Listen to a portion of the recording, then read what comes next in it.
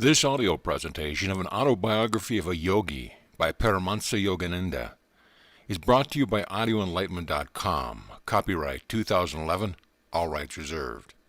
This is a reprint of the Philosophical Library 1946 first edition, currently in public domain. Preface. The value of Yogananda's autobiography is greatly enhanced by the fact that it is one of the few books in English about the wise men of India which has been written, not by a journalist or foreigner, but by one of their own race and training. In short, a book about yogis by a yogi.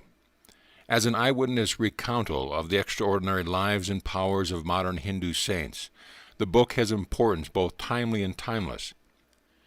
To its illustrious author, whom I have had the pleasure of knowing both in India and America, may every reader render due appreciation and gratitude. His unusual life document is certainly one of the most revealing of the depths of the Hindu mind and heart, and of the spiritual wealth of India, ever to be published in the West. It has been my privilege to have met one of the sages whose life history is herein narrated, Sri Yukteswar Giri. A likeness of the venerable saint appeared as part of the frontispiece of my Tibetan yoga and secret doctrines. It was at Puri, in Orissa on the Bay of Bengal, that I encountered Sri Yukteswar. He was then the head of a quiet ashram near the seashore there, and was chiefly occupied in the spiritual training of a group of youthful disciples. He expressed keen interest in the welfare of the people of the United States, and of all the Americas, and of England too, and questioned me concerning the distant activities, particularly those in California, of his chief disciple, Paramahansa Yogananda, whom he dearly loved and whom he had sent in 1920 as his emissary to the West. Sri Yukteswar was a gentle mien and voice, of pleasing presence, and worthy of the veneration which his followers spontaneously accorded to him. Every person who knew him, whether of his own community or not, held him in the highest esteem. I vividly recall his tall, straight, ascetic figure, garbed in the saffron-colored garb of one who has renounced worldly quests, as he stood at the entrance of the hermitage to give me welcome. His hair was long and somewhat curly, and his face bearded.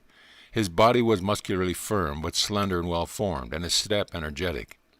He had chosen as his place of earthly abode the holy city of Puri, whither multitudes of pious Hindus, representatives of every province of India, come daily on pilgrimage to the famed temple of Jagannath, Lord of the world. It was at Puri that Sri Yukteswar closed his mortal eyes in 1936 to the scenes of his transitory state of being and passed on, knowing that his incarnation had been carried to a triumphant completion. I am glad indeed to be able to record his testimony to the high character and holiness of Sri Yukteswar. Content to remain afar from the multitude, he gave himself unreservedly and in tranquillity to that ideal life which Paramahansa Yogananda, his disciple, has now described for the ages. W. Y. Evans Wentz. Chapter 1. My Parents in Early Life.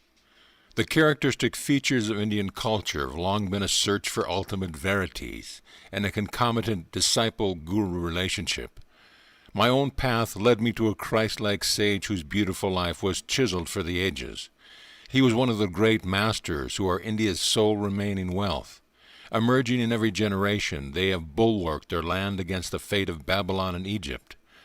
I find my earliest memories covering the anachronistic features of a previous incarnation. Clear recollections came to me of a distant life, a yogi amidst the Himalayan snows. These glimpses of the past, by some dimensionless link, also afforded me a glimpse of the future. The helpless humiliation of infancy are not banished from my mind. I was resentfully conscious of not being able to walk or express myself freely.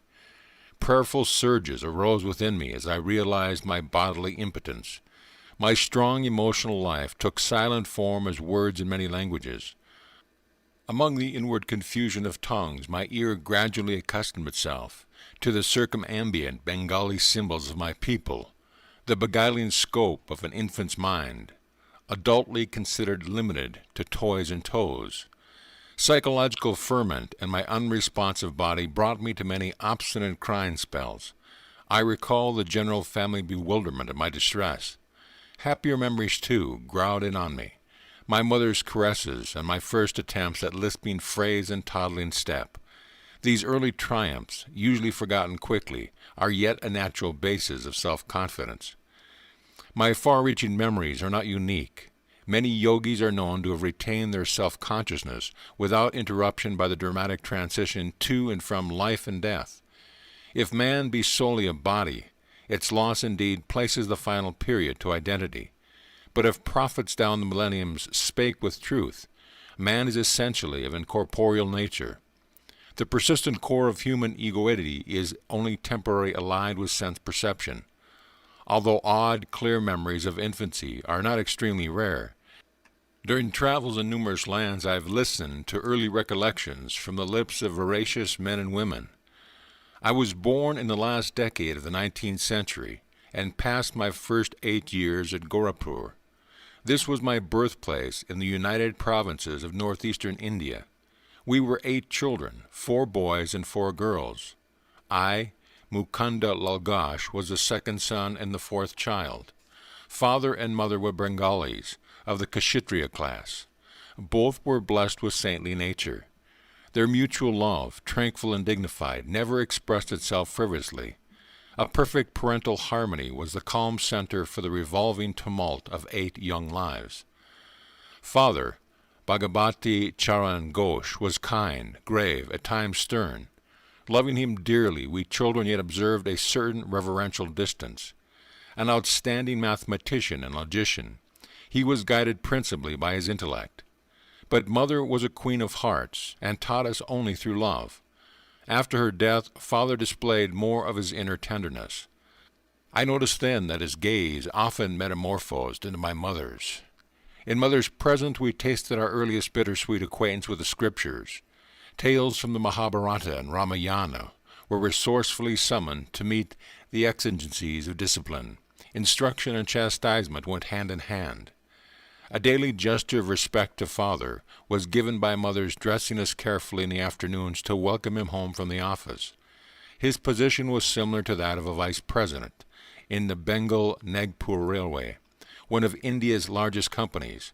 His work involved traveling, and our family lived in several cities during my childhood. Mother held an open hand toward the needy.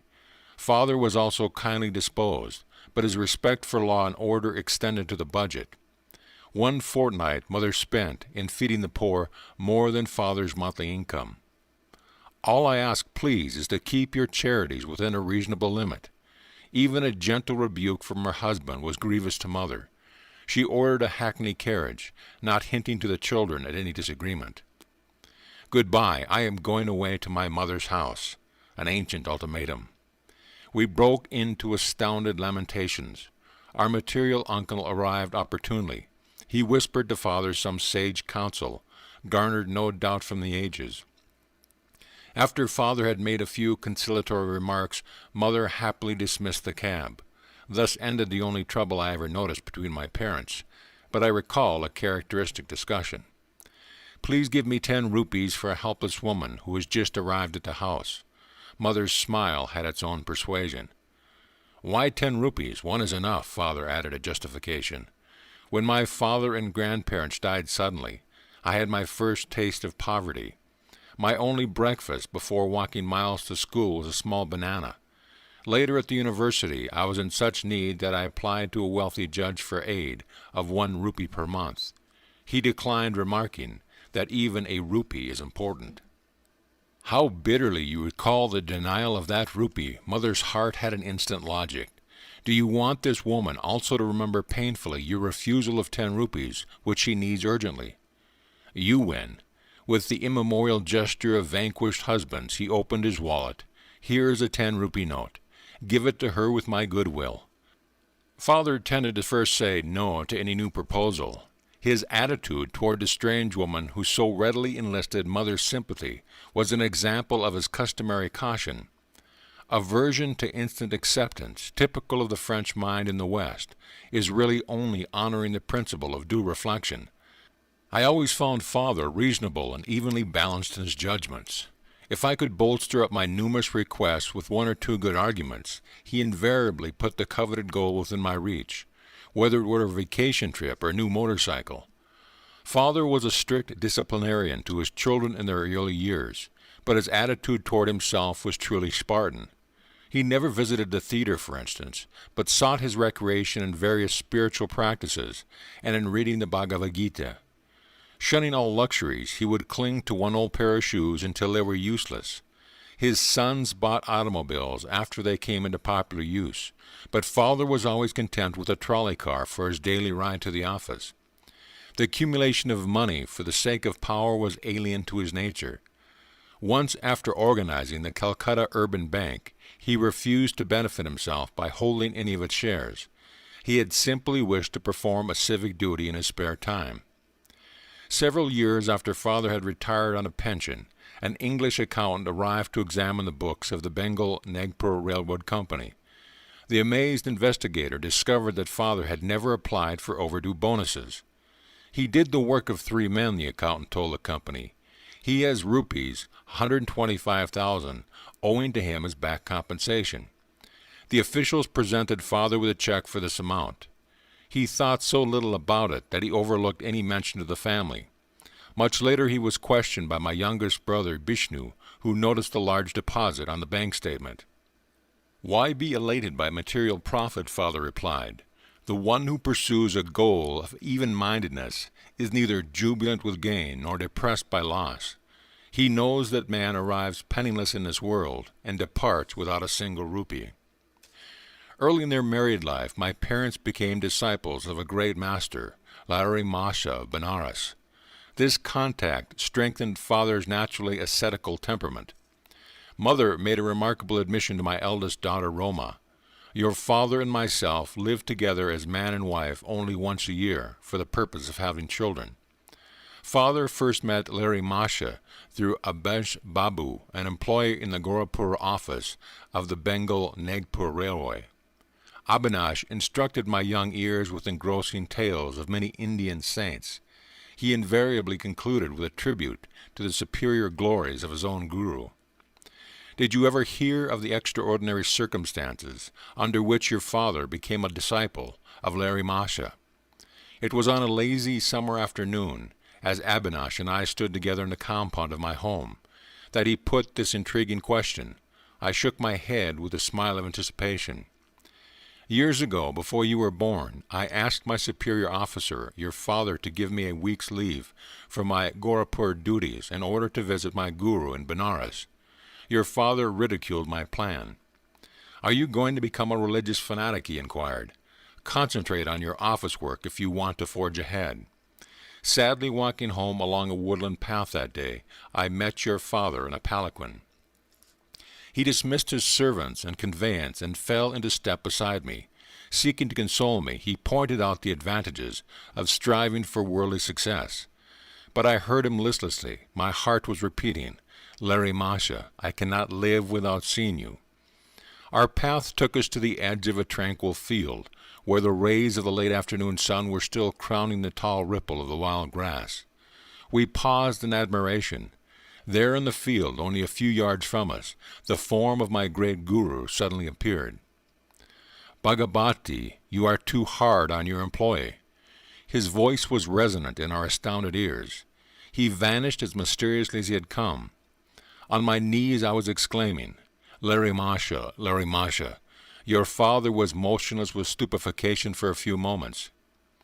'Abhinash, not only do I give you leave, but I give myself leave to start for Benares tomorrow. I must know this great Larry Masha, who is able to materialize himself at will in order to intercede for you. I will take my wife and ask this master to initiate us in his spiritual path. Will you guide us to him?' Of course, joy filled me at the miraculous answer to my prayer and the quick, favorable turn of events. The next evening your parents and I entrained for Benares. We took a horse cart the following day, and then had to walk through narrow lanes to my guru's secluded home. Entering his little parlor, we bowed before the master, locked in his habitual lotus posture. He blinked his piercing eyes and leveled them on your father. 'Bhagavati, you are too hard on your employee.' His words were the same as those he had used 2 days before in the Gorakhpur field. He added, 'I am glad that you have allowed Abhinash to visit me, and that you and your wife have accompanied him. To their joy, he initiated your parents into the spiritual practice of Kriya Yoga. Your father and I, as brother disciples, have been close friends since the memorable day of the vision. Larry Masha took a definite interest in your own birth. Your life shall surely be linked with his own. The Master's blessing never fails. Larry Masha left his world shortly after I had entered into it. His picture in an ornate frame always graced our family altar in the various cities to which Father was transferred by his office. Many a morning and evening found Mother and me meditating before an improvised shrine, offering flowers dipped in fragrant sandalwood paste. With frankincense and myrrh, as well as our united devotions, we honored the divinity which had found full expression in Larry Masha.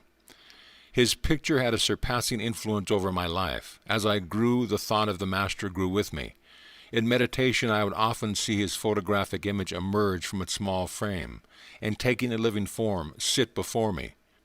When I attempted to touch the feet of his luminous body, it would change and again become the picture. As childhood slipped into boyhood, I found Larry Masha's transformed in my mind from a little image, cribbed in a frame, to a living, enlightening presence. I frequently prayed to him in moments of trial or confusion, finding within me his solacing direction. At first I grieved because he was no longer physically living. As I began to discover his secret omnipresence, I lamented no more. He had often written to those of his disciples who were over-anxious to see him, "Why come to view my bones and flesh, when I am ever within range of your spiritual sight?" I was blessed at about the age of 8 with a wonderful healing through the photograph of Larry Masha. This experience gave intensification to my love. While at our family estate in Ichapur, Bengal, I was stricken with Asiatic cholera. My life was despaired of. The doctors could do nothing.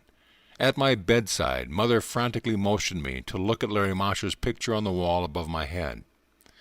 Bow to him mentally. She knew I was too feeble even to lift my hands in salutation.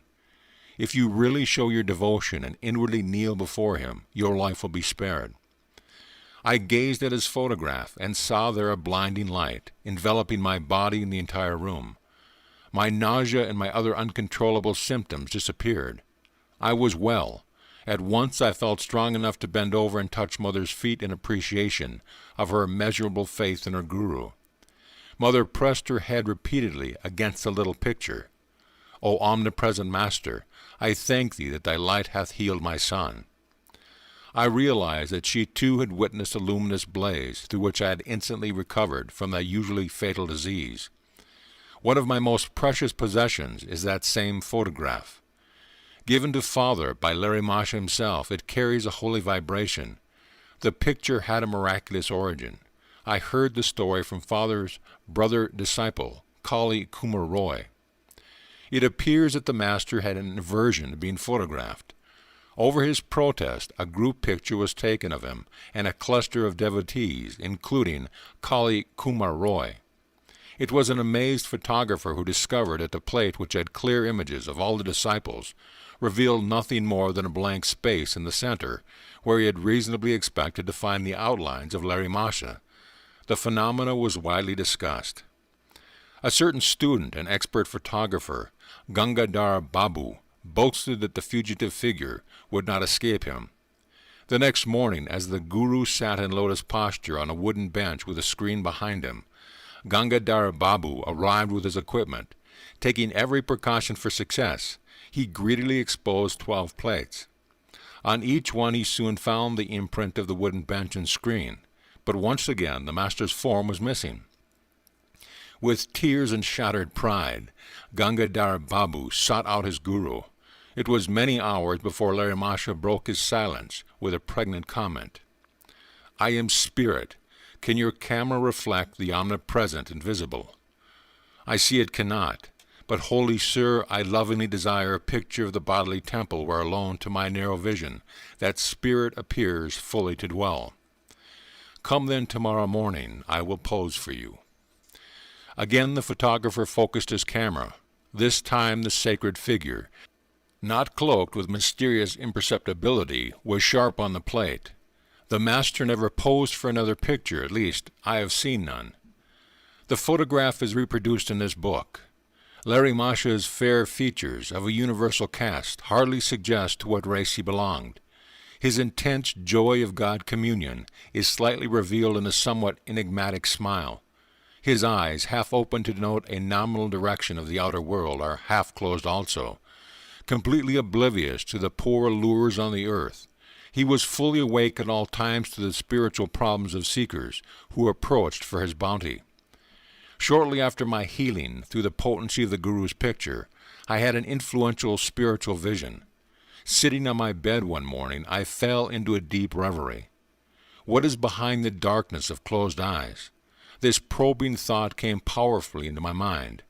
An immense flash of light at once manifested to my inward gaze.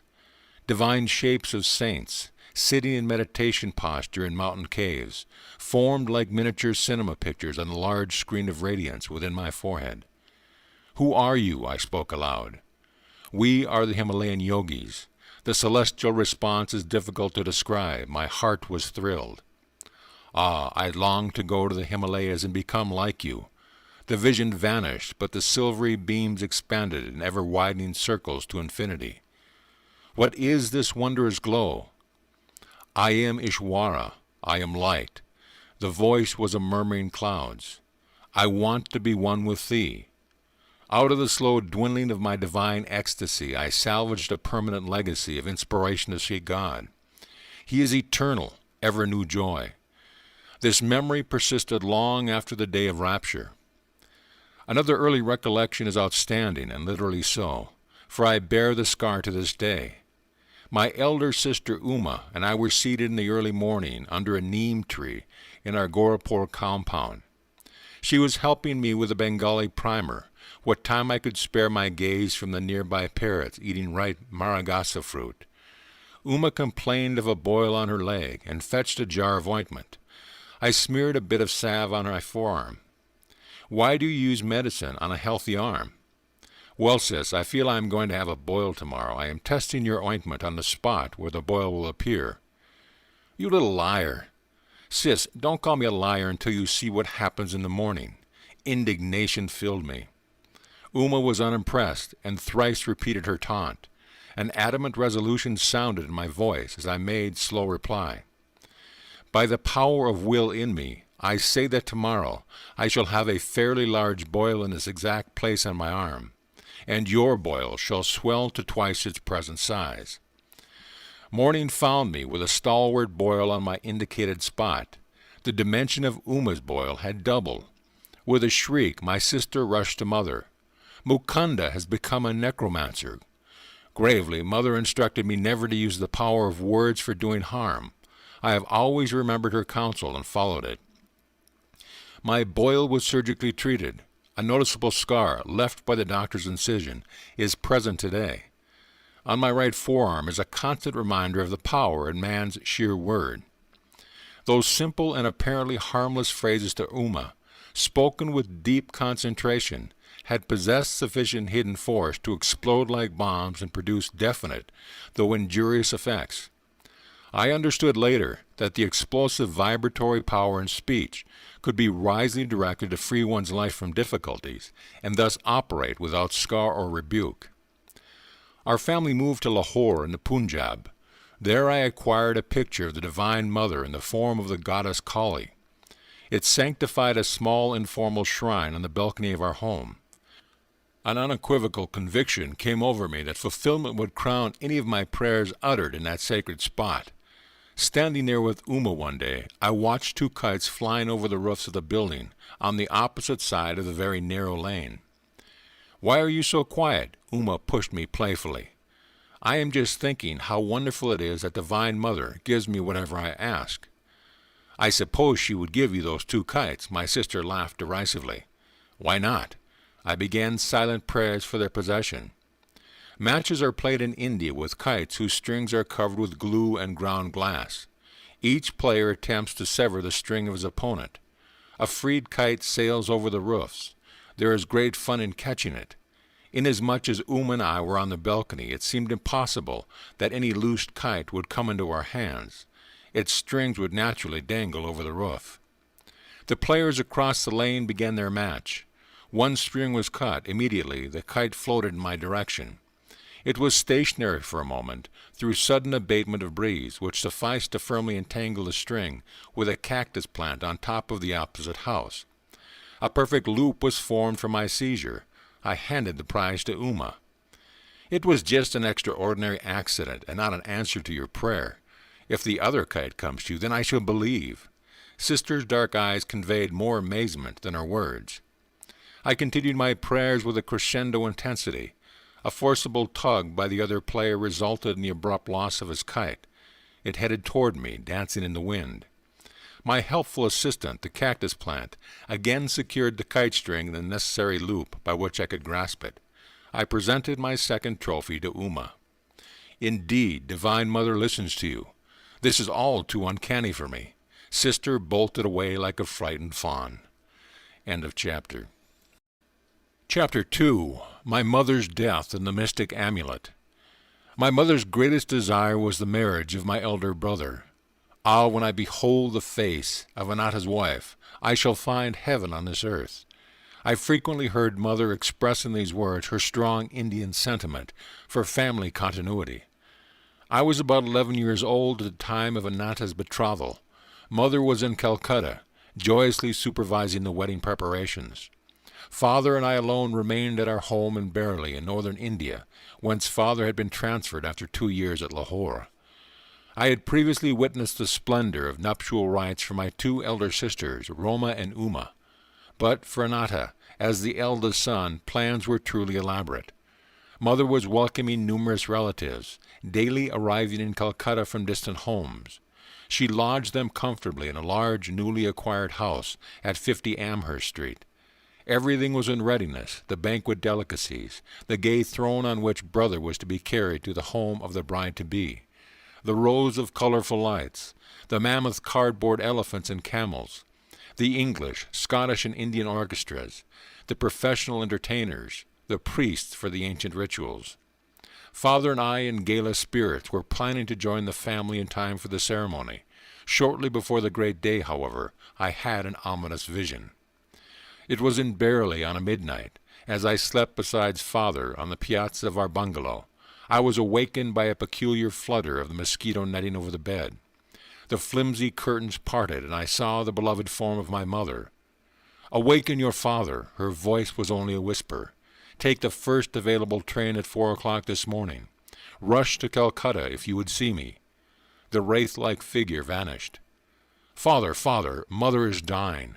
The terror in my tone aroused him instantly. I sobbed out the fatal tidings. "Never mind that hallucination of yours." Father gave his characteristic negation to a new situation. "Your mother is in excellent health. If we get any bad news, we shall leave tomorrow." "You shall never forgive yourself for not starting now." Anguish caused me to add bitterly, "Nor shall I ever forgive you." The melancholy morning came with explicit words. "Mother dangerously ill. Marriage postponed. Come at once." Father and I left distractedly. One of my uncles met us en route at a transfer point. A train thundered toward us, looming with telescopic increase. From my inner tumult, an abrupt determination arose to hurl myself on the railroad tracks. Already bereft, I felt of my mother. I could not endure a world subtly barren to the bone. I loved Mother as my dearest friend on earth. Her solacing black eyes had been my surest refuge in the trifling tragedies of childhood. "Does she yet live?" I stopped for the one last question to my uncle. "Of course she is alive." He was not slow to interpret the desperation in my face, but I scarcely believed him.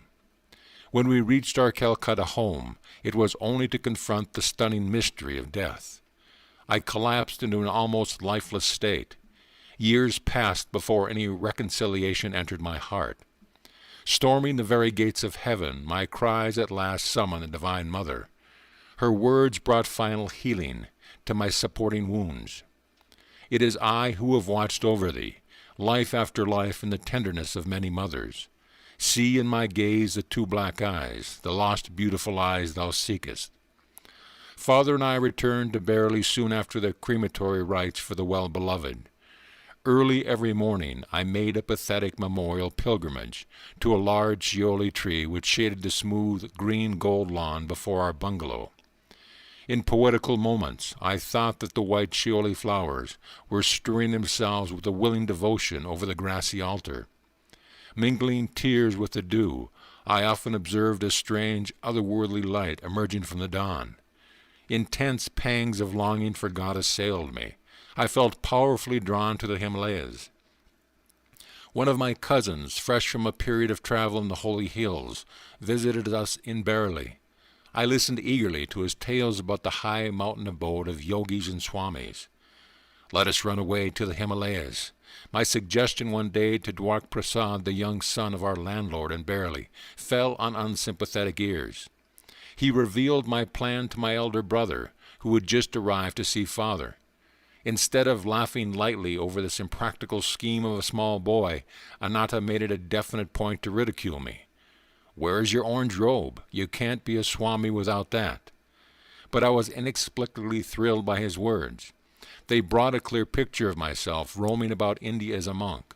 Perhaps they awakened memories of a past life. In any case, I began to see what natural ease I would wear the garb of that anciently founded monastic order. Chatting one morning with Dwarka, I felt a love for God descending with avalanchal force. My companion was only partly attentive to the ensuing eloquence, but I was wholeheartedly listening to myself. I fled that afternoon toward Nainital and the Himalayan foothills. Anatta gave determined chase. I was forced to return sadly to Bareilly. The only pilgrimage permitted me was the customary one at dawn to the shioli tree. My heart wept for the lost mothers, human and divine. The rent left in the family fabric by mother's death was irreparable. Father never remarried during his nearly 40 remaining years. Assuming the difficult role of father-mother to his little flock, he grew noticeably more tender, more approachable. With calmness and insight, he solved the various family problems. After office hours, he retired like a hermit to the cell of his room, practicing Kriya Yoga in a sweet serenity. Long after mother's death, I attempted to engage an English nurse to attend to details that would make my parents' life more comfortable, but father shook his head. "Service to me ended with your mother." His eyes were remote with a lifelong devotion. "I will not accept ministrations from any other woman." 14 months after mother's passing, I learned that she had left me a momentous message. Anatta was present at her deathbed and had recorded her words. Although she had asked that the disclosure he made to me in 1 year, my brother delayed. He was soon to leave Bareilly for Calcutta, to marry the girl mother had chosen for him. One evening he summoned me to his side. "Mukunda, I have been reluctant to give you strange tidings." Anatta's tone held a note of resignation. "My fear was to inflame your desire to leave home, but in any case you are bristling with divine ardor. When I captured you recently on your way to the Himalayas, I came to a definite resolve. I must not further postpone the fulfillment of my solemn promise. My brother handed me a small box and delivered mother's message.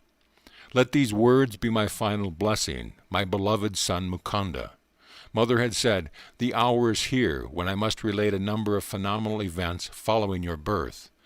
I first knew your destined path when you were but a babe in my arms. I carried you then to the home of my guru in Benares. Almost hidden behind a throng of disciples, I could barely see Larry Masha as he sat in deep meditation. While I patted you, I was praying that the Guru take notice and bestow a blessing. As my silent devotional demand grew in intensity, he opened his eyes and beckoned me to approach. The others made a way for me. I bowed at the sacred feet. My master seated you on his lap, placing his hand on your forehead by way of spiritually baptizing you. Little mother, thy son will be a yogi. As a spiritual engine, he will carry many souls to God's kingdom. My heart leaped with joy to find my secret prayer granted by the omniscient Guru. Shortly before your birth, he had told me you would follow his path. Later, my son, your vision of the great light was known to me and your sister Roma, as from the next room we observed you motionless on bed. Your little face was illuminated. Your voice rang with iron resolve as you spoke of going to the Himalayas in quest of the divine. In these ways, dear son, I came to know that your road lies far from worldly ambition. The most singular event in my life brought further confirmation, an event which now impels my deathbed message. It was an interview with a sage in the Punjab, while our family was living in Lahore. One morning the servant came precipitately in my room. "Mistress, a strange sadhu is here. He insists that he see the mother of Mukunda." These simple words struck a profound chord within me. I went at once to greet the visitor. Bowing at his feet, I sensed that before me was a true man of God. "Mother," he said, "the great masters wish you to know that your stay on earth will not be long. Your next illness shall prove to be your last." There was a silence during which I felt no alarm, but only a vibration of great peace. Finally he addressed me again. "You are to be the custodian of a certain silver amulet. I will not give it to you today. To demonstrate the truth in my words, the talisman shall materialize in your hands tomorrow as you meditate. On your deathbed you must instruct your eldest son Anatta to keep the amulet for 1 year, and then to hand it over to your second son. Mukunda will understand the meaning of the talisman from the great ones. He should receive it about the time he is ready to renounce all worldly hopes and start his vital search for God. When he has retained the amulet for some years, and when it has served its purpose, it shall vanish. Even if kept in the most secret spot, it shall return whence it came." I proffered alms to the saint and bowed before him in great reverence. Not taking the offering, he departed with a blessing. The next evening, as I sat with folded hands in meditation, a silver amulet materialized between my palms, even as the sadhu had promised. It made itself known by a cold, smooth touch. I have jealously guarded it for more than 2 years, and now leave it to Anatta's keeping. Do not grieve for me, as I shall have been ushered by my great Guru into the arms of the Infinite. Farewell, my child. The Cosmic Mother will protect you." A blaze of illumination came over me with possession of the amulet. Many dormant memories awakened. The talisman, round and anciently quaint, was covered with Sanskrit characters. I understood that it came from teachers of past lives who were invisibly guiding my steps. A further significance there was indeed, but one does not reveal fully the heart of an amulet. How the talisman finally vanished amidst deeply unhappy circumstances of my life, and how its loss was a herald of my gain of a guru, cannot be told in this chapter. But the small boy, thwarted in his attempts to reach the Himalayas, daily traveled far on the wings of his amulet. End of chapter. Chapter 3. The Saint with Two Bodies. "Father, if I promise to return home without coercion, may I take a sightseeing trip to Benares?" My keen love of travel was seldom hindered by father. He permitted me, even as a mere boy, to visit many cities and pilgrimage spots. Usually 1 or more of my friends accompanied me. He would travel comfortably on first-class passes provided by father. His position as a railroad official was fully satisfactory to the nomads in the family. Father promised to give my request due consideration.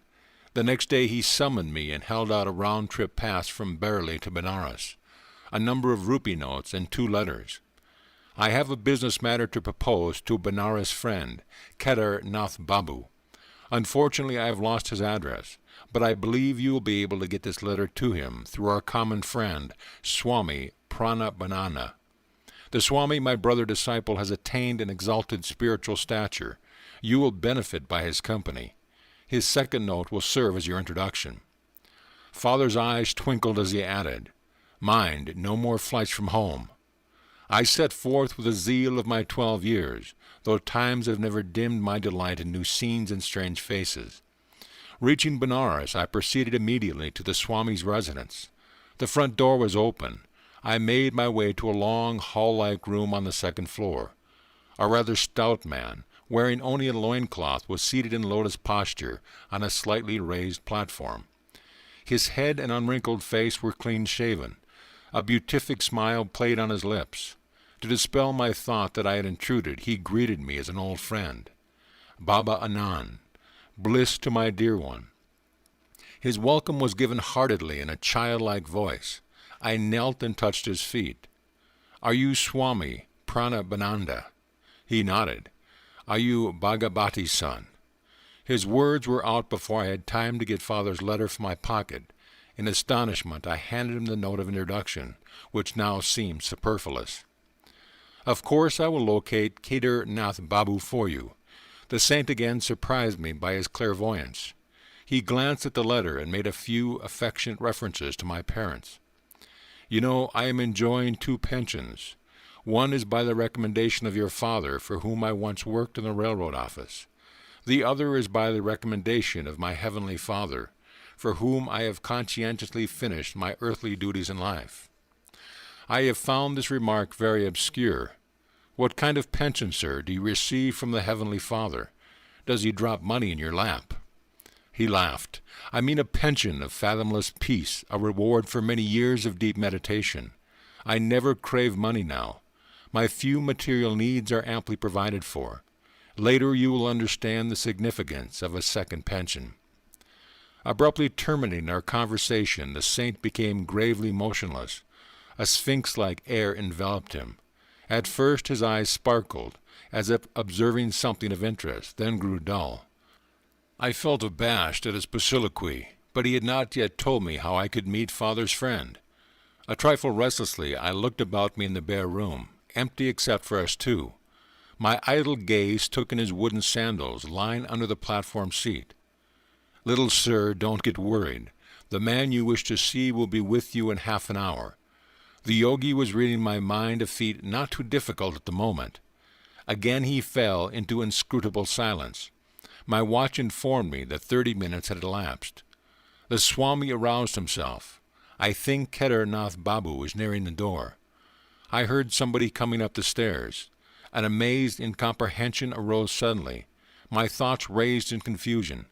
How is it possible that Father's friend has been summoned to this place without the help of a messenger? The Swami has spoken to no one about myself since my arrival. Abruptly I quitted the room and descended the steps. Halfway down I met a thin, fair-skinned man of medium height. He appeared to be in a hurry. Are you Kedar Nath Babu? Excitement colored my voice. Yes, are you not Bhagavati's son, who has been waiting here to meet me? He smiled in friendly fashion. Sir, how do you happen to come here? I felt baffled resentment over his inexplicable presence. Everything is mysterious today. Less than an hour ago I had just finished my bath in the Ganges, when Swami Pranabananda approached me. I have no idea how he knew I was there at that time. Bhagavati's son is waiting for you in my apartment, he said. Will you come with me? I gladly agreed, and we proceeded hand in hand. The Swami in his wooden sandals was strangely able to outpace me, though I wore those stout walking shoes. How long will it take you to reach my place? Pranabanandaji suddenly halted to ask me this question. About half an hour. I have something else to do at present. He gave me an enigmatic glance. I must leave you behind. You can join me in my house, where Bhagavati's son and I will be awaiting you. Before I could remonstrate, he dashed swiftly past me and disappeared into the crowd. I walked here as fast as possible. This explanation only increased my bewilderment. I inquired how long he had known the Swami. We met a few times last year, but not recently. I was very glad to see him again today at the bathing ghat. I cannot believe my ears. Am I losing my mind? Did you meet him in a vision, or did you actually see him, touch his hand, and hear the sound of his feet? I don't know what you're driving at, he flushed angrily. I'm not lying to you. Can't you understand that only through the Swami could I have known you were waiting at this place for me? Why, that man, Swami Pranabananda, has not left my sight a moment since I first came here an hour ago. I blurted out the whole story. His eyes opened widely. Are we living in this material age, or are we dreaming? I never expected to witness such a miracle in my life. I thought this Swami was just an ordinary man, and now I find he can materialize an extra body and work through it. Together we entered the saint's room. Look, these are the very sandals he was wearing at the ghat, Kedar Nath Babu whispered. He was clad only in a loincloth, just as I see him now. As the visitors bowed before him, the saint turned to me with a quizzical smile. Why are you stupefied at all this? The subtle unity of the phenomenal world is not hidden from true yogis. I instantly see and converse with my disciples in distant Calcutta. They are similarly transcend at will every obstacle of gross matter. It was probably in an effort to stir spiritual ardor in my young breast that the Swami had condescended to tell me of his powers, of astral radio and television.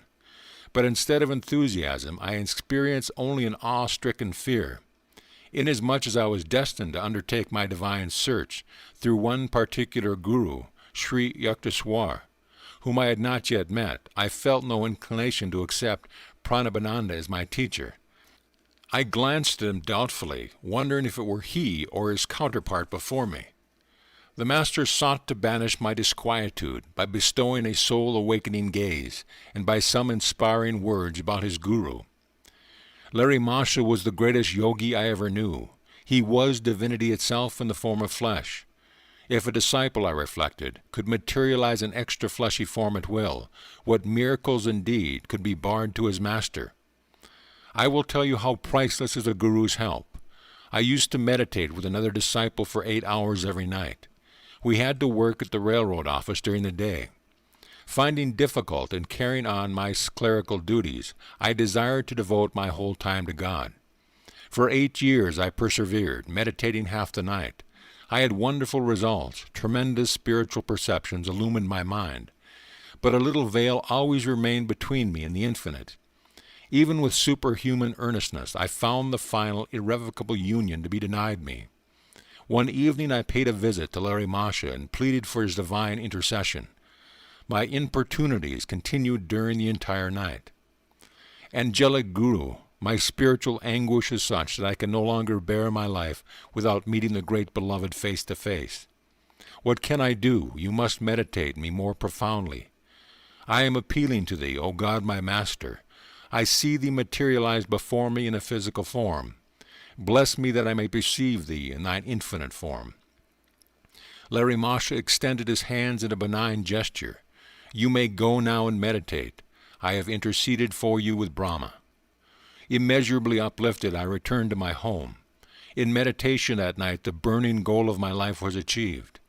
Now I ceaselessly enjoy the spiritual pension. Never from that day has the blissful Creator remained hidden from my eyes behind any screen of illusion. Pranabanada's face was suffused with divine light.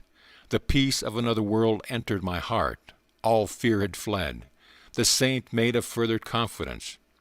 Some months later I returned to Larry Masha and tried to thank him for his bestowal of the infinite gift. Then I mentioned another matter. Divine Guru, I can no longer work in the office. Please release me.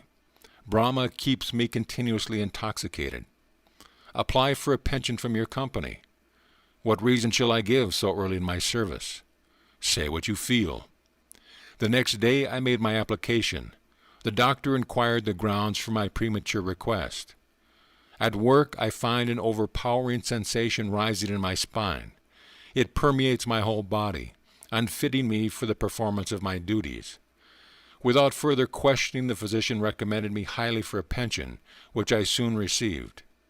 I know the divine will of Lahari Masha worked through the doctor and the railroad officials, including your father. Automatically they obeyed the great Guru's spiritual direction and freed me for a life of unbroken communion with the Beloved. After this extraordinary revelation, Swami Pranabanana retired into one of his long silences. As I was taking leave, touching his feet reverently, he gave me his blessing. Your life belongs to the path of renunciation and yoga. I shall see you again with your father later on. The years brought fulfillment to both these predictions. Kedarnath Babu walked by my side in the gathering darkness. I delivered father's letter, with my companion read under a streetlight. Your father suggests that I take position in the Calcutta office of his railroad company. How pleasant to look forward to at least one of the pensions that Swami Pranabananda enjoys. But it is impossible. I cannot leave Benares. Alas, 2 bodies are not yet for me. End of chapter. Chapter 4. My interrupted flight toward the Himalayas. Leave your classroom of some trifling pretext and engage a hackney carriage. Stop in a lane where no one in my house can see you. These were my final instructions to Amar Mitter, a high school friend who planned to accompany me to the Himalayas. We had chosen the following day for our flight. Precautions were necessary, as Anatta exercised a vigilant eye. He was determined to foil the plans of escape, which he suspected were uppermost in my mind. The amulet, like a spiritual yeast, was silently at work within me. Amidst the Himalayan snows, I hoped to find the master whose face often appeared to me in visions. The family was now living in Calcutta, where father had been permanently transferred. Following the patriarchal Indian custom, Anatta was brought his bride to live in our home, now at 4 Gurupur Road. There is a small attic room. I engaged in daily meditations and prepared my mind for the divine search. The memorable morning arrived when inauspicious rain. Hearing the wheels of Amar's carriage in the road, I hastily tied together a blanket, a pair of sandals, Larry Masha's picture, a copy of the Bhagavad Gita, a string of prayer beads, and 2 loincloths. This bundle I threw my 3rd-story window. I ran down the steps and past my uncle, buying fish at the door. What is the excitement? His gaze roved suspiciously over my person. I gave him a non-committal smile and walked to the lane. Retrieving my bundle, I joined Amar with conspiratorial caution. We drove to Chandni Chowk, a merchandise center. For months we had been saving our tiffin money to buy English clothes. Knowing that my clever brother could easily play the part of a detective, we thought to outwit him by European garb. On the way to the station, we stopped for my cousin, Jotan Ghosh, whom I called Jatinda. He was a new convert, looking for a guru in the Himalayas. He donned the new suit we had in readiness, well camouflaged, we hope. A deep elation possessed our hearts. All we need now are canvas shoes. I led my companions to a shop displaying rubber-soled footwear. Articles of leather, gotten only through the slaughter of animals, must be absent on this holy trip. I halted on the street to remove the leather cover from my Bhagavad Gita and the leather straps from my English-made Sola Tapi. At the station we bought tickets to Burdwan, where we planned to transfer to Hardwar in the Himalayan foothills. As soon as the train, like ourselves, was in flight, I gave utterance to a few of my glorious anticipations. Just imagine, I ejaculated, we shall be initiated by the masters and experience the trance of cosmic consciousness. Our flesh will be charged with such magnetism that wild animals of the Himalayas will come tamely near us. Tigers will no more than meek house cats awaiting our caress. This remark, picturing a prospect I considered entrancing, both metaphorically and literally, brought an enthusiastic smile from Amar. But Jatinda averted his gaze, directing it through the window at the scampering landscape. Let the money be divided in 3 portions. Jatinda broke a long silence with a suggestion. Each of us should buy his own ticket at Burdwan. Thus no one at the station will surmise that we are running away together. I unsuspectedly agreed. At dusk our train stopped at Burdwan. Jatinda entered the ticket office. Amir and I sat on the platform. We waited 15 minutes, then made unavailing inquiries. Searching in all directions, we shouted Jatinda's name with the urgency of fright. But he had faded into the dark, unknown surroundings, a little station. I was completely unnerved, shocked to a peculiar numbness. That God would countenance this depressing episode. The romantic occasion of my first carefully planned flight after him was cruelly marred. Amar, we must return home. I was weeping like a child. Jatinda's callous departure is an ill omen. This trip is doomed to failure. Is this your love for the Lord? Can't you stand the little test of a treacherous companion? Through Amar's suggestion of a divine test, my heart steadied itself. We refreshed ourselves with famous Burdwan sweetmeats, sitabog, food for the goddess, and motichur, nuggets of sweet pearl. In a few hours we entrained for Hardwar, via Bareilly, changing trains at Mughal Sarai. We discussed a vital matter as we waited on the platform. Amar, we may soon be closely questioned by railroad officials. I am not underrating my brother's ingenuity. No matter what the outcome, I will not speak untruth. All I ask of you, Mukunda, is to keep still. Don't laugh or grin while I am talking. At this moment, a European agent accosted me. He waved a telegram whose import I immediately grasped. Are you running away from home in anger? No, I was glad his choice of words permitted me to make empathetic reply. Not anger, but divinest melancholy was responsible. I knew from my unconventional behavior. The official then turned to Amar. The duel of wits that followed hardly permitted me to maintain the counseled stoic gravity. "Where is the third boy?" The man injected a full ring of authority into his voice. "Come on, speak the truth." "Sir, I notice you are wearing eyeglasses. Can't you see that we are only two?" Amar smiled impudently. "I am not a magician. I can't conjure up a third companion." The official, noticeably disconcerted by his impertinence, sought a new field of attack. "What is your name?" "I am called Thomas. I am the son of an English mother and a converted Christian Indian father." "What is your friend's name?" "I call him Thompson." By this time my inward mirth had reached a zenith. I unceremoniously made for the train, whistling for departure. Amar followed with the official, who was credulous and obliging enough to put us into a European compartment. It evidently pained him to think of two half-English boys traveling in a section allotted to natives. After his polite exit, I lay back on the seat and laughed uncontrollably. My friend wore an expression of blithe satisfaction at having outwitted a veteran European official. On the platform I had contrived to read the telegram. From my brother it went thus: 3 Bengali boys in English clothes running away from home toward Hardwar via Mughal Sarai. Please detain them until my arrival. Ample reward for your services. Amar, I told you not to leave marked timetables in your home. My glance was reproachful. Brother must have found one there. My friend sheepishly acknowledged the thrust. We halted briefly in Berli, where Dwarka Prasad awaited us with a telegram from Anata. My old friend tried valiantly to detain us. I convinced him that our flight had not been undertaken lightly. As on a previous occasion, Dwarka refused my invitation to set forth to the Himalayas. While our train stood in a station that night and I was half asleep, Amar was awakened by another questioning official. He, too, fell victim to the hybrid charms of Thomas and Thompson. The train bore us triumphantly into a dawn arrival at Hardwar. The majestic mountains loomed invitingly in the distance. We dashed through the station and entered the freedom of city crowds. Our first act was to change into native costume. As Anata was somewhat penetrated our European disguise, a premonition of capture weighed on my mind.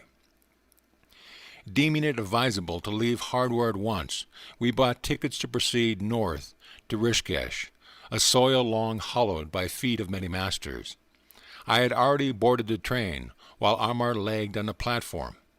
He was brought to an abrupt halt by a shout from a policeman. Our unwelcome guardian escorted us to a station bungalow and took charge of our money. He explained courteously that it was his duty to hold us until my elder brother arrived. Learning that the truant's destination had been the Himalayas, the officer related a strange story. "I see you are crazy about saints. You will never meet a greater man of God than the one I saw only yesterday. My brother officer and I first encountered him 5 days ago. We were patrolling by the Ganges, on the sharp lookout for a certain murderer. Our instructions were to capture him, alive or dead. He was known to be masquerading as a sadhu in order to rob pilgrims. A short way before us we spied a figure which resembled the description of the criminal. He ignored our command to stop. We ran to overpower him. Approaching his back, I wielded my axe with tremendous force. The man's right arm was severed almost completely from his body. Without outcry or any glance at the ghastly wound, the stranger astonishedly continued his swift pace. As we jumped in front of him, he spoke quietly. "I am not the murderer you are seeking." I was deeply mortified to see I had injured the person of a divine-looking sage. Prostrating myself at his feet, I implored his pardon, and offered my turban cloth to staunch the heavy spurts of blood. "Son, that was just an understandable mistake on your part. The saint regarded me kindly. Run along and don't reproach yourself. The beloved mother is taking care of me." He paused his dangling arm into its stump, and lo, it adhered. The blood inexplicably ceased to flow. "Come to me under yonder tree in 3 days, and you will find me fully healed. Thus you will feel no remorse." Yesterday my brother officer and I went eagerly to the designated spot. The sadhu was there and allowed us to examine his arm. It bore no scar or trace of hurt. I am going via Rishikesh to the Himalayan solitudes. He blessed us as he departed quickly. I feel that my life has been uplifted through his sanctity. The officer concluded with pious ejaculation his experience had obviously moved him beyond his usual depth. With an impressive gesture, he handed me a printed clipping about the miracle. It is the usual garbled manner of the sensational type of newspaper, not missing, alas, even in India. The reporter's version was slightly exaggerated. It indicated the sadhu had almost been decapitated. Amar and I lamented that we had missed the great Yogi who could forgive his persecutor in such a Christ-like way. India, materially poor for the last 2 centuries, yet has an inexhaustible fund of divine wealth. Spiritual skyscrapers may occasionally be encountered by the wayside, even by worldly men like this policeman. We thank the officer for relieving our tedium with his marvelous story. He was probably intimating that he was far more fortunate than we. He had met an illumined saint without effort. Our earnest search had ended, not at the feet of the master, but in a coarse police station. So near the Himalayas and yet in our captivity so far, I told Amar I felt doubtfully impelled to seek freedom. Let us slip away when opportunity offers. We can go on foot to holy Rishikesh. I smiled encouragingly. But my companion had turned pessimist as soon as the stalwart prop of our money had been taken from us. If we started a trek over such dangerous jungle land, we should finish, not in the city of saints, but in the stomachs of tigers. Anatta and Amar's brother arrived after 3 days. Amar greeted his relatives with affectionate relief. I was unreconciled. Anatta got no more from me than a severe upbraiding. I understand how you feel, my brother spoke soothingly. All I ask of you is to accompany me to Benares to meet a certain saint, and go on to Calcutta to visit your grieving father for a few days. Then you can resume your search here for a master. Amar entered the conversation at this point to disclaim any intention of returning to Hardwar with me. He was enjoying the familial warmth, but I knew I would never abandon the quest for my guru. Our party entrained for Benares. There I had a singular and instant response to my prayers. A clever scheme had been prearranged by Anatta. Before seeing me at Hardwar, he had stopped in Benares to ask a certain scriptural authority to interview me later. Both the pundit and his son had promised to undertake my dissuasion from the path of a sannyasa. Anatta took me to their home. The son, a young man of ebullient manner, greeted me in a courtyard. He engaged me in a lengthy philosophical discourse. Professing to have a clairvoyant knowledge of my future, he discountenanced my idea of being a monk. You will meet continual misfortune and be unable to find God if you insist on deserting your ordinary responsibilities. You cannot work out your own past karma without worldly experiences. Krishna's immortal words rose to my lips in reply. Even he with the worst of karma, who ceaselessly meditates on me, quickly loses the effect of his past bad action. Becoming a high-souled being, he soon attains perennial peace. Arjuna, know this for certain. The devotee who puts his trust in me never perishes. But the forceful procrastinations of the young man had slightly shaken my confidence. With all the fervor of my heart, I prayed silently to God. Please solve my bewilderment and answer me right here and now, if thou dost desire me to lead the life of a renunciant or a worldly man. I noticed a sadhu of noble countenance standing just outside the compound of the pundit's home. Evidently he had overheard the spiritual conversation between the self-styled clairvoyant and myself, for the stranger called me to his side. I felt a tremendous power flowing from his calm eyes. Son, don't listen to that ignoramus. In response to your prayer, the Lord tells me to assure you that your sole path in this life is that of the renunciate. With astonishment as well as gratitude, I smiled happily at this decisive message. Come away from that man. The ignoramus was calling me from the courtyard. My saintly guide raised his hands in blessing and slowly departed. That sadhu is just as crazy as you are. It was the hoary-headed pundit who made this charming observation. He and his son were gazing at me lugubriously.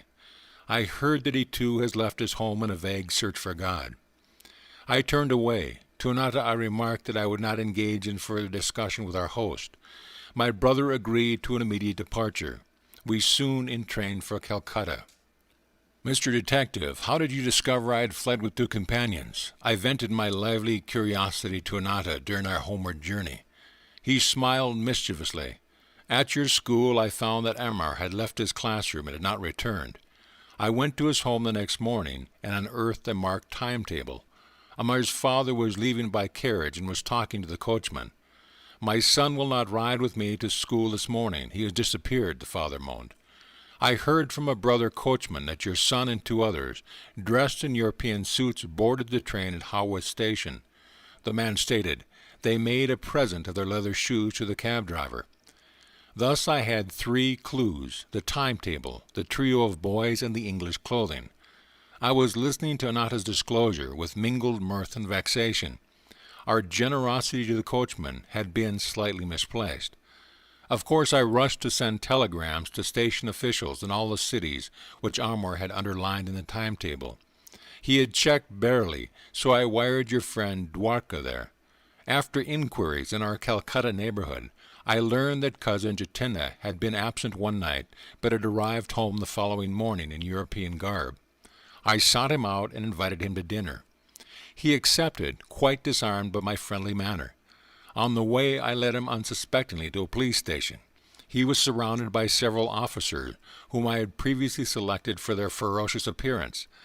Under their formidable gaze, Jatinda agreed to account for this mysterious conduct. "I started for the Himalayas in a buoyant spiritual mode," he exclaimed. "Inspiration filled me at the prospect of meeting the masters. But as soon as Mukunda said, 'During our ecstasies in the Himalaya caves, tigers will be spellbound and sit around us like tame pussies,' my spirits froze, beads of perspiration formed on my brow. What then, I thought, if the vicious nature of the tigers be not changed through the power of our spiritual trance? Shall they treat us with the kindness of house cats? In my mind's eye I already saw myself the compulsory inmate of some tiger's stomach, entering there not at once with the whole body, but by installments of its several parts. My anger at Jatinda's vanishment was evaporated into laughter. The hilarious sequel on the train was worth all the anguish he had caused me. I must confess to a slight feeling of satisfaction. Jatinda, too, had not escaped an encounter with the police. Anata, you are a born sleuth-hound. My glance of amusement was not without some exasperation. And I shall tell Jatinda I am glad he was prompted by no mood of treachery, as it appeared, but only by the prudent instinct of self-preservation. At home in Calcutta, father touchingly requested me to curb my roving feet, until at least the completion of my high school studies. In my absence, he had lovingly hatched a plot by arranging for a saintly pundit, Swami Kubalananda, to come regularly to the house. "The sage will be your Sanskrit tutor," my parent announced confidently. Father hoped to satisfy my religious yearnings by instruction from a learned philosopher. But the tables were subtly turned. My new teacher, far from offering intellectual artifices, fanned the embers of my God aspiration. Unknown to father, Swami Kebalanda was an exalted disciple of Larry Masha. The peerless guru had possessed thousands of disciples, silently drawn to him by the irresistibility of his divine magnetism. I learned later that Larry Masha had often characterized Kebalanda as a rishi, or illuminated sage. Luxuriant curls framed my tutor's handsome face. His dark eyes were guileless, with the transparency of a child's. All the movements of his slight body were marked by a restful deliberation. Ever gentle and loving, he was firmly established in the infinite consciousness. Many of our happy hours together were spent in deep Kriya meditation. Kebalanda was a noted authority on the ancient Shastras, or sacred books. His erudition had earned him the title of Shastri Mahayasa, by which he was usually addressed.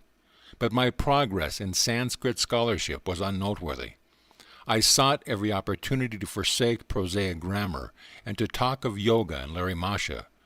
My tutor obliged me one day by telling me something of his own life with the Master. Rarely fortunate, I was able to remain near Larry Masha for 10 years. His Benares home was my nightly goal of pilgrimage. The Guru was always present in a small front parlor of the first floor. As he sat in lotus position on a backless wooden seat, his disciples garlanded him in a semicircle. His eyes sparkled and danced with the joy of the divine. They were ever half closed, peering through the inner telescopic orb into a sphere of eternal bliss. He seldom spoke at length. Occasionally his gaze would focus on a student in need of help. Healing words poured then like an avalanche of light. An indescribable peace blossomed within me at the Master's glance. I was permeated with his fragrance, as though from a lotus of infinity. To be with him, even without exchanging a word for days, was experience which changed my entire being.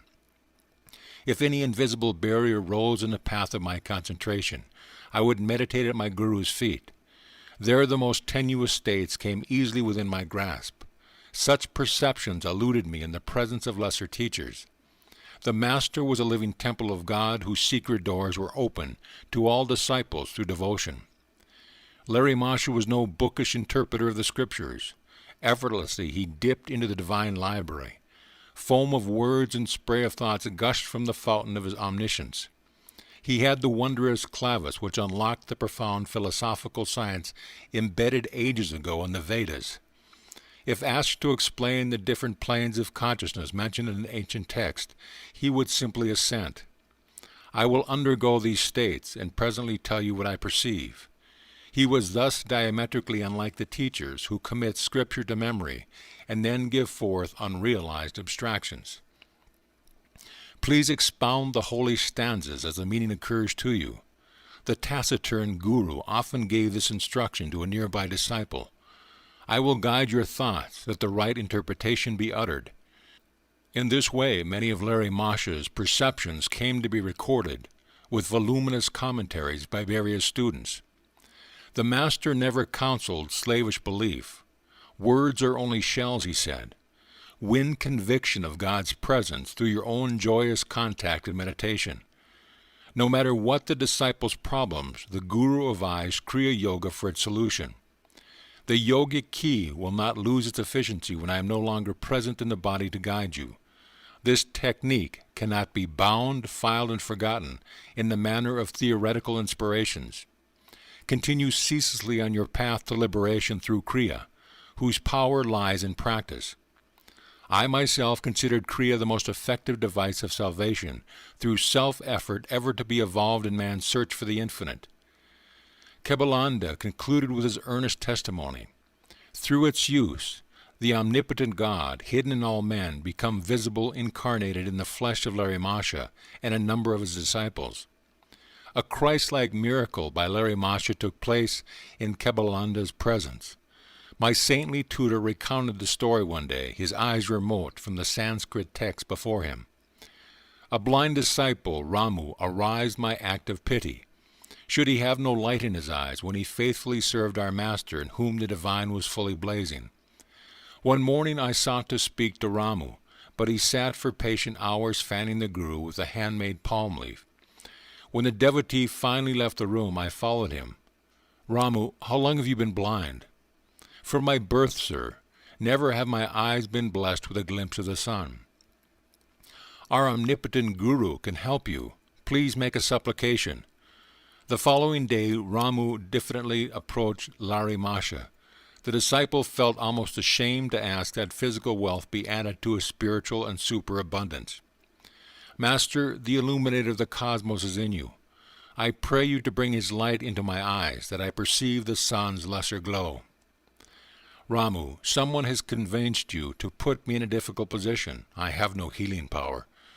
Sir, the infinite one within you can certainly heal. That is indeed different, Ramu. God's limit is nowhere.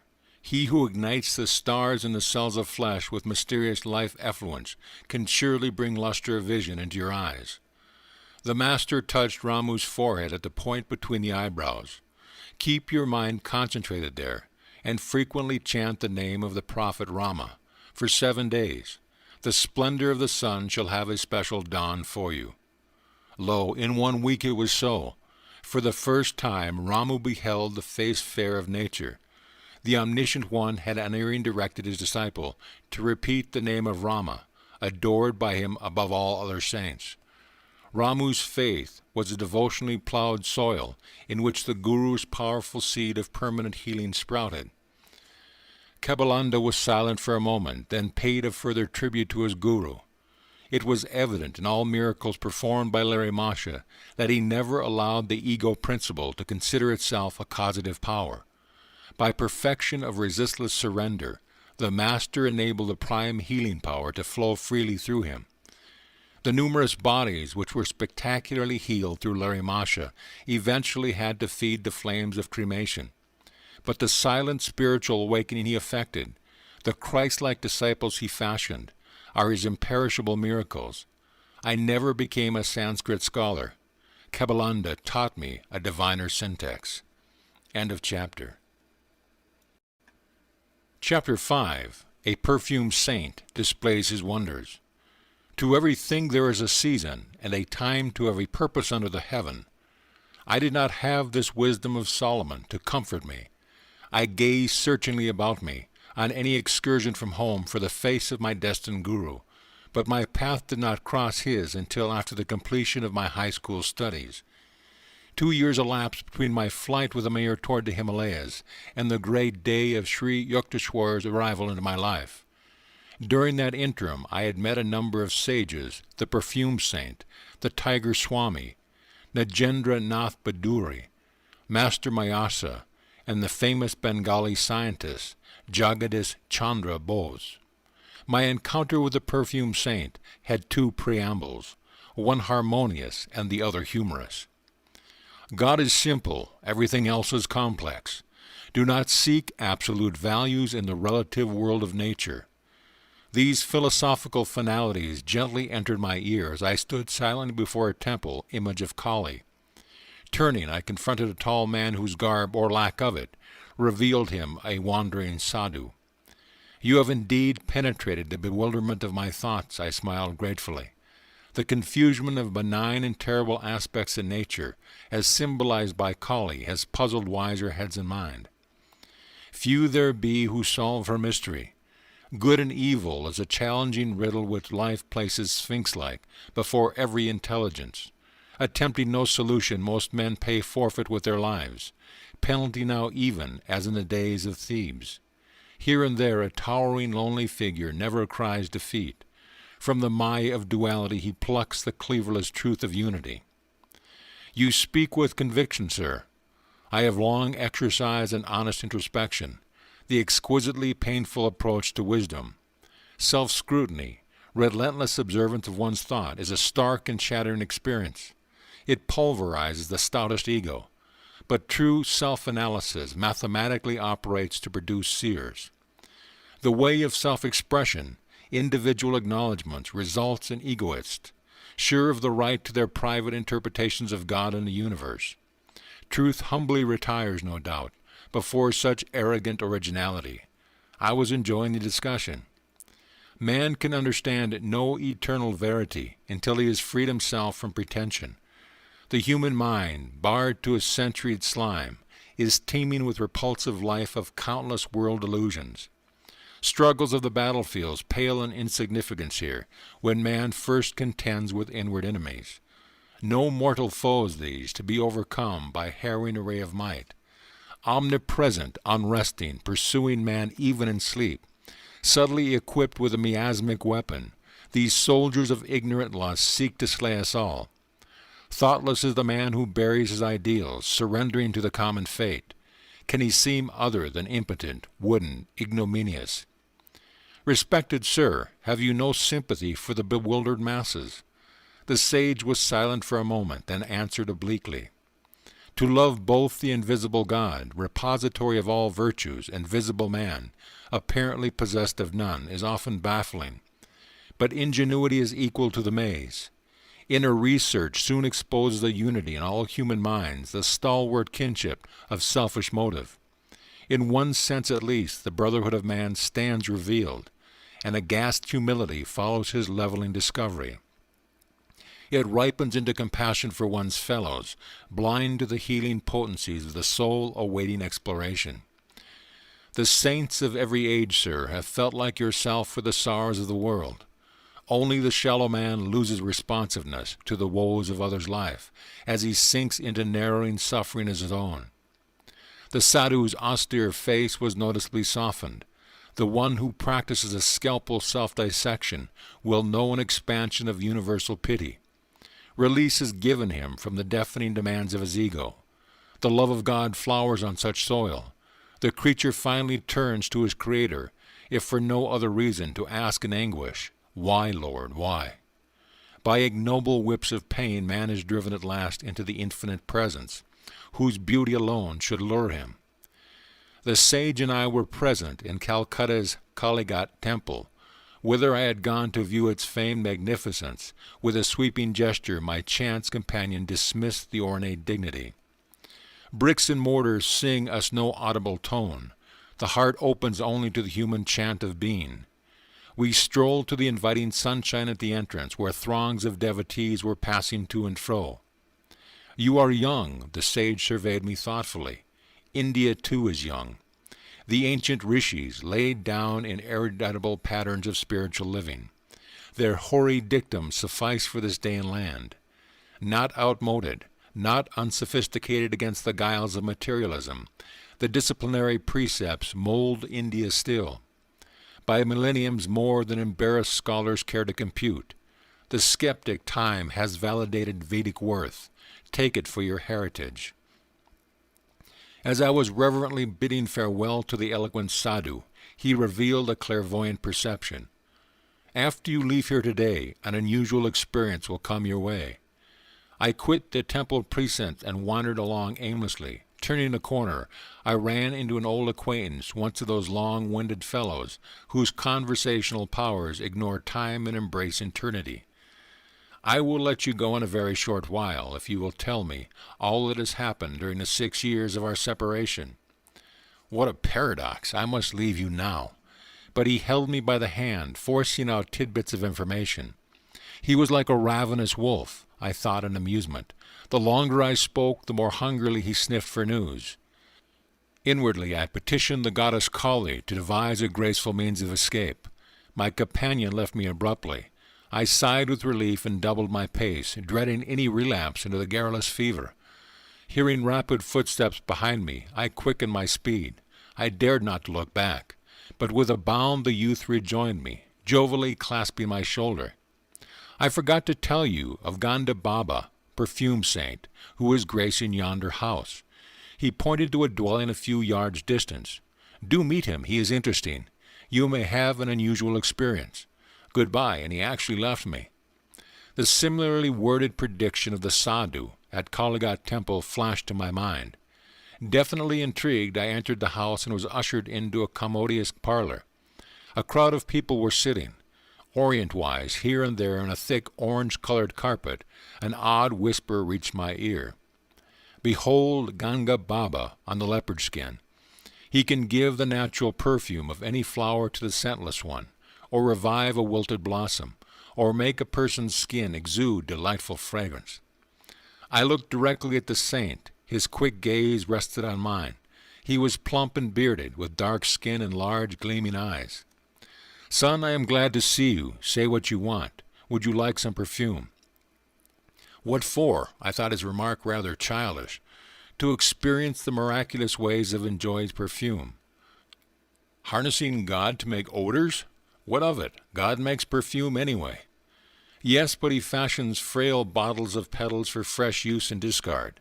Can you materialize flowers?" "I materialize perfumes, little friend."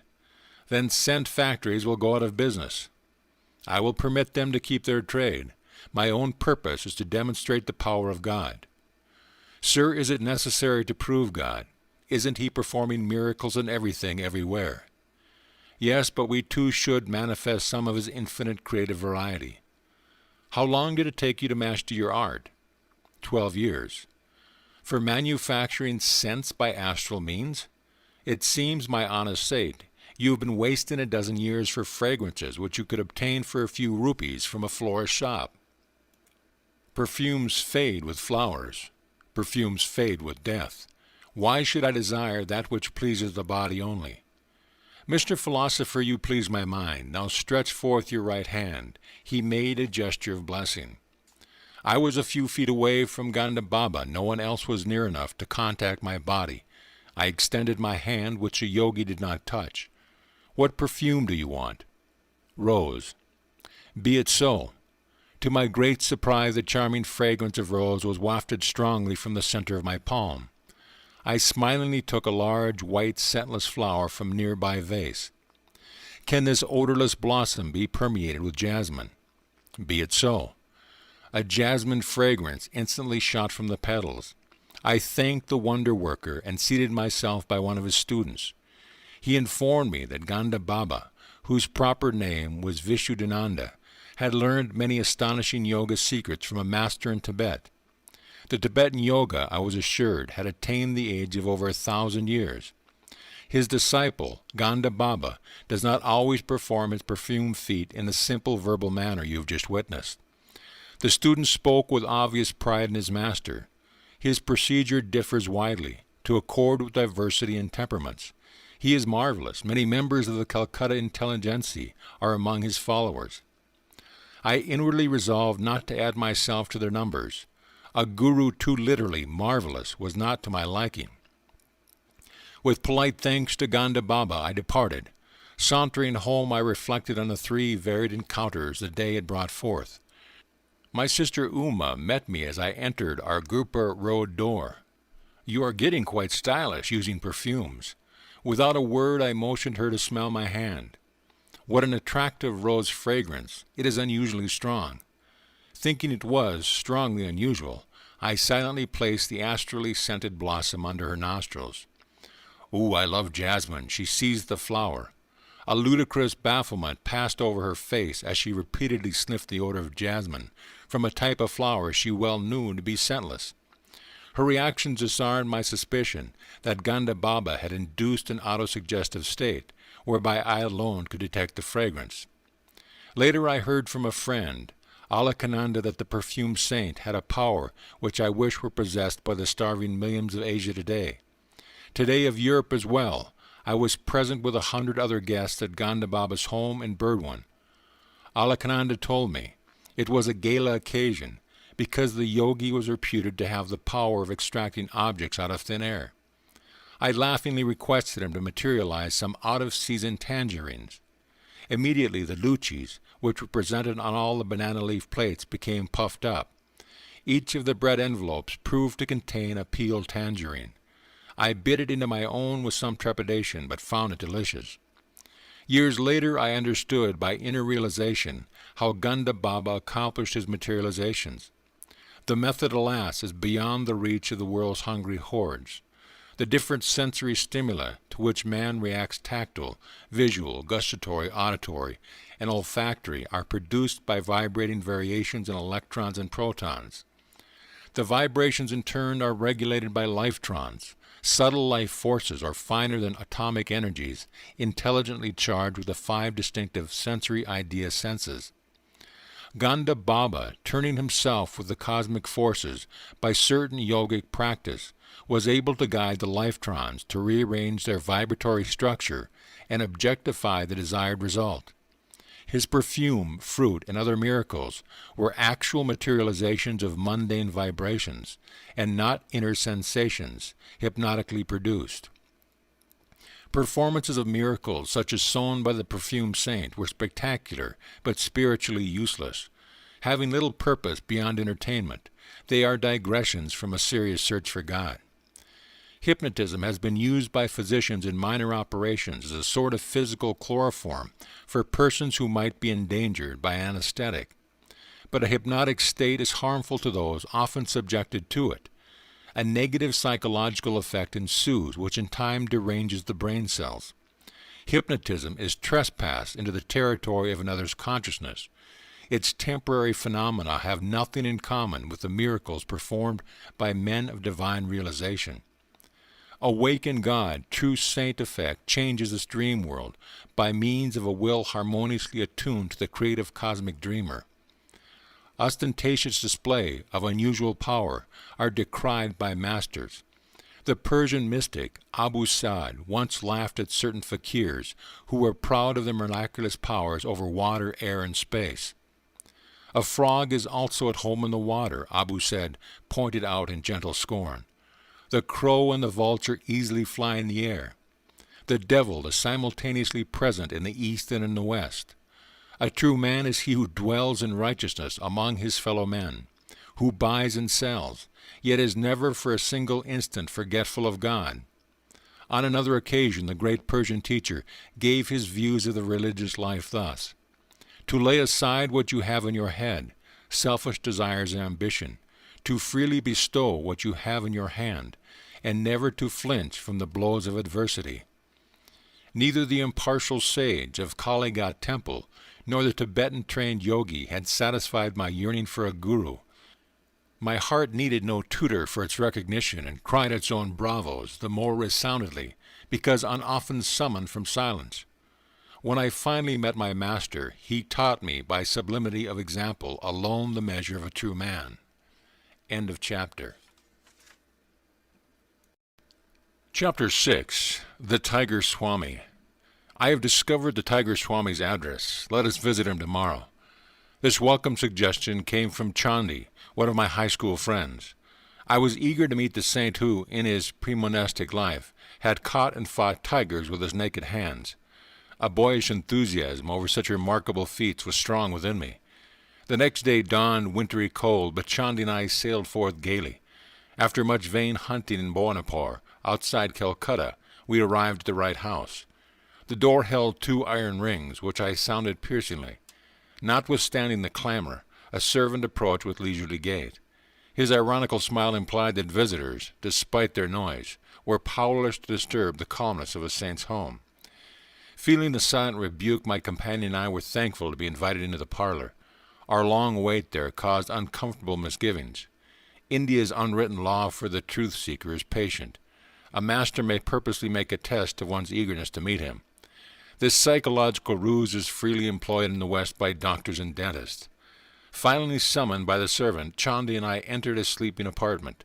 The famous Sohang Swami was seated on his bed. The sight of his tremendous body affected us strangely. With bulging eyes we stood speechless. We had never before seen such a chest or such football-like biceps. On an immense neck, the Swami's fierce yet calm face was adorned with flowing locks, beard and mustache. A hint of dove-like and tiger-like qualities shone in his dark eyes. He was unclothed, save for a tiger skin about his muscular waist. Finding our voices, my friend and I greeted the monk, expressing our admiration for his prowess in the extraordinary feline arena. Will you not tell us, please, how it is possible to subdue with bare fists the most ferocious of jungle beasts, the royal Bengal? My sons, it is nothing to me to fight tigers. I could do it today if necessary. He gave a childlike laugh. You look upon tigers as tigers. I know them as pussycats. Swamiji, I think I could impress my subconsciousness with the thought that tigers are pussycats, but could I make tigers believe it? Of course, strength also is necessary. One cannot expect victory from a baby who imagines a tiger to be a house cat. Powerful hands are my sufficient weapon. He asked us to follow him to the patio, where he struck the edge of a wall. A brick crashed to the floor. The sky peered boldly through the gaping lost tooth of the wall. I fairly staggered in astonishment. He who can remove mortared bricks from a solid wall with one blow, I thought, must surely be able to displace the teeth of tigers. A number of men have physical power such as mine, but still lack in cool confidence. Those who are bodily but not mentally stalwart may find themselves fainting at mere sight of a wild beast bounding freely in the jungle. The tiger in its natural ferocity and habitat is vastly different from opium-fed circus animals. Many a man with Herculean strength has nonetheless been terrorized into abject helplessness before the onslaught of a royal Bengal. Thus the tiger has converted the man in his own mind to a state as nervousness as the pussycat. It is possible for a man owning a fairly strong body and an immensely strong determination to turn the tables on the tiger and force it to a conviction of pussycat defenselessness. How often I have done just that. I was quite willing to believe that the Titan before me was able to perform the tiger-pussycat metamorphosis. He seemed in a didactic mood. Chandy and I listened respectively. Mind is the wielder of muscles. The force of a hammer blow depends on the energy applied. The power expressed by man's bodily instrument depends on his aggressive will and courage. The body is literally manufactured and sustained by mind. Through pressure of instincts from past lives, strengths or weaknesses percolate gradually into human consciousness. They express as habits, which in turn ossify into a desirable or an undesirable body. Outward frailty has mental origin. In a vicious circle, the habit-bound body thwarts the mind. If the master allows himself to be commanded by the servant, the latter becomes autocratic. The mind is similarly enslaved by submitting to bodily dictation. At our entreaty, the impressive Swami consented to tell us something of his own life. My earliest ambition was to fight tigers. My will was mighty, but my body was feeble. An ejaculation of surprise broke from me. It appeared incredible that this man now, with Atlean shoulders, fit to bear, could ever have known weakness. It was by indomitable persistency and thought of health and strength that I overcame my handicap. I have every reason to extol the compelling mental vigor which I found to be the real subduer of royal Bengals. Do you think, Reverend Swami, that I could ever fight tigers? This was the first and the last time that the bizarre ambition ever visited my mind. Yes, he was smiling, but there are many kinds of tigers. Some roam in jungles of human desires. No spiritual benefit accrues by knocking beasts unconscious. Rather be victor over the inner prowlers. May we hear, sir, how you changed from a tamer of wild tigers to a tamer of wild passions? The tiger Swami fell into silence. Remoteness came into his gaze, summoning visions of bygone years. I discerned his slight mental struggle to decide whether to grant my request.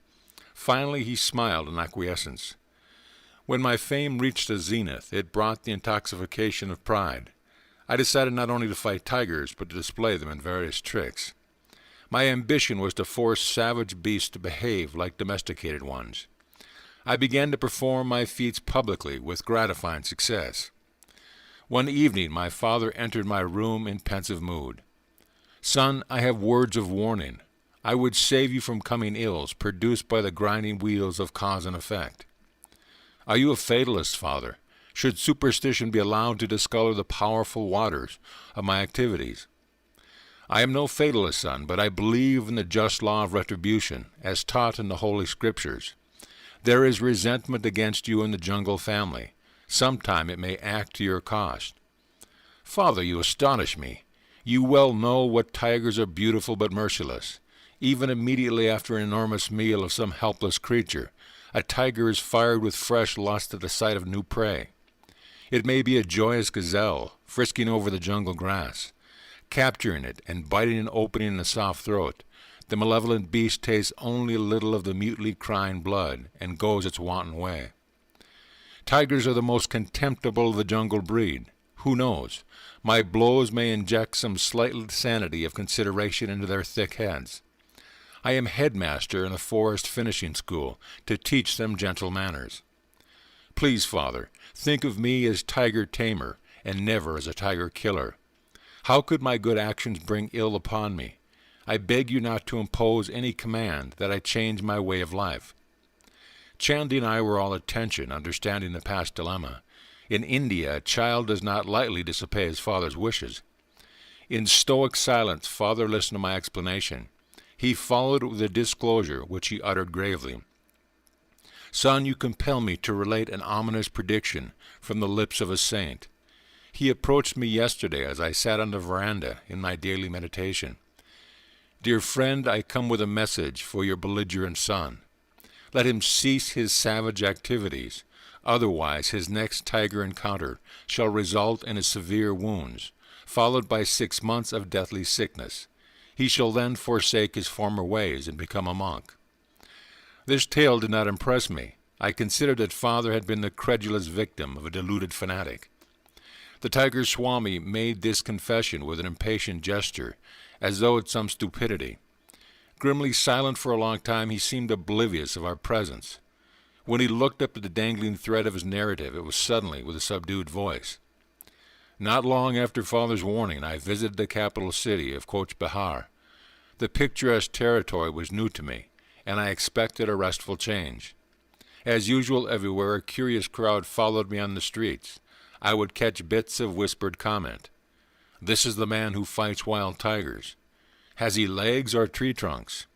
Look at his face. He must be an incarnation of the king of tigers himself. You know how village urchins function like final editions of the newspaper. With what speed do the even later speech bulletins of the women circulate from house to house? Within a few hours, the whole city was in a state of excitement over my presence. I was relaxing quietly in the evening when I heard the hoofbeats of galloping horses. They stopped in front of my dwelling place. It came a number of tall, turbaned policemen. I was taken aback. All things are possible under these creatures of human law. I wonder if they are going to take me to task about matters utterly unknown to me, but the officers bowed with unwonted courtesy. Honored sir, we are sent to welcome you on behalf of the Prince of Cooch Behar. He is pleased to invite you to his palace tomorrow morning. I speculated a while on the prospect. For some obscure reason, I felt sharp regret at this interruption of my quiet trip, but the supplicant manner of the policeman moved me. I agreed to go. I was bewildered the next day to be obsequiously escorted from my door into a magnificent coach drawn by 4 horses. A servant held an ornate umbrella to protect me from the scorching sunlight. I enjoyed the pleasant trip through the city and its woodland outskirts. The royal scion himself was at the palace door to welcome me. He proffered his own gold-brooch seat, smiling, placing himself in a chair of simpler design. All this politeness is certainly going to cost me something, I thought in mounting astonishment.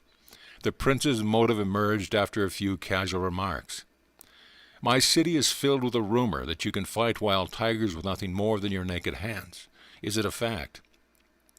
It is quite true. I can scarcely believe it. You are a Calcutta Bengali, nurtured on the white rice of city folk. Be frank, please. Have you not been fighting only spineless, opium-fed animals? His voice was loud and sarcastic, tinged with provincial accent. I vouchsafed no reply to his insulting question. I challenge you to fight my newly caught tiger, Raja Begum. If you can successfully resist him, bind him with a chain and leave his cage in a conscious state, you shall have this royal Bengal. Several thousand rupees and many other gifts shall also be bestowed. If you refuse to meet him in combat, I shall blazon your name throughout the state as an impostor. His insolent words struck me like a volley of bullets. I shot an angry acceptance. Half risen from the chair in its excitement, the prince sank back with a sadistic smile. I was reminded of the Roman emperors who delighted in setting Christians in bestial arenas. The match will be set for a week hence. I regret that I cannot give you permission to view the tiger in advance. Whether the prince feared I might seek to hypnotize the beast or secretly feed him opium, I know not. I left the palace, noting with amusement that the royal umbrella and panoplied coach were now missing. The following week I methodically prepared my mind and body for the coming ordeal. Through my servant I learned of fantastic tales. The saint's direful prediction of my father had somehow got abroad, enlarging as it ran. Many simple villagers believed that an evil spirit, cursed by the gods, had reincarnated as a tiger which took various demonic forms at night, but remained a striped animal during the day. This demon tiger was supposed to be the one sent to humble me. Another imaginative version was that animal prayers to Tiger Heaven had achieved a response in the shape of Raja Begum. He was to be the instrument to punish me the audacious bite so insulting to the entire tiger species. A furless, fangless man daring to challenge a claw-armed, sturdy-limbered tiger. The concentrated venom of all humiliated tigers, the villagers declared, had gathered momentum sufficient to operate hidden laws and bring about the fall of the proud tiger-tamer. My servant further apprised me that the prince was in his elements as manager of the bout between man and beast. He had supervised the erection of a storm-proof pavilion, designed to accommodate thousands. Its center held Raja Begum in an enormous iron cage, surrounded by outer safety room. The captive emitted a ceaseless series of blood-curdling roars. He was fed sparingly to kindle a wrathful appetite. Perhaps the prince expected me to be the meal of reward. Crowds from the city and suburbs bought tickets eagerly in response to the beat of drums announcing the unique contest. The day of battle saw hundreds turned away for lack of seats. Many men broke through the tent openings or crowded any space below the galleries. As a Tiger Swami's story approached a climax, my excitement mounted with it. Chandi was also rapidly mute. Amidst piercing sound explosions from Raja Begum and the hubbub of the somewhat terrified crowd, I quietly made my appearance. Scantily clad around my waist, I was otherwise unprotected by clothing. I opened the bolt on the door of the safety room and calmly locked it behind me. The tiger sensed blood. Leaping with a thunderous crash of his bars, he sent forth a fearsome welcome. The audience was hushed with pitiful fear. I seemed a meek lamb before the raging beast. In a thrice I was within the cage, but as I slammed the door, Raja Begum was headlong upon me. My right hand was desperately torn. Human blood, the greatest treat a tiger can know, fell in appalling streams. The prophecy of the saints seemed about to be fulfilled. I rallied instantly from the shock of the first serious injury I had ever received. Banishing the sight of my gory fingers by thrusting them beneath my waistcloth, I swung my left arm in a bone-cracking blow. The beast reeled back, swirled around the rear of the cage, and sprang forward convulsively. My famous fistic punishment rained on his head. But Raja Begum's taste of blood had acted like a maddening first sip of wine to a dipsomaniac longed to braved. Punctuated by deafening roar, the brute's assaults grew in fury. My inadequate defense of only one left hand left me vulnerable before claws and fangs. But I dealt out dazing retribution. Mutually enswinged, we struggled as to the death.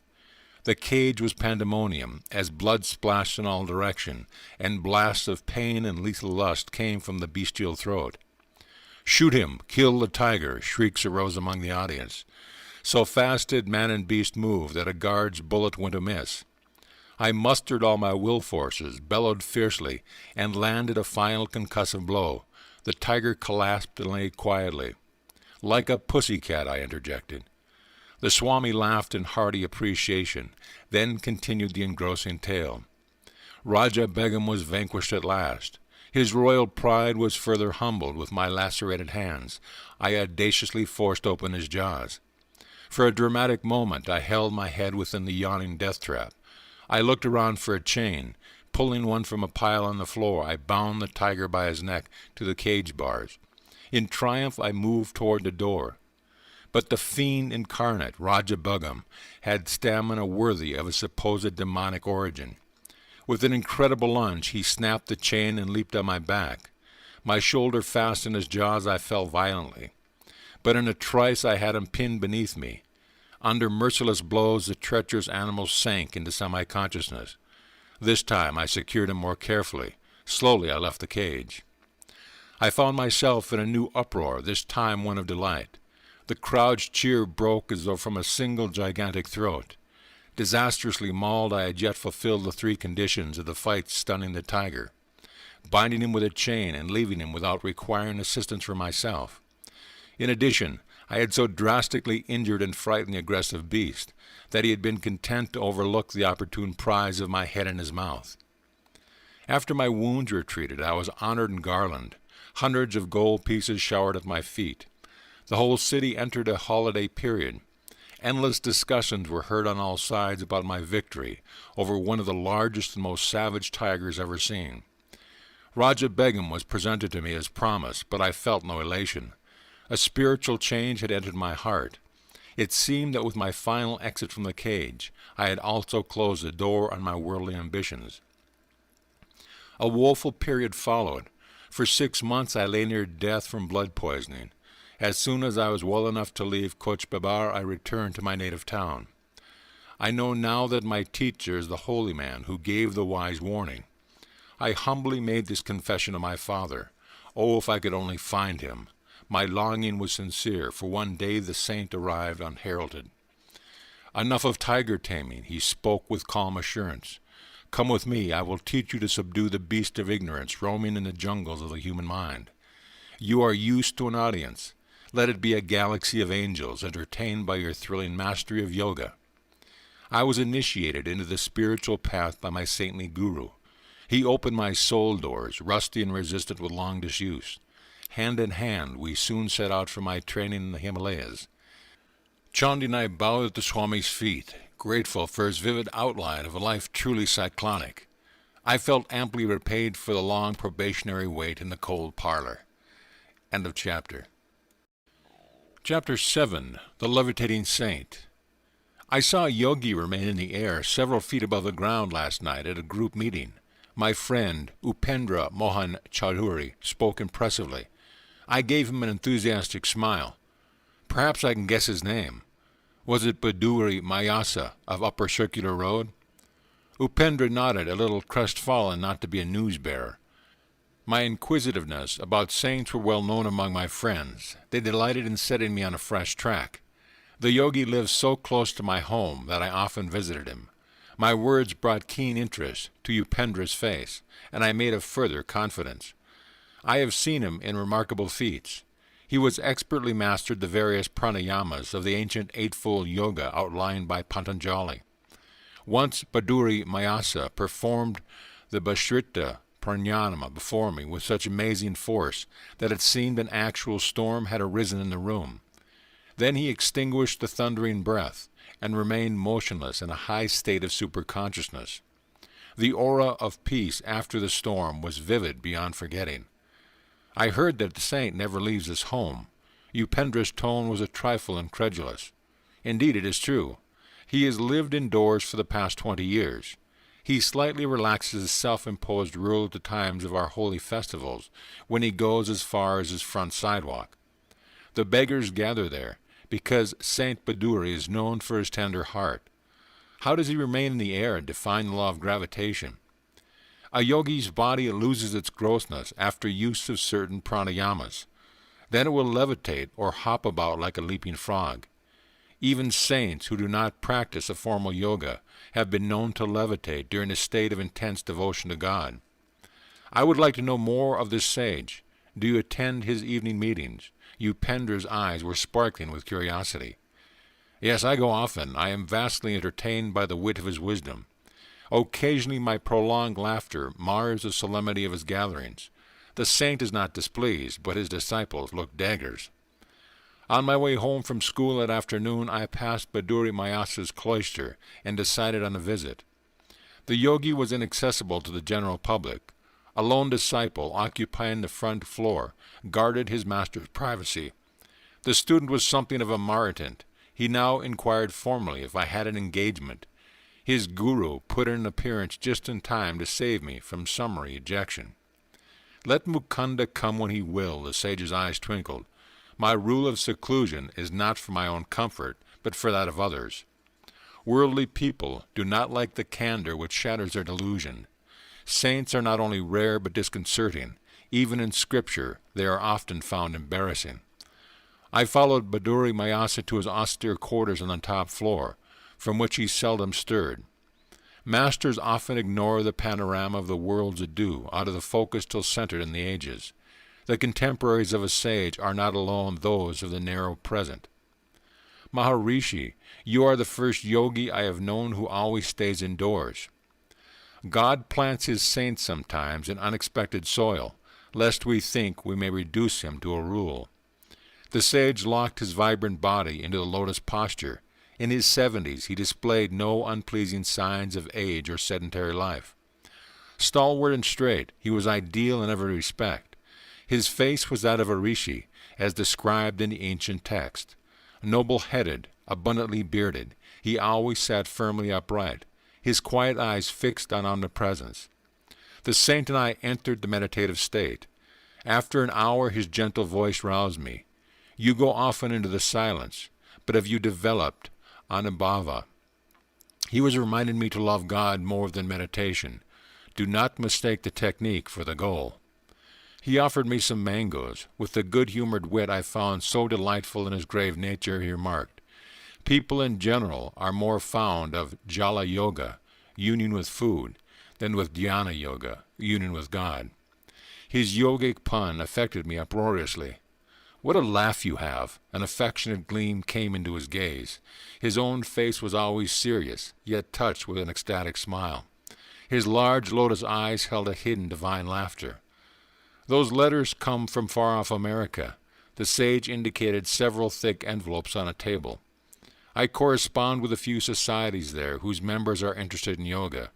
They are discovering India anew, with a better sense of direction than Columbus. I am glad to help them. The knowledge of yoga is free to all who will receive, like the ungarnishable daylight. What rishis perceived as essential for human salvation need not be diluted for the West. Alike in soul, though diverse in outer experience, neither West nor East will flourish if some form of disciplinary yoga be not practiced. The saint held me with his tranquil eyes. I did not realize that his speech was his veiled prophetic guidance. It is only now, as I write these words, that I understand the full meaning in the casual intimations he gave me that someday I would carry India's teaching to America. Sir, I inquired, why do you not write a book on yoga for the benefit of the world? I am training disciples, he replied. They and their students will be living volumes, proof against the natural disintegration of time and the unnatural interpretation of the critics. Maharishi, I wish you would write a book on yoga for the benefit of the world. I am training disciples. They and their students will be living volumes, proof against the natural disintegration of time and the unnatural interpretations of the critics. Baduri's wit put me into another gale of laughter. I remained alone with the yogi until his disciples arrived in the evening. Baduri Mahasaya entered one of his illimitable discourses. Like a peaceful flood, he swept away the mental debris of his listeners, floating them Godward. His striking parables were expressed in a flawless Bengali. This evening, Baduri expounded various philosophical points connected with the life of Mirabi, a medieval Rajputani princess who abandoned her court to seek the company of sadhus. One great sannyasa refused to receive her because she was a woman. Her reply brought him humbly to her feet. Tell the Master, she said, that I do not know there was any male in the universe save God. Are we all not females before him? A scriptural conception of the Lord as the only positive creative principle, his creation being not but a passive maya. Mirabi composed many ecstatic songs which are still treasured in India. I translate one of them here. If by bathing daily God should be realized sooner, should I be a whale in the deep. If by eating roots and fruits he could be known gladly, would I choose the form of a goat. If the counting of rosaries uncovered him, I would say my prayers on mammoth beads. If bowing before stone images unveiled him, a flinty mountain I could humbly worship. If by drinking milk the Lord could be imbibed, many calves and children would know him. If abandoning one's wife would summon God, would not thousands be eunuchs? Mirabai knows that to find the Divine One, the only indispensable is love. Several students put rupees in Bharati's slippers which lay by his side as he sat in yoga posture. This respectful offering, customary in India, indicates that the disciple places his material goods at the Guru's feet. Grateful students are only the Lord in disguise, looking after his own. Master, you are wonderful. A student taking his leave gazed ardently at the patriarchal sage. You have renounced riches and comforts to seek God and teach us wisdom. It was well known that Baduri Mayasa had forsaken great family wealth in his early childhood, when single-mindedly he entered the yogic path. You are reversing the case. The saint's face held a mild rebuke. I have left a few paltry rupees, a few petty pleasures, for the cosmic empire of endless bliss. How then have I denied myself anything? I know the joy of sharing the treasure. Is that a sacrifice? The short-sighted worldly folk are verily the real renunciates. They relinquish an unparalleled divine possession for a poor handful of earthly toys. I chuckled over this paradoxical view of renunciation, one which puts the cap of Croesus on any saintly beggar, whilst transforming all proud millionaires into unconscious martyrs.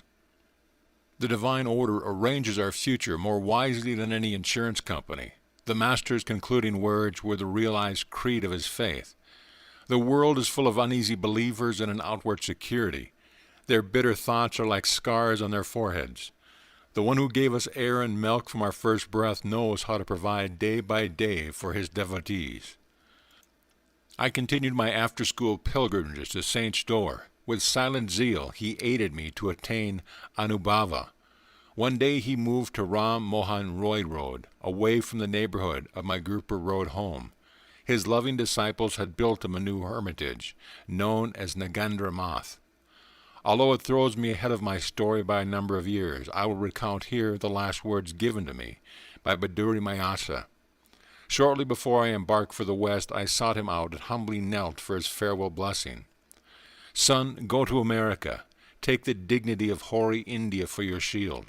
Victory is written on your brow. The noble distant people will well receive you. End of chapter. Chapter 8. India's Greatest Scientist, J.C. Bose. Jagadish Chandra Bose' wireless inventions antedated those of Marconi. Overhearing these provocative remarks, I walked closer to a sidewalk group of professors engaged in scientific discussion. If my motive in joining them was racial pride, I regret it. I cannot deny my keen interest in evidence that India can play a leading role in physics and not metaphysics alone. What do you mean, sir? The professor obligingly explained. Bose was the first one to invent a wireless coherer of an instrument for indicating the refraction of electric waves. But the Indian scientist did not exploit his inventions commercially. He soon turned his attention from the inorganic to the organic world. His revolutionary discoveries as a plant physiologist are outpacing even his radical achievements as a physicist. I politely thanked my mentor. He added, "The great scientist is one of my brother professors at Presidency College." I paid a visit the next day to the sage at his home, which was closer to mine on Gurupur Road. I had long admired him from a respectful distance. The grave and retiring botanist greeted me graciously. He was handsome, robust man in his 50s with thick hair, broad forehead, and the abstract eyes of a dreamer. The precision in his tones revealed the lifelong scientific habit. I have recently returned from an expedition to scientific societies of the West. Their members exhibited intense interest in delicate instruments of my invention, which demonstrate the indivisible unity of all life. The Bose cresograph has the enormity of 10 million magnifications. The microscope enlarges only a few thousand times, yet it brought vital impetus to biological science. The cresograph opens incalculable vistas. You have done much, sir, to hasten the embrace of East and West in the impersonal arms of science. I was educated at Cambridge. How admirable is the Western method of submitting all theory to scrupulous experimental verification. That empirical procedure has gone hand in hand with the gift for introspection, which is my Eastern heritage.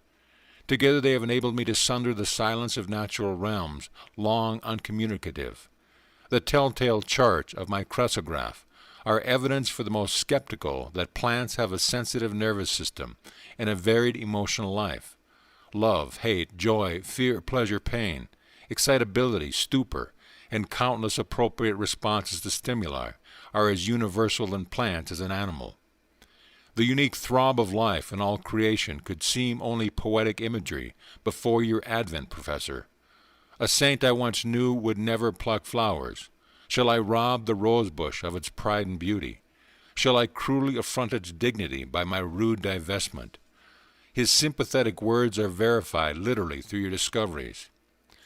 The poet is intimate with truth, while the scientist approaches awkwardly. Come some day to my laboratory and see the unequivocal testimony of the cresograph. Gratefully I accepted the invitation and took my departure. I heard later that the botanist had left Presidency College and was planning a research center in Calcutta.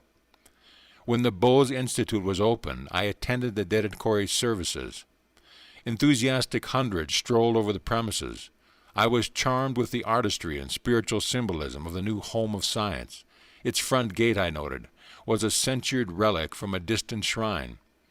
Behind the lotus fountain, a sculptured female figure with a torch conveyed the Indian respect for women as the immortal light-bearer.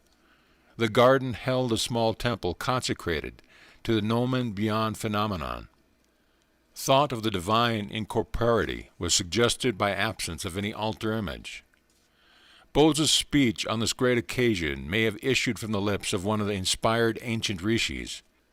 I dedicate today this institute as not merely a laboratory, but a temple.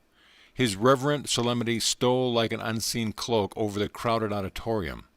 In the pursuit of my investigations, I was unconsciously led into the border region of physics and physiology. To my amazement, I found boundary lines vanishing and points of contact emerging. Between the realms of the living and the non-living, inorganic matter was perceived as anything but inert. It was a thrill under the action of multitudinous forces.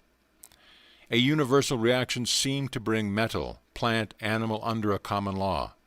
They all exhibited essentially the same phenomena of fatigue and depression, with possibilities of recovery and exaltation, as well as the permanent irresponsiveness associated with death. Filled with awe at this stupendous generalization, it was with great hope that I announced my results before the Royal Society, results demonstrated by experiments. But the physiologists present advised me to confine myself to physical investigations, in which my success had been assured, rather than encroach on their preserves. I had unwittingly strayed into the domain of an unfamiliar caste system, and so offended its etiquette. An unconscious theological bias was also present, which confounds ignorance with faith. It is often forgotten that He who surrounds us with His ever-evolving mystery of creation has also implanted in us the desire to question and understand. Through many years of miscomprehension, I came to know that the life of a devotee of science is inevitably filled with unending struggle. It is for him to cast his life as an ardent offering regarding gain and loss, success and failure as one. In time, the leading scientific societies of the world accepted my theories and results, and recognized the importance of the Indian contribution to science. Can anything small or circumscribed ever satisfy the mind of India? By a continuous living tradition and a vital power of rejuvenescence, this land has readjusted itself through unnumbered transformations. Indians have always arisen who, discarding the immediate and absorbing prize of the hour, have sought for the realization of the highest ideals in life, not through passive renunciation, but through active struggle. The weakling who has refused the conflict, acquiring nothing, has had nothing to renounce. He alone who has striven and won can enrich the world by bestowing the fruits of his victorious experience.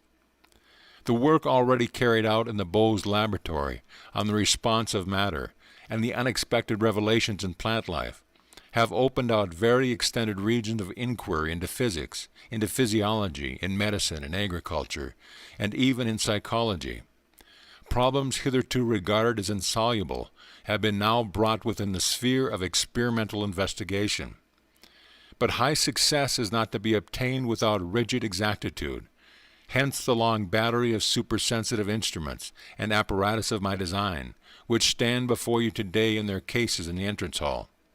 They tell you of the protracted efforts to get behind the deceptive seeming into the reality that remains unseen, of the continuous toil and persistence and resourcefulness called forth to overcome human limitations. All creative scientists know that the true laboratory is the mind, where behind illusions they uncover the laws of truth. The lectures given here will not be mere repetitions of second-hand knowledge. They will announce new discoveries demonstrated for the first time in these halls. Through regular publication of the work of the Institute, these Indian contributions will reach the whole world. They will become public property. No patents will ever be taken. The spirit of our national culture demands that we should forever be free from the discretion of utilizing knowledge only for personal gain.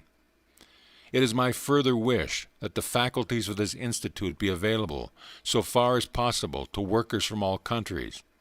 In this I am attempting to carry on traditions of my country. So far back as 25 centuries, India welcomed its ancient universities, at Nalanda and Taxila, scholars from all over the world. Although science is neither of the East nor the West, but rather international in its universality, yet India is specially fitted to make great contributions. The burning Indian imagination, which can exhort new order out of a mass of apparently contradictory fact, is held in check by the habit of concentration. This restraint confers the power to hold the mind to a pursuit of truth with an infinite patience. Tears stood in my eyes at the scientist's concluding words. Is patience not indeed a synonym of India, confounding time and the historians alike? I visited the research center often. Soon after the day of opening, the great botanist, mindful of his promise, took me to his quiet laboratory. I will attach the cresograph to this fern. The magnification is tremendous. If a snail's crawl were enlarged in the same proportion, the creature would appear to be traveling like an express train. My gaze was fixed eagerly on a screen which reflected the magnified fern's shadow. Minute life movements were now clearly perceptible. The plant was growing very slowly before my fascinated eyes. The scientist touched the tip of the fern with a small metal bar. The developing pantomime came to an abrupt halt, resuming the eloquent rhythm as soon as the rod was withdrawn. You saw how slight outside interference is detrimental to the sensitive tissues. Bose remarked, "Watch, I will now administer chloroform, and then give an antidote." The effect of the chloroform discontinued all growth. The antidote was revivifying. The evolutionary gesture on the screen held me more raptly than a movie plot. My companion, here is the role of a villain, thrust the sharp instrument through the part of a fern. Pain was indicated by spasmodic flutters. When he passed a razor partially through the stem, the shadow was violently agitated, then stilled itself with the final punctuation of death. By first chloroforming a huge tree, I achieved a successful transplantation. Usually such monarchs of the forest die very quickly after being moved. Jagadish smiled happily as he recounted the life-saving maneuver. Graphs of my delicate apparatus have proved that trees possess a circulatory system. Their sap movements correspond to the blood pressure of animal bodies. The ascent of sap is not explicable on the mechanical grounds ordinarily advanced, such as capillary attraction. The phenomena has been solved through the cresograph as the activity of living cells. Peristatic waves issue from a cylindrical tube which extends down a tree and serves as an actual heart. The more deeply we perceive, the more striking becomes the evidence that a uniform plan links every form in manifold nature. The great scientist pointed to another Bose instrument. I will show you experiments on a piece of tin. The life force in metals responds adversely or beneficially to stimuli. Ink markings will register the various reactions. Deeply engrossed, I watched the graph which recorded the characteristic waves of atomic structure. When the professor applied chloroform to the tin, the vibratory writing stopped. They recommenced as the metal slowly regained its normal state. My companion dispensed a poisonous chemical. Simultaneous with the quivering end of the tin, the needle dramatically wrote on the chart a death notice. Bose instruments have demonstrated that metals, such as the steel used in scissors and machinery, are subject to fatigue and regain efficiency by periodic rest. The life pulse in metals is seriously harmed or even extinguished through the application of electric currents or heavy pressure. I looked around the room at the numerous inventions, eloquent testimony of a tireless ingenuity. Sir, it is lamentable that mass agricultural development is not speeded by fuller use of your marvelous mechanisms. Would it not be easily possible to employ some of them in quick laboratory experiments to indicate the influence of various types of fertilizers on plant growth? You are right. Countless uses of Bose instruments will be made by further generations. The scientist seldom knows contemporaneous reward. It is enough to possess the joy of creative service. With expressions of unreserved gratitude to the indefatigable sage, I took my leave. Can the astonishing fertility of this genius ever be exhausted, I thought. No diminution came with the years. Inventing an intricate instrument, the resonant cardiograph, Bose then pursued extensive research on innumerable Indian plants. An enormous unsuspected pharmacopoeia of useful drugs was revealed. The cardiograph is constructed with an unerring accuracy by which a 100th part of a second is indicated on a graph. Resonant records measure infinitesimal pulsations in plants, animal, and human structure.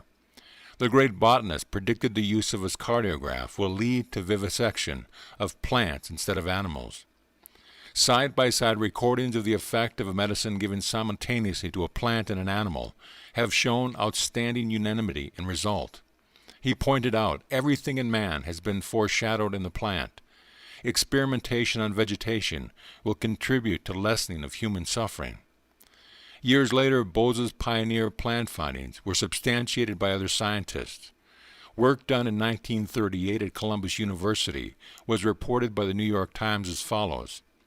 It has been determined within the past few years that when the nerves transmit messages between the brain and the other parts of the body, teeny electrical impulses are being generated. These impulses have been measured by delicate galvanometers and magnified millions of times by modern amplifying apparatus. Until now, no satisfactory method had been found to study the passages of the impulses along the nerve fibers in living animals or man because of the great speed with which these impulses traveled.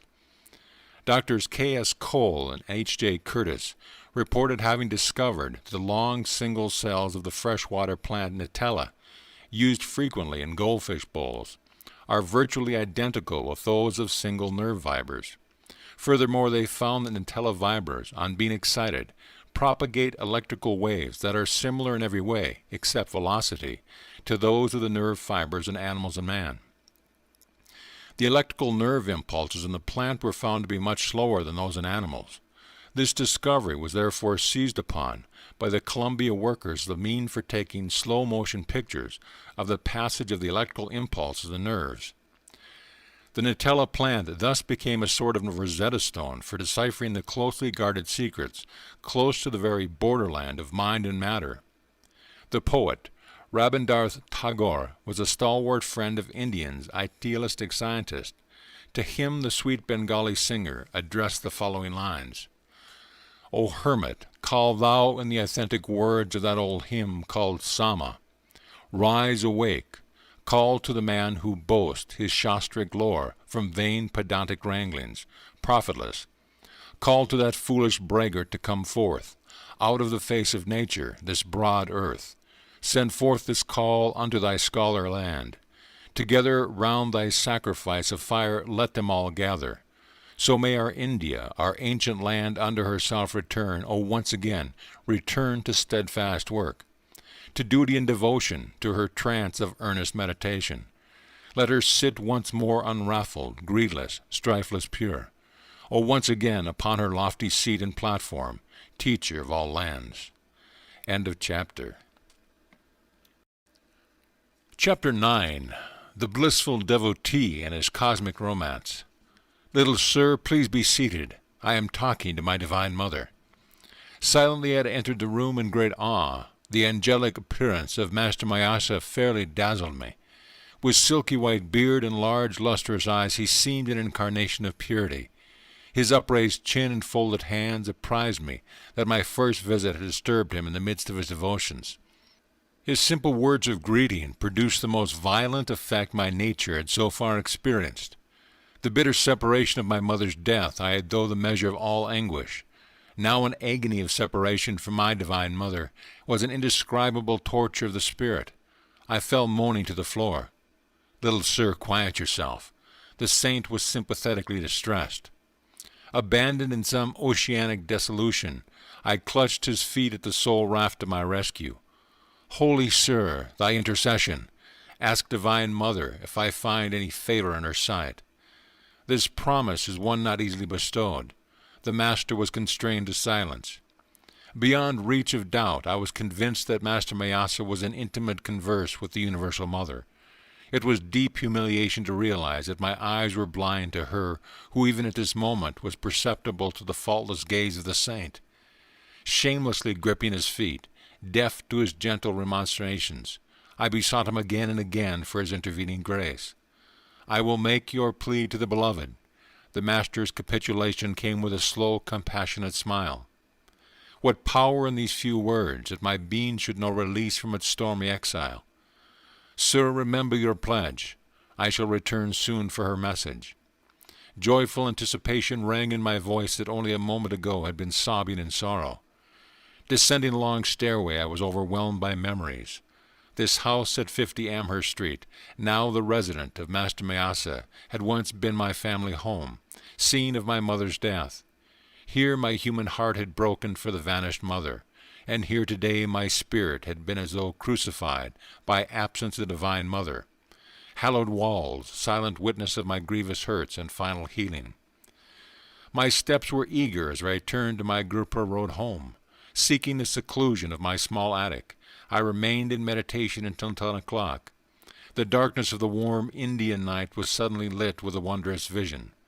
Hallowed in splendor, the Divine Mother stood before me. Her face, tenderly smiling, was beauty itself. Always I have loved thee. Ever shall I love thee. The celestial tones still ringing in the air, she disappeared. The sun of the following morning had hardly risen to the angle of decorum when I paid my second visit to Master Mayasa. Climbing the staircase in the house of poignant memories, I reached his fourth-floor room. The knob of the closed door was wrapped around with a cloth, a hint, I felt, that the saint desired privacy. As I stood irresolutely on the landing, the door was opened by the Master's welcoming hand. I knelt at his holy feet. In a playful mood, I wore a solemn mask over my face, hiding the divine elation. Sir, I have come very early. I confess for your message. Did the beloved mother say anything about me? Mischievous little sir. Not another remark would he make. Apparently my assumed gravity was unimpressive. Why so mysterious, so evasive? Do saints ever speak plainly? Perhaps I was a little provoked. Must you tease me? His calm eyes were full of understanding. Could I add a single word this morning to the assurance you received last night at 10 o'clock from the beautiful mother herself? Master Mayasa possessed control over the floodgates of my soul. Again I plunged prostrate at his feet. But this time my tears welled from a bliss and not a pain, past bearing. Think you that your devotion did not touch the infinite mercy, the motherhood of God, that you have worshipped in forms both human and divine, could never fail to answer your forsaken cry? Who was this simple saint, whose least request to the universal spirit met with sweet acquiescence? His role in the world was humble, as befitted the greatest man of humility I ever knew. In this Amherst Street house, Master Mayasa conducted a small high school for boys. No words of chastisement passed his lips. No rule and ferule maintained his discipline. Higher mathematics indeed were taught in these modest classrooms, and a chemistry of love absent from the textbooks. He spread his wisdom by spiritual contagion rather than impermeable precept. Consumed by an unsophisticated passion for the Divine Mother, the saint no more demanded the outward forms of respect than a child. I am not your guru. He shall come a little later, he told me. Through his guidance, your experience of the divine in terms of love and devotion shall be translated into his terms of fathomless wisdom. Every late afternoon I betook myself to Amherst Street. I sought Master Mayasa's divine cup, so full that its drops daily overflowed on my being. Never before had I bowed in utter reverence. Now I felt it immeasurably privileged even to tread the same ground with Master Mayasa sanctified. Sir, please wear this champa garland I had fashioned especially for you.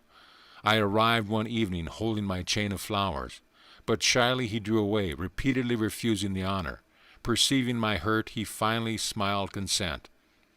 Since we are both devotees of the Mother, you may put the garland on this bodily temple, as offering to her who dwells within. His vast nature lacks space in which any egotistical consideration should gain foothold. Let us tomorrow go to Dakeshwar Temple, forever hallowed by my Guru. Master Mayasa was a disciple of a Christ-like master, Sri Ramakrishna Paramahansa. The 4-mile journey on the following morning was taken by boat on the Ganges. We entered the 9-domed temple of Kali, where the figures of the Divine Mother and Shiva rest on a burnished silver lotus, its 1,000 petals meticulously chiseled. Master Mayasa beamed in enchantment. He was engaged in his inexhaustible romance with the beloved. As he chanted her name, my enraptured heart seemed shattered into 1,000 pieces. We strolled later through the sacred precincts, halting in a tamak grove. The mana characteristically exuded by this tree was symbolic of the heavenly food Master Myasta was bestowing.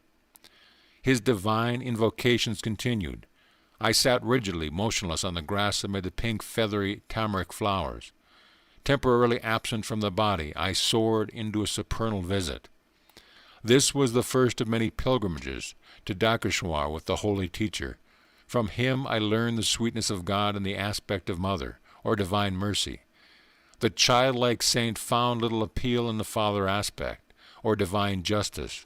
Stern, exacting, mathematical judgment was alien to his gentle nature.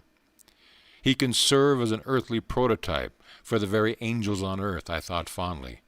Watching him one day at his prayers, without a breath of censure or criticism, he surveyed the world with eyes long familiar with the primal purity. His body, mind, speech, and actions were effortlessly harmonized with his soul's simplicity. My master told me so, shrinking from personal assertion. The saint ended any sane counsel with this invariable tribute. So deep with his identity was Sri Ramakrishna that Master Myasha no longer considered his thoughts as his own. Hand in hand, the saint and I walked one evening on the block of his school. My joy was dimmed by the arrival of a conceited acquaintance who burdened us with a lengthy discourse. "I see this man doesn't please you," the saint's whisper to me was unheard by the egoist, spellbound by his own monologue. "I have spoken to Divine Mother about it. She realizes our sad predicament. As soon as we get to yonder red house, she has promised to remind him of more urgent business." My eyes were glued to the sight of salvation. Reaching its red gate, the man unaccountably turned and departed, neither finishing his sentence nor saying good-bye. The assaulted air was comforted with peace. Another day found me walking alone near the Haworth railroad station. I stood for a moment by a temple, silently criticizing a small group of men with drums and cymbals, who were violently reciting a chant. How undevotionally they used the Lord's divine name in mechanical repetition. I reflected. My gaze was astonished by the rapid approach of Master Myasa. "Sir, how come you here?" The saint, ignoring my question, answered my thought. "Isn't it true, little sir, that the beloved's name sounds sweet from all lips, ignorant or wise?" He passed his arm around me affectionately. I found myself carried on his magic carpet to the merciful presence. "Would you like to see some bioscopes?" This question one afternoon from Master Myasa was mystifying. The term was then used in India to signify motion pictures. I agreed, glad to be in his company in any circumstance. A brisk walk brought us to the garden fronting Calcutta University. My companion indicated a bench near the Goldigi or pond. "Let us sit for a few minutes." My master always asked me to meditate whenever I saw an expanse of water. Here its placidity reminded us of the vast calmness of God. As all things can be reflected in water, so the whole universe is mirrored in the lake of cosmic mind. So my Guru Deva often said. Soon we entered a university hall where a lecture was in progress. It proved abysmally dull, though varied occasionally by lantern-slide illustrations, equally uninteresting. So this is the kind of bioscope the master wanted me to see. My thought was impatient, yet I would not hurt the saint by revealing boredom in my face, but he leaned toward me confidentially. "I see, little sir, that you don't like this bioscope. I have mentioned it to Divine Mother. She is full of sympathy with us both. She tells me the electric lights will now go out, and won't be relit until we have a chance to leave the room." As his whispers ended, the hall was plunged in darkness. The professor's strident voice was stilled in astonishment, then remarked, "The electrical system of this hall appears to be defective." By this time, Master Mahasi and I were safely across the threshold. Glancing back from the corridor, I saw the scene of our martyrdom had again become illuminated. "Little sir, you were disappointed in that bioscope, but I think you will like a different one." The saint and I were standing on the sidewalk in front of the university building. He gently slapped my chest over the heart. A transforming silence ensued, just as the modern talkies became inaudible motion pictures when the sound apparatus goes out of order. So the divine hand, by some strange miracle, stifled the earthly bustle. The pedestrians, as well as the passing trolley cars, automobiles, bullock carts, and iron-wheeled hackney carriages, were all in noiseless transit. As though possessing an omnipresent eye, I beheld the scenes which were behind me, and to each side as easily as those in front. The whole spectacle of activity in that small section of Calcutta passed before me without a sound. Like a glow of fire dimly seen beneath a thin coat of ashes, a mellow luminescence permeated the panoramic view. My own body seemed nothing more than one of the many shadows, though it was motionless, while the others flitted mutely to and fro. Several boys, friends of mine, approached and passed on. Though they had looked directly at me, it was without recognition. The unique pantomime brought me an inexpressible ecstasy. I drank deep from some blissful fount. Suddenly my chest received another soft blow from Master Myasa. The pandemonium of the world burst upon my unwilling ears. I staggered as though harshly awakened from a gossamer dream. The transcendental wine removed my reach. "Little sir, I see you found the second bioscope to your liking." The saint was smiling. I started to drop in gratitude on the ground before him. "You can't do that to me now. You know God is in your temple also. I won't let Divine Mother touch my feet through your hands." If anyone observed the unpretentious master and myself as we walked away from the crowded pavement, the onlooker surely suspected us of intoxication. I felt that the falling shades of evening were sympathetically drunk with God. When darkness recovered from its nightly swoon, I faced the new morning bereft of my ecstatic mood.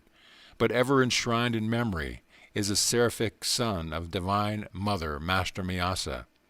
Trying with poor words to do justice to his benignity, I wonder if Master Myasa and others among the deep-visioned saints, whose path crossed mine, knew that years later in a Western land I would be writing about their lives as divine devotees. Their foreknowledge would not surprise me, nor I hope my readers who have come thus far with me. End of chapter. Chapter 10. I Meet My Master, Sri Yukteswar.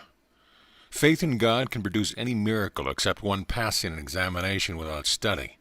Distastefully I closed the book I had picked up in an idle moment. The writer's exception shows his complete lack of faith, I thought. Poor chap, he has great respect for the midnight oil. My promise to father had been that I would complete my high school studies. I cannot pretend to diligence. The passing months found me less frequently in the classroom than in secluded spots along the Calcutta bathing ghats. The adjoining crematory grounds, especially gruesome at night, are considered highly attractive by the yogi. He who would find the deathless essence must not be dismayed by a few unadorned skulls. Human inadequacy becomes clear in the gloomy abode of miscellaneous bones. My midnight vigils were thus of a different nature from the scholars. The week of final examinations at the Hindu high school was fast approaching. This interrogatory period, like the sepulchre haunts, inspires a well-known terror. My mind was nevertheless at peace. Braving the ghouls, I was exhuming a knowledge not found in lecture halls. But it lacked the art of Swami Paramahansa, who easily appeared in two places at one time. My educational dilemma was plainly a matter for the infinite ingenuity. This was my reasoning, though at many it seemed illogical. The devotee's irrationality springs from 1,000 inexplicable demonstrations of God's instancy in trouble. "Hello, Mukunda. I catch hardly a glimpse of you these days." A classmate accosted me one afternoon on Gurpur Road. "Hello, Nantu. My invisibility at school has actually placed me there in a decidedly awkward position. I unburden myself under his friendly gaze." Nantu, who was a brilliant student, laughed heartily. My predicament was not without a comic aspect. "You are utterly unprepared for the finals. I suppose it is up to me to help you." The simple words conveyed divine promise to my ears. With alacrity I visited my friend's home. He kindly outlined the solutions to various problems he considered likely to be set by the instructor. These questions are the bait which will catch many trusting boys in the examination trap. Remember my answers, and you will escape without injury. The night was far gone when I departed. Bursting with unseasoned erudition, I devoutly prayed it would remain for the next few critical days. Nantu had coached me in my various subjects, but under press of time had forgotten my course in Sanskrit. Fervently I reminded God of the oversight. I set out on a short walk the next morning, assimilating my new knowledge to the rhythm of swinging footsteps. As I took a shortcut through the weeds of a corner lot, my eye fell on a few loose printed sheets. A triumphant pound proved them to be a Sanskrit verse. I sought out a pundit for aid in my stumbling interpretation. His rich voice filled the air with the edgeless, honeyed beauty of the ancient tongue. These exceptional stanzas cannot possibly be of aid in your Sanskrit test. The scholar dismissed them skeptically. But familiarity with that particular poem enabled me on the following day to pass the Sanskrit examination. Through discerning help Nantu had given, I also attained the minimum grade for success in all my other subjects. Father was pleased that I had kept my word and concluded my secondary school course. My gratitude sped to the Lord, whose sole guidance I perceived in my visit to Nantu and my walk by the unhabitual route of the debris-filled lot. Playfully, he had given a dual expression to his timely design for my rescue. I came across a discarded book whose author denied God precedence in the examination hall. I could not restrain a chuckle at my own silent comment. It would only add to this fellow's confusion if I were to tell him that divine mediation among the cadavers is a shortcut to any high school diploma. In my new dignity, I was now openly planning to leave home. Together with young friend Jitendra Mazumdar, I decided to join a Mohammedan hermitage in Benares and receive its spiritual discipline. A desolation fell over me one morning at the thought of separation from my family. Since Mother's death, my affection had grown especially tender for my two younger brothers, Sananda and Bishnu. I rushed to my retreat, the little attic which had witnessed so many scenes in my turbulent sadhana. After a 2-hour flood of tears, I felt singularly transformed, as by some alchemical cleanser. All attachment disappeared. My resolution to see God as the friend of friends set like granite within me. I quickly completed my travel preparations. I make one last plea. Father was distressed as I stood before him for final blessing. Do not forsake me and your grieving brothers and sisters. Revered Father, how can I tell you my love for you? But even greater still is my love for the Heavenly Father, who has given me the gift of a perfect Father on earth. Let me go that I someday return with a more divine understanding. With reluctant parental consent, I set out to join Jitendra, already in Benares at the hermitage. On my arrival, the young head Swami, Yogananda, greeted me cordially. Tall and thin, of thoughtful mien, he impressed me favorably. His fair face had a Buddha-like composure. I was pleased that my new home possessed an attic where I managed to spend the dawn and morning hours. The ashram members, knowing little of meditation practice, thought I should employ my whole time in organizational duties. They gave me praise for my afternoon work in their office. Don't try to catch God so soon. This ridicule from a fellow resident accompanied one of my early departures toward the attic. I went to Yogananda, busy in his small sanctum overlooking the Ganges. Swamiji, I don't understand what is required of me here. I am seeking direct perception of God. Without him, I cannot be satisfied with affiliation or creed or performance of good works. The orange-robed ecclesiastic gave me an affectionate pat. Staging a mock rebuke, he admonished a few nearby disciples. Don't bother Mukunda. He will learn our ways. I politely canceled my doubt. The students left the room, not overly bent with their chastisement. Dayanda had further words for me. Mukunda, I see your father is regularly sending you money. Please return it to him. You require none here. A second injunction for your discipline concerns food. Even when you feel hunger, don't mention it. Whether famishment gleamed in my eyes, I knew not. That I was hungry, I knew only too well. The invariable hour for the first hermitage meal was 12 noon. I had been accustomed in my own home to a large breakfast at 9 o'clock. The 3-hour gap became daily more interminable. Gone were the Calcutta years when I could rebuke the cook for a 10-minute delay. Now I tried to control my appetite. One day I undertook a 24-hour fast. With double zest, I awaited the following midday. Dayandaji's train is late. We're not going to eat until he arrives. Jitendra brought me this devastating news. As gesture of welcome to the Swami, who had been absent for 2 weeks, many delicacies were in readiness. An appetizing aroma filled the air, nothing else offering. What else could be swallowed except pride over yesterday's achievement of a fast? Lord, hasten the train. The heavenly provider, I thought, was hardly included in the interdiction at which Diana had silenced me. Divine attention was elsewhere. However, the plodding clock covered the hours. Darkness was descending as our leader entered the door. My greeting was one of unfeigned joy. Dayandaji will bathe and meditate before we can serve food. Jitendra approached me again as a bird of ill omen. I was in near collapse. My young stomach, new to deprivation, protested with gnawing vigor. Pictures I had seen of famine victims passed wraith-like before me. The next Benares death from starvation is due at once in this hermitage, I thought. Impending doom averted at 9 o'clock. Ambrosial summons. In memory that meal as vivid as one of life's perfect hours. Intense absorption yet permitted me to observe that Dhyanda ate absent-mindedly. He was apparently above my gross pleasures. Swamiji, weren't you hungry? Happily surfeited, I was alone with the leader in his study. Oh yes, I have spent the last 4 days without food or drink. I never eat on trains, filled with the heterogeneous vibrations of worldly people. Strictly I observe the Shastric rule for monks of my particular order. Certain problems of our organizational work lie on my mind. Tonight at home I have neglected my dinner. What's the hurry? Tomorrow I will make it a point to have a proper meal, he laughed merrily. Shame spreads within me like a suffocation, but the past day of my torture was not easily forgotten. I ventured a further remark. Swamiji, I am puzzled. Following your instructions, suppose I never asked for food and nobody gives me any. I should starve to death. Die, then. This alarming counsel split the air. Die if you must, Mukunda.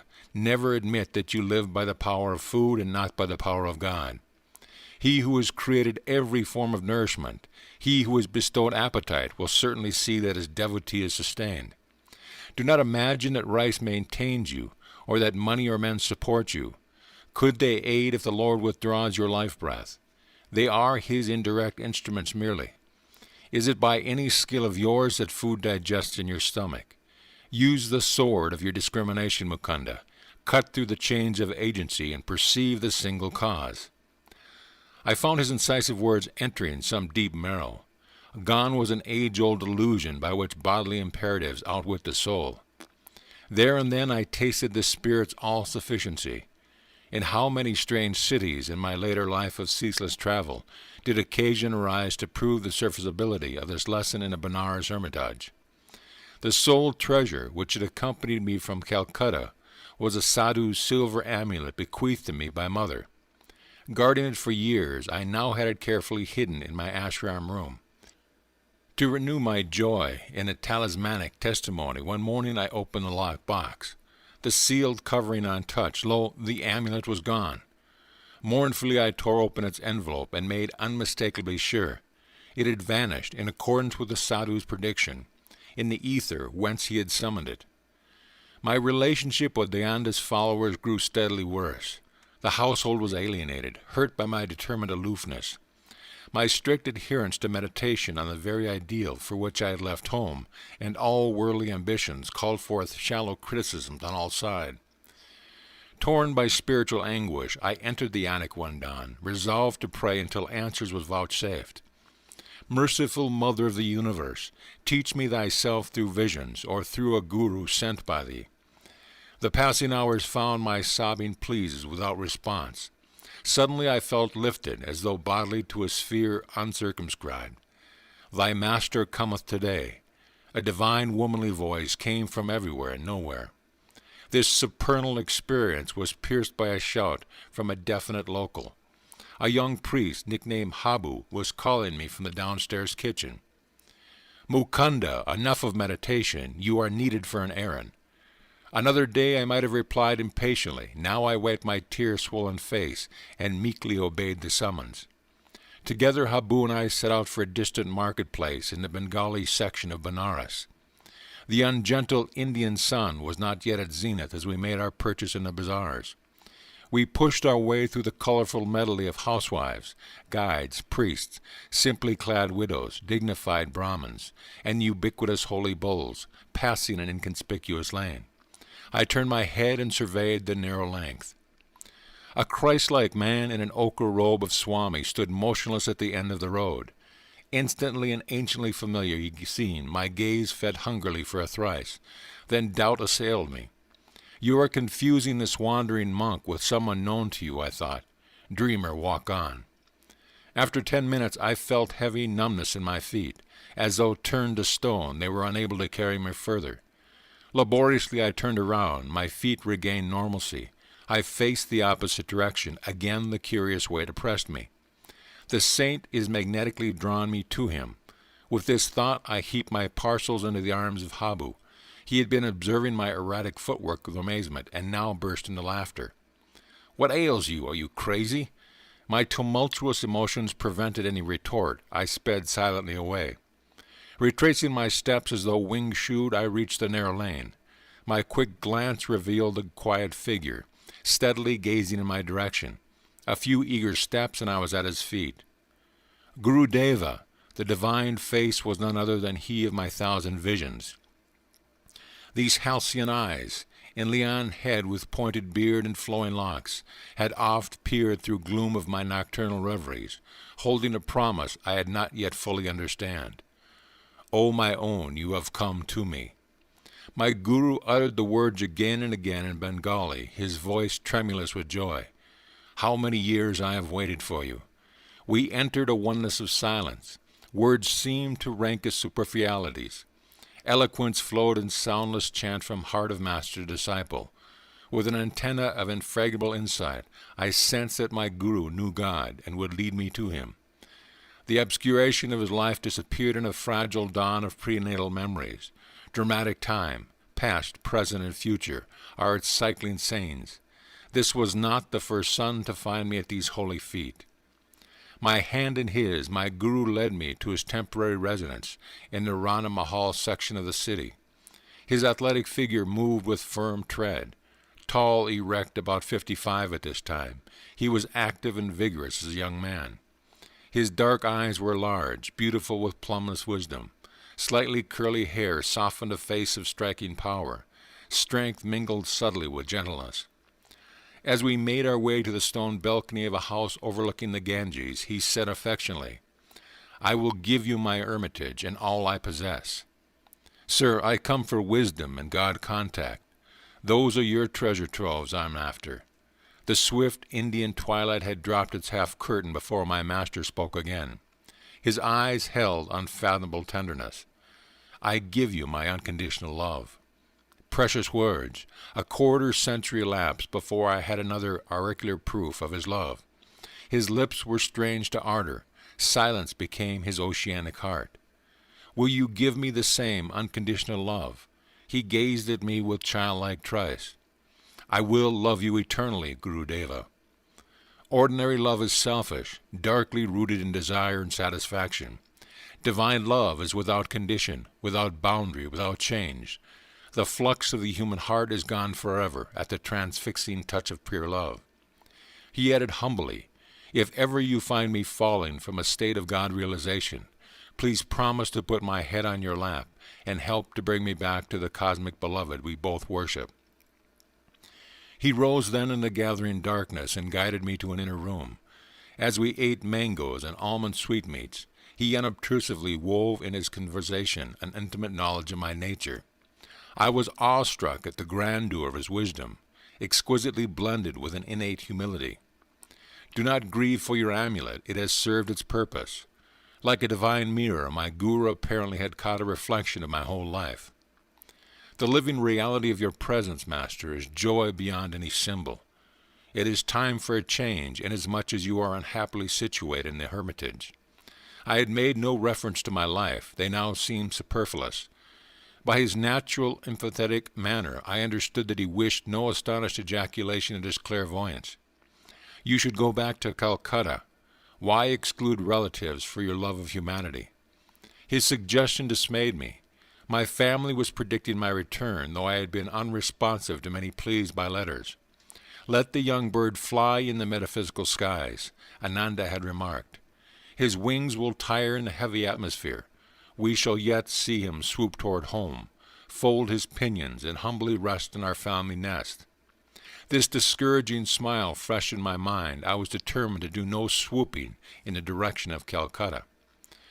Sir, I am not returning home, but I will follow you anywhere. Please give me your address and your name. Swami Sri Yukteswar Giri. My chief hermitage is Serampore on Rai Ghat Lane. I am visiting my mother here for only a few days. I wondered at God's intricate play with his devotees. Serampore is but 12 miles from Calcutta, yet in these regions I had never caught a glimpse of my guru. We had to travel for our meetings to the ancient city of Kasi, Benares, hallowed by memories of Larimasha. Here too are the feet of Buddha. Shankyachara and other Yogi Christ had blessed the soil. You will come to me in 4 weeks. For the first time, Sri Yukteswar's voice was stern. Now I have told my eternal affection, and have shown my happiness at finding you. That is why you disregard my request. The next time we meet, you will have to reawaken my interest. I won't accept you as a disciple easily. There must be complete surrender by obedience to my strict training. I remained obstinately silent. My guru easily penetrated my difficulty. Do you think your relatives will laugh at you? I will not return. You will return in 30 days. Never. Bowing reverently at his feet, I departed without lightening the controversial tension. As I made my way into the midnight darkness, I wondered why the miraculous meeting had ended on an inharmonious note. The dual scales of Maya, that balance every joy with a grief. My young heart was not yet malleable to the transforming fingers of my guru. The next morning I noticed increased hostility in the attitude of the hermitage members. My days became spiked with invariable rudeness. In 3 weeks, Yogananda left the ashram to attend a conference in Bombay. Pandemonium broke out over my hapless head. Mukunda is a parasite, accepting hermitage hospitality without making proper return. Overhearing this remark, I regretted for the first time that I obeyed the request to send back my money to father. With heavy heart, I sought out my soul friend, Jitendra. I am leaving. Please convey my respectful regrets to Dayandaji when he returns. I will leave also. My attempts to meditate here meet with no more favor than your own. Jitendra spoke with determination. I have met a Christ-like saint. Let us visit him in Serampore. And so the bird prepared to swoop perilously close to Calcutta. End of chapter. Chapter 11. 2 Penniless Boys in Brindaban. It would serve you right if father disinherited you, Mukunda. How foolish you are throwing away your life. An elder brother's sermon was assaulting my ears. Jitendra and I, fresh from the train, a figure of speech merely, we were covered with dust, had just arrived at the home of Ananta, recently transferred from Calcutta to an ancient city of Agra. Brother was supervising accountant for the Bengal-Nagpur Railroad. You well know, Ananta, I seek my inheritance from the Heavenly Father. Money first, God can come later. Who knows, life may be too long. God first, money is his slave. Who can tell, life may be too short. My retort was summoned by the exigencies of the moment, and held no presentment. Yet the leaves of time unfolded to early finality for Ananta. A few years later, he entered the land where banknotes avail neither first nor last. Wisdom from the hermitage, I suppose. But I see you have left Benares. Ananta's eyes gleamed with satisfaction. He yet hoped to secure my pinions in the family nest. My sojourn in Benares was not in vain. I found there everything my heart had been longing for.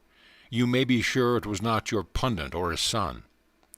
Ananta joined me in reminiscent laughter. He had had to admit that the Benares clairvoyant he selected was a short-sighted one. What are your plans, my wandering brother? Jitendra persuaded me to Agra. We shall view the beauties of the Taj Mahal here, I explained. Then we are going to my newly found guru, who has a hermitage in Serampore. Ananta hospitably arranged for our comfort. Several times during the evening I noticed his eyes fixed on me reflectively. I know that look, I thought. A plot is brewing.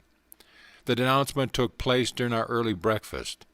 So you feel quite independent of father's wealth. Ananta's gaze was innocent as he resumed the barbs of yesterday's conversation. I am conscious of my dependence on God. Words are cheap. Life has shielded you thus far. What a plight if you are forced to look to the invisible hand for your food and shelter. You would soon be begging on the streets.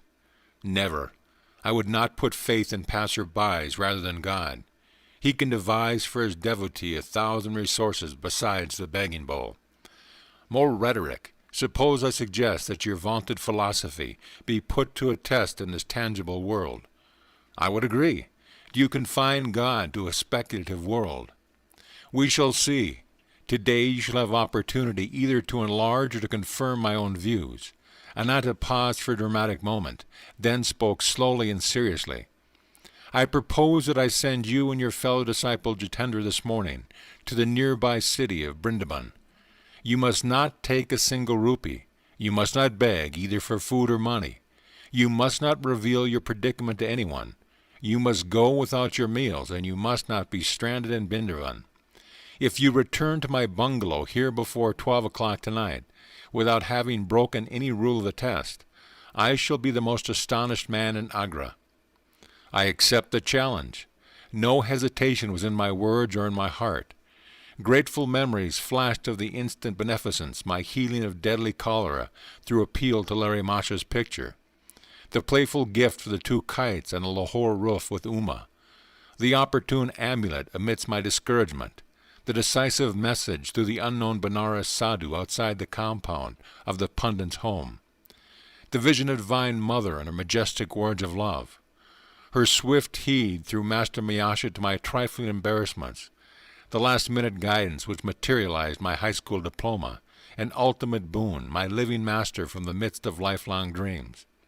Never could I admit my philosophy unequal to any tussle on the world's harsh proving ground. Your willingness does you credit. I'll escort you to the train at once. Ananta turned to the open-mouthed Jitendra. You must go along as a witness, and very likely a fellow victim. A half-hour later, Jitendra and I were in possession of a one-way ticket for our impromptu trip. We submitted, in a secluded corner of the station, to a search of our persons. Ananta was quickly satisfied that we were carrying no hidden hoard, or simple dainties, concealed nothing more than was necessary. As faith invaded the serious realms of finance, my friend spoke protestingly. Ananta gave me 1 or 2 rupees as a safeguard. Then I can telegraph you in case of a misfortune. Jitendra! My ejaculation was sharply reproachful. I will not proceed with a test if you take any money as final security. There is something reassuring about a clink of coins, Jitendra said, no more as I regarded him sternly. Mukunda, I am not heartless. A hint of humility had crept into Ananta's words. It may be that his conscience was smiting him, perhaps for sending 2 insolvent boys to a strange city, perhaps for his own religious skepticism. If by any chance or grace you pass successfully through the Brindaban ordeal, I shall ask you to initiate me as your disciple. This promise had a certain irregularity. In keeping with the unconventional occasion, the eldest brother in an Indian family seldom bows before his juniors. He receives respect and obedience second only to the father. But no time remained for my comment. Our train was at the point of departure. Jitendra, maintaining a lugubrious silence as our train covered the miles. Finally, he bestirring himself, leaning over, he pinched me painfully in an awkward spot. I see no change that God is going to supply our next meal. Be quiet, doubting Thomas. The Lord is working with us. Can you also arrange that he hurry? Already I am famished merely at the prospect before us. I left Benares to view the Taj Mausoleum, not to enter my own. Cheer up, Jitendra. Are we not in our own first glimpse of the sacred wonders of Brindaban? I am in deep joy at thought of treading the ground hallowed by feet of Lord Krishna. The door of our compartment opened. 2 men seated themselves. The next train stop would be the last. Young lads, do you have friends in Brindaban? The stranger opposite me was taking a surprising interest. None of your business. Rudely I averted my gaze. You are probably flying away from your families under the enchantment of the stealer of hearts. I am a devotional temperament myself. I will make it my positive duty to see that you receive food and shelter from this overpowering heat. No, sir, let us alone. You are very kind, but you are mistaken in judging us to be truants from home. No further conversation ensued. The train came to a halt. As Jitendra and I descended to the platform, our chance companions linked arms with us and summoned a horse cab. We alit before a stately hermitage set amidst an evergreen tree and well-kept grounds. Our benefactors were evidently known here. A smiling lad led us without comment to a parlor. We were soon joined by an elderly woman of dignified bearing. Garamai, the princes, could not come. One of the men addressed the ashram hostess. At the last moment their plans went awry. They sent deep regrets. But we have brought 2 other guests. As soon as we met on the train, I felt drawn to them as devotees of Lord Krishna. Goodbye, young friends. Our 2 acquaintances walked to the door. We shall meet again, if God be willing. You are welcome here. Garamai smiled in motherly fashion over 2 unexpected charges. You could not have come on a better day. I was expecting 2 royal patrons of this hermitage. What a shame if my cooking had found none to appreciate it. These appetizing words had disastrous effects on Jitendra. He burst into tears. The prospect he had feared in Brinban was turning out as a royal entertainment. His sudden mental judgment proved too much for him. Our hostess looked at him with curiosity, but without remark. Perhaps she was familiar with adolescent quirks. Lunch was announced. Garima led the way to a dining patio, spicy with savory odors. She vanished into an adjoining kitchen. I had been premeditating this moment, selecting the appropriate spot on Jitendra's anatomy. I administered a pinch as resounding as the one he had given me on the train. Doubting Thomas, the Lord works in a hurry too. The hostess re-entered with a punkah. She steadily fanned us in an oriental fashion as we squatted on an ornate blanket sheet. Ashram disciples passed to and fro with some 30 courses. Rather than meal, the description can only be sumptuous repast. Since arriving on this planet, Jitendra and I had never before tasted such delicacies. Dishes fit for princes indeed, honored mother. What your royal patrons could have found more urgent than attending this banquet I cannot imagine. You have given us a memory for a lifetime. Silenced as we were by Ananta's requirement, we could not explain to the gracious lady that our thanks held a double significance. Our sincerity at least was patent. We departed with her blessing and an attractive invitation to revisit the hermitage. The heat outdoors was merciless. My friend and I made for a shelter of a lordly calamine tree at the ashram gate. Sharp words followed. Once again Jitendra was beset with misgivings. A fine mess you have gotten me into. Our luncheon was only accidental good fortune. How can we see the sights of the city without a single piece between us? And how on earth are you going to take me back to Ananta's? You forget God quickly now that your stomach is filled. My words, not bitter, were accusatory. How short is human memory for divine favors. No man lives who has not seen certain on his prayers granted. I am not likely to forget my folly in venturing out with a madcap like you. Be quiet, Jitendra. The same Lord who fed us will show us Brindaban, and return us to Agra. A slight young man of pleasing countenance approached at rapid pace. Halting under our tree, he bowed before me. Dear friend, you and your companion must be strangers here. Permit me to be your host and guide. It is scarcely possible for an Indian to pale, but Jitendra's face was suddenly sickly. I politely declined the offer. You are surely not banishing me. The stranger's alarm would have been comic in any other circumstance. Why not? You are my guru. His eyes sought mine trustfully. During my midday devotions, the blessed Lord Krishna appeared in a vision. He showed me 2 forsaken figures under this very tree. One face was yours, my master. Often have I seen it in meditation. What joy if you accept my humble services. I too am glad you have found me. Neither God nor man has forsaken us. Though I was motionless, smiling at the eager face before me, an inward obeisance cast me at the divine feet. Dear friends, will you not honor my home for a visit? You are kind, but the plan is unfeasible. Already we are guests at my brother in Agra. At least give me memories of touring Brindaban with you. I gladly consented. The young man, who said his name was Pratap Chatterjee, hailed a horse carriage. We visited Madanahama Temple and other Krishna shrines. Night descended while we were at our temple devotions. Excuse me while I get sandesh. Pratap entered a shop near the railroad station. Jitendra and I sauntered along the wide street, crowded now in the comparative coolness. Our friend was absent for some time, but finally returned with gifts of many sweetmeats. Please allow me to gain this religious merit. Pratap smiled pleadingly as he held out a bundle of rupee notes and 2 tickets just purchased to Agra. The reverence of my acceptance was for the invisible hand, scoffed at by Ananta, hand its bounty not far exceeded necessity. We sought out a secluded spot near the station. Pratap, I will instruct you in the Kriya of Larimasha, the greatest yogi of modern times. His techniques will be your guru. The initiation was concluded in a half an hour. Kriya is your Chintamani. I told the new student, the teaching, which as you see is simple, embodies the art of quickening man's spiritual evolution. Hindu scriptures teach that the incarnating ego requires 1,000,000 years to obtain liberation from Maya. This natural period is greatly shortened through Kriya Yoga, just as Jagadish Chandra Bose has demonstrated that plant growth can be accelerated far beyond its normal rate. So man's psychological development can be also speeded by inner science. Be faithful in your practice, you will approach the guru of all gurus. I am transported to find this yogic tea long sought.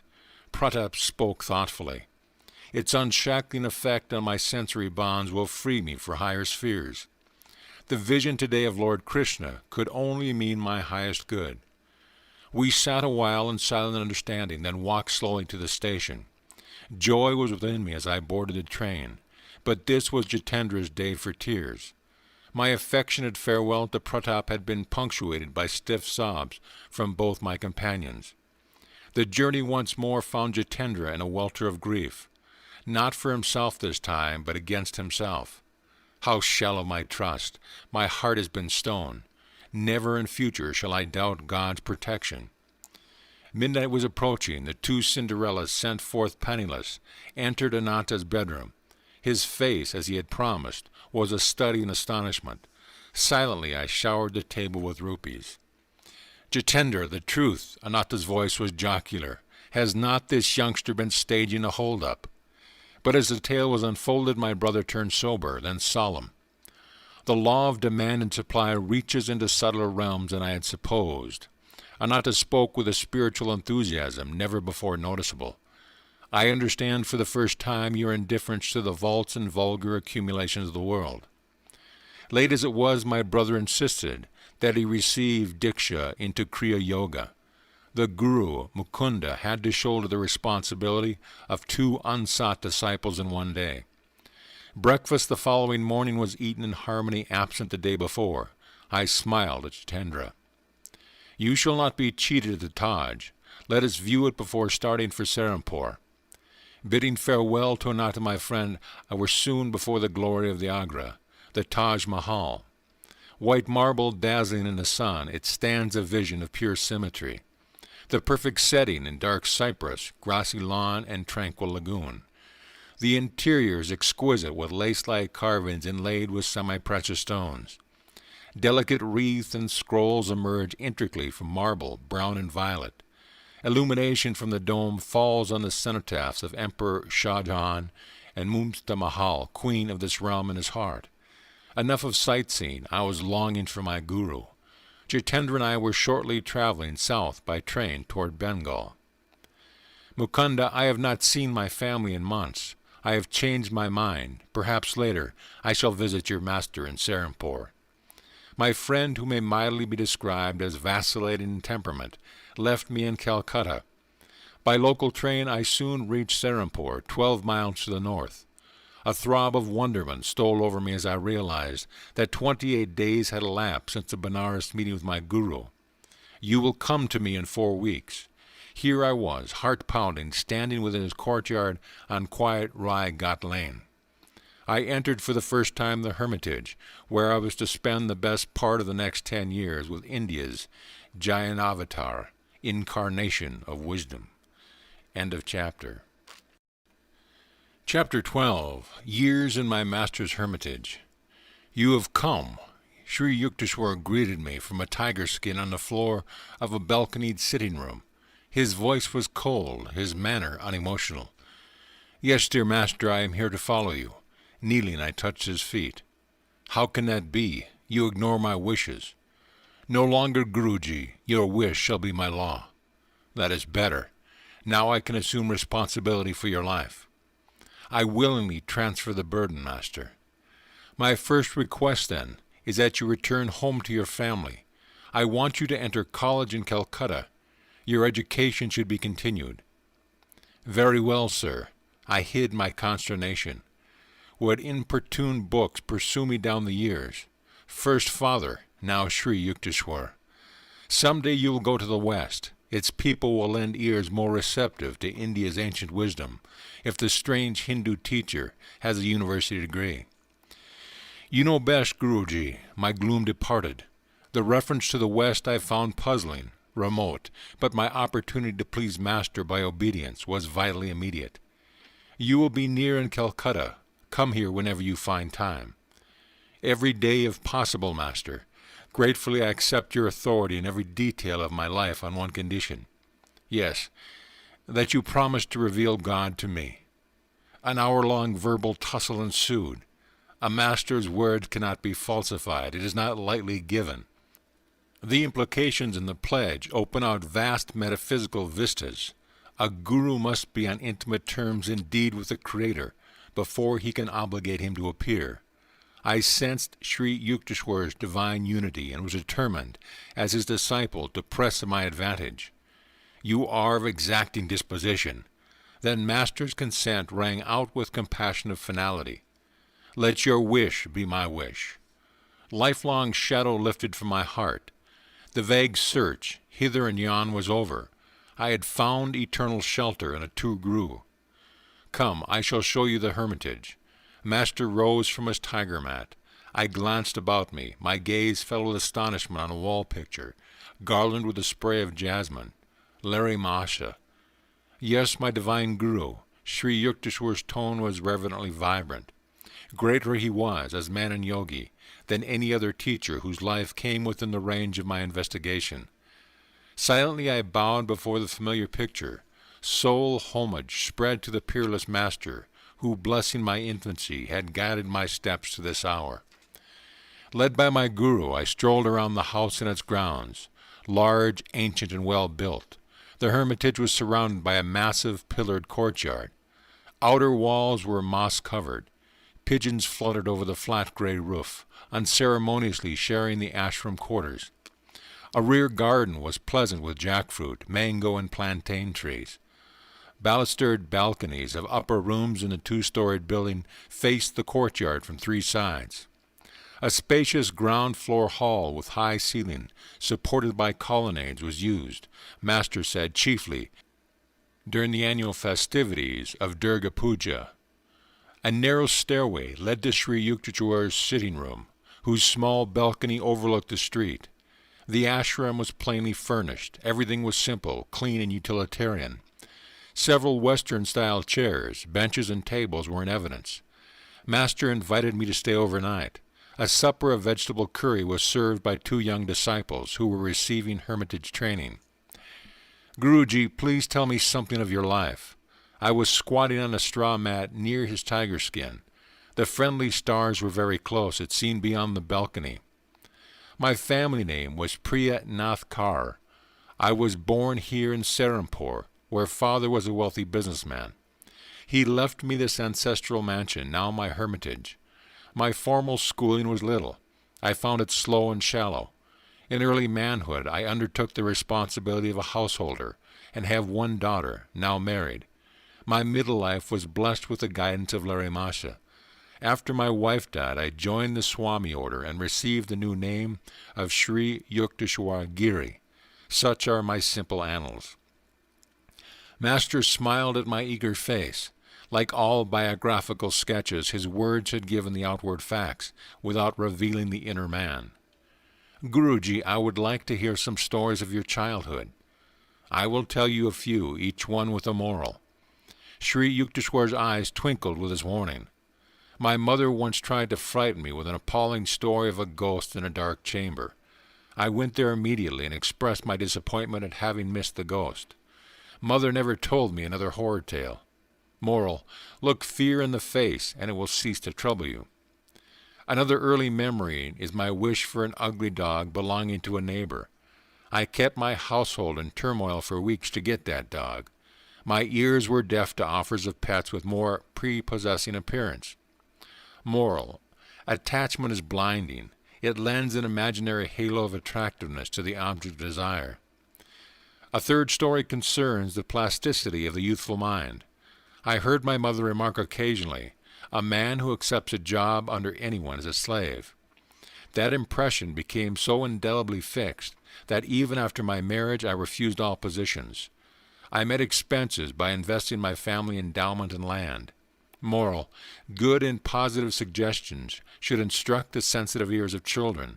Their early ideas long remain sharply etched.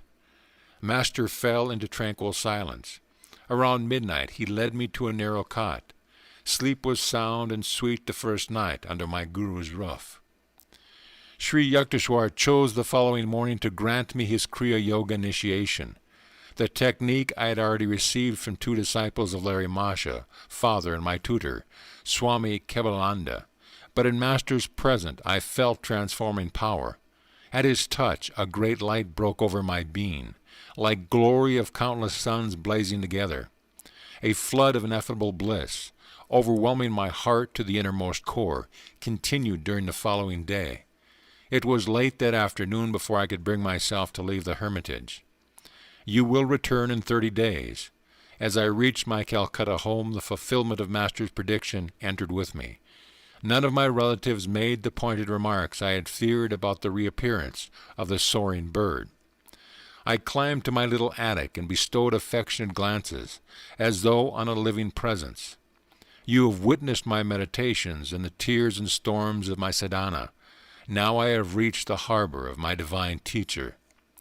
Son, I am happy for us both. Father and I sat together in the evening calm. You have found your guru, as in miraculous fashion I once found my own. The holy land of Larimasha is guarding our lives. Your master has proved no inaccessible Himalayan saint, but one nearby. My prayers have been answered. You have not, in your search for God, been permanently removed from my sight. Father was also pleased that my formal studies would be resumed. He made suitable arrangements. I was enrolled the following day at the Scottish Church College in Calcutta. Happy months sped by. My readers have doubtless made the perspicacious surmise that I was little seen in the college classroom. The Serampore Hermitage held a lure too irresistible. Master accepted my ubiquitous present without comment. To my relief, he seldom referred to the halls of learning. Though it was plain to all that I was never cut out for a scholar, I managed to attain minimum passing grades from time to time. Daily life at the ashram flowed smoothly and frequently varied. My guru awoke before dawn, lying down or sometimes sitting on the bed. He entered a state of samadhi. It was simplicity itself to discover when Master had awakened. Abrupt halt of stupendous snores, a sigh or two, perhaps a bodily movement, then a soundless state of breathlessness. He was in deep yogic joy. Breakfast did not follow. First came a long walk by the Ganges. Those morning strolls with my guru, how real and vivid still. In the easy resurrection of memory, I often find myself by his side, the early sun in warming the river. His voice rings out, rich with the authenticity of wisdom. A bath, then the midday meal. Its preparation, according to Master's daily direction, had been the careful task of young disciples. My guru was a vegetarian. Before embracing monkhood, however, he had eaten eggs and fish. His advice to students was to follow any simple diet which proved suited to one's constitution. Master ate little, often rice colored with turmeric or juice of beets or spinach, and lightly sprinkled with buffalo ghee or melted butter.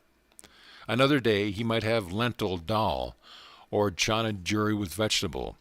For dessert, mangoes or oranges with rice pudding or jackfruit juice. Visitors appeared in the afternoon. A steady stream poured from the world into the hermitage tranquility. Everyone found in Master an equal courtesy and kindness. To a man who had realized himself as a soul, not the body or the ego, the rest of humanity assumes a striking similarity of aspect. The impartiality of saints is rooted in wisdom. Masters have escaped Maya. Its alternating faces of intellect and idiocy no longer cast an influential glance. Sri Yukteswar showed no special consideration to those who happened to be powerful accomplished. Neither did he slight others for their poverty or illiteracy.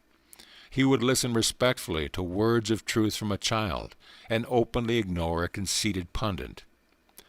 8 o'clock was the supper hour, and sometimes found lingering guests.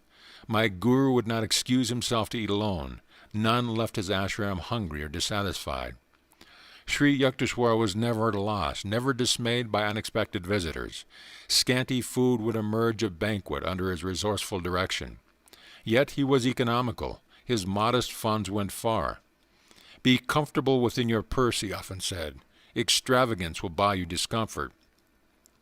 Whether in the details of hermitage entertainment, or his building and repair work, or other practical concerns, Master manifested the originality of a creative spirit. Quiet evening hours brought one of my guru's discourses, treasure against time. His every utterance was measured and chiseled by wisdom. A sublime self-assurance marked his mode of expression. It was unique. He spoke as none other in my experience ever spoke. His thoughts were weighed in a delicate balance of discrimination before he permitted them an outward garb. The essence of truth, all-pervasive with even a psychological aspect, came from him like a fragrant exusion of the soul. I was conscious always that I was in the presence of a living manifestation of God. The weight of his divinity automatically bowed my head before him. If late guests detected that Sri Yukteswar was becoming engrossed with the infinite, he quickly engaged them in conversation. He was incapable of striking a pose or of flaunting his inner withdrawal. Always one with the Lord, he needed no separate time for communion. A self-realized master has already left behind the stepping stone of meditation. The flower falls when the fruit appears, but saints often cling to spiritual forms for the encouragement of disciples. As midnight approached, my guru might fall into a doze with the naturalness of a child. There was no fuss about bedding. He often lay down without even a pillow on a narrow davenport, which was the background for his customary tiger-skin seat. A night-long philosophical discussion was not rare. Any disciple could summon it by intensity of interest. I felt no tiredness then, no desire for sleep. Master's living words were sufficient. Oh, it is dawn, let us walk by the Ganges. So ended many of my periods of nocturnal edification. My early month with Sri Yukteswar culminated in a useful lesson, how to outwit a mosquito. At my home, my family always used protective curtains at night. I was dismayed to discover that in the Serampore hermitage this prudent custom was honored in the breach. Yet the insects were in full residency. I was bitten from head to toe. My guru took pity on me. Buy yourself a curtain, and also one for me, he laughed and added. And if you buy only one for yourself, all mosquitoes will concentrate on me. I was more than thankful to comply. Every night that I spent in Serampore, my guru would ask me to arrange the bedtime curtains. The mosquitoes one evening were especially virulent. My master failed to issue his usual instructions. I listened nervously to the anticipatory hum of the insects. Getting into bed, I threw a proprietary prayer in their general direction. A half-hour later, I coughed pretentiously to attract my guru's attention. I thought I would go mad with the bites, and especially the singing drone of the mosquitoes celebrated bloodthirsty rites. No responsiveness stirred from Master. I approached him cautiously. He was not breathing. This was my first observation of him in the yogic trance. It filled me with fright. His heart must have failed. I placed a mirror under his nose. No breath vapor appeared. To make doubly certain, for minutes I closed his mouth and nostrils with my finger. His body was cold and motionless. In a daze I turned toward the door to summon help. So, a budding experimentalist, my poor nose. Master's voice was shaky with laughter. Why don't you go to bed? Is the whole world going to change for you? Change yourself. Be rid of the mosquito consciousness. Meekly I returned to my bed. Not one insect ventured near. I realized that my guru had previously agreed to the curtains only to please me. He had no fear of mosquitoes. His yogic power was such that he either could will them not to bite, or could escape to an inner invulnerability. He is giving me a demonstration, I thought. This is the yogic state I must strive to attain. A yogi must be able to pass into and continue in the superconsciousness, regardless of multitudinous distractions never present from this earth. Whether in the buzz of insects or the pervasive glare of daylight, the testimony of the senses must be barred. Sound and sight come then indeed, but to worlds fairer than the banished Eden. The instructive mosquito served for another early lesson at the ashram. It was the gentle hour of dusk. My guru was matchlessly interpreting the ancient text. At his feet I was in perfect peace. A rude mosquito entered the idol and competed for my attention. As it dug a poisonous hypodermic needle into my thigh, I automatically raised an avenging hand. Reprieve from impending execution. An opportune memory came to me of one of Patanjali's yoga aphorisms, that on ashima, harmlessness. Why didn't you finish the job? Master, do you advocate taking life? No, but the death blow already had been struck in your mind. I don't understand. Patanjali's meaning was that the removal of desire to kill. Sri Yukteswar had found many mental processes an open book. This world is inconveniently arranged for a literal practice of ahimsa. Man may be compelled to exterminate harmful creatures. He is not under similar compulsion to feel anger or animosity. All forms of life have equal right to the air of Maya. The saint who uncovers the secret of creation will be in harmony with its countless bewildering expressions. All men may approach that understanding who curb the inner passion for destruction. Guruji, should one offer himself to a sacrifice rather than to kill the wild beast? No. Man's body is precious. It has the highest evolutionary value because of unique brain and spinal centers. These enable the advanced devotee to fully grasp and express the loftiest aspects of divinity. No lower form is so equipped. It is true that one incurs the debt of a minor sin if he is forced to kill an animal or any living being. But the Vedas teach that wanton loss of human body is a serious transgression against the karmic law. I sighed in relief. Scriptural reinforcement of one's natural instinct is not always forthcoming. It so happened that I never saw Master at close quarters with a leopard or a tiger, but a deadly cobra once confronted him, only to be conquered by my guru's love. This variety of snake is much feared in India, where it causes more than 5,000 deaths annually. The dangerous encounter took place at Puri, where Sri Yukteswar had a second hermitage, charmingly situated near the Bay of Bengal. Prafulla, a young disciple of later years, was with Master on this occasion. We were seated outdoors near the ashram, Prafulla told me. A cobra appeared nearby, a 4-foot length of sheer terror. Its hood was angrily expanded as it raced toward us. My guru gave a welcoming chuckle, as though to a child. I was beside myself with consternation to see Master engage in a rhythmical clapping of hands. He was entertaining the dread visitor. I remained absolutely quiet, inwardly ejaculating what fervent prayers I could muster. The serpent, very close to my guru, was now motionless, seemingly magnetized by his caressing attitude. The frightful hood gradually contracted. The snake slithered between Master's feet and disappeared into the bushes. Why my guru would move his hands and why the cobra would not strike them were inexplicable to me then. Prafulla concluded, I have since come to realize that my divine Master is beyond fear of hurt from any living creature. One afternoon during my early months at the ashram found Sri Yukteswar's eyes fixed on me piercingly. You are too thin, Mukunda. His remark struck a sensitive point. That my sunken eyes and emaciated appearance were for my liking was testified by rows of tonics in my room in Calcutta. Nothing availed. Chronic dyspepsia had pursued me since childhood. My despair reached an occasional zenith when I asked myself if it were worthwhile to carry on this life with a body so unsound. Medicines have limitations. The creative life force has none.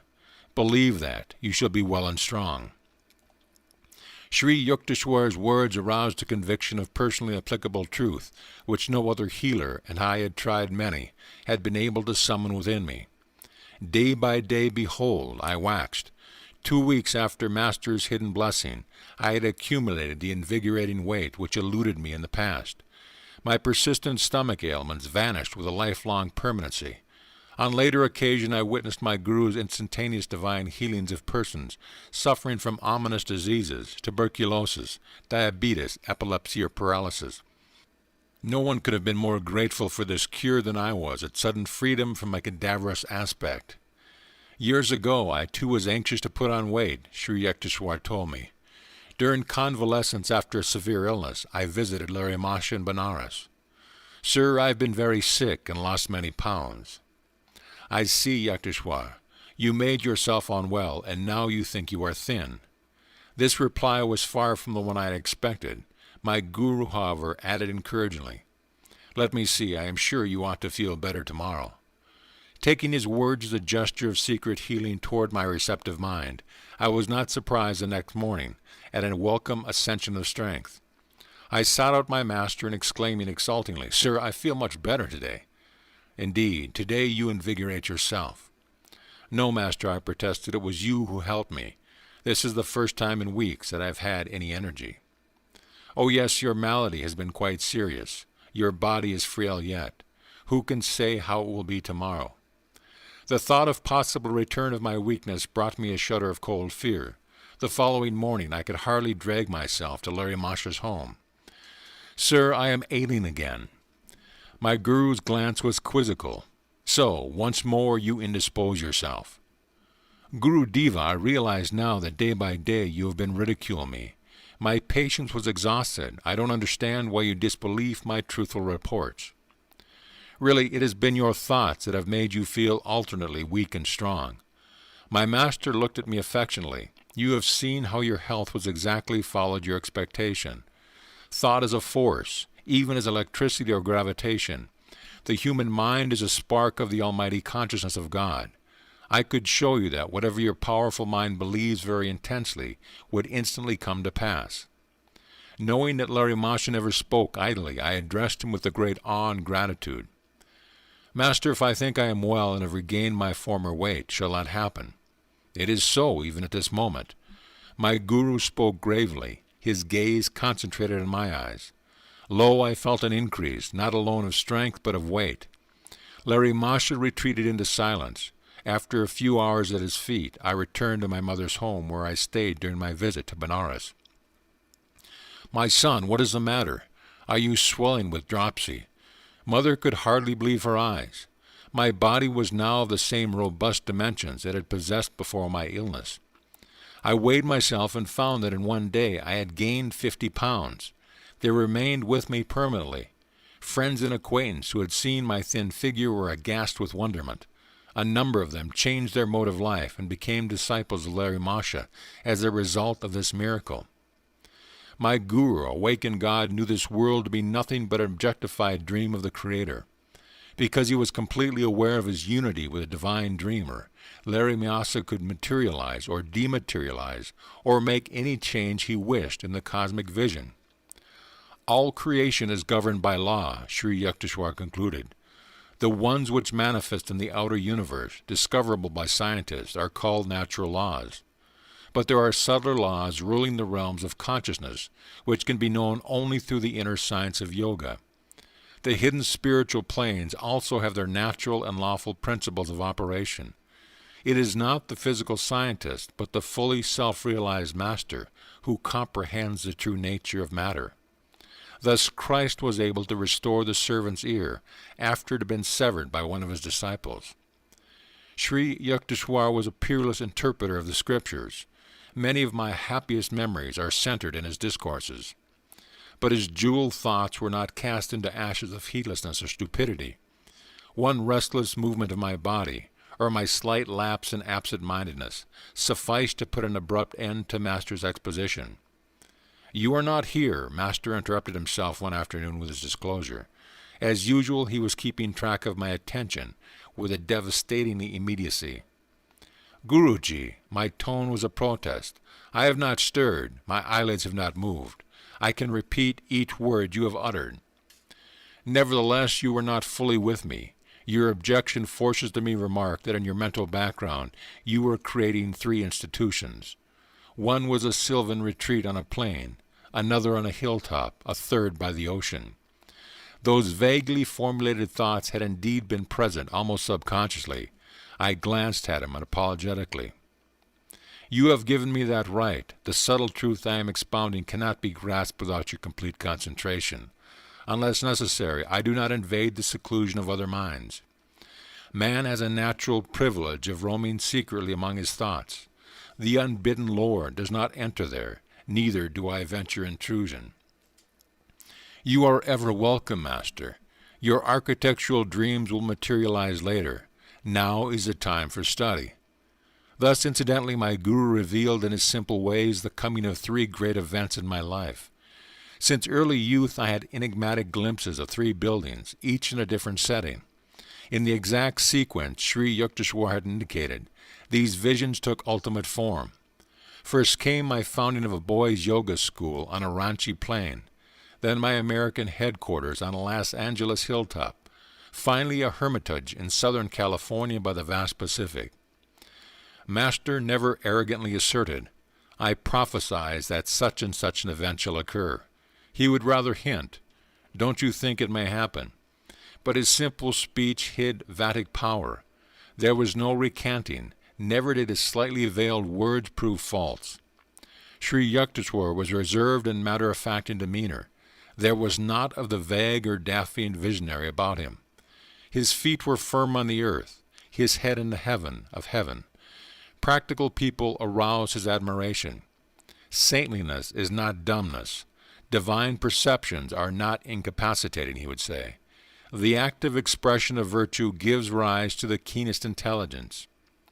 In Master's life I fully discovered the cleavage between spiritual realism and the obscure mysticism that spuriously passes on as a counterpart.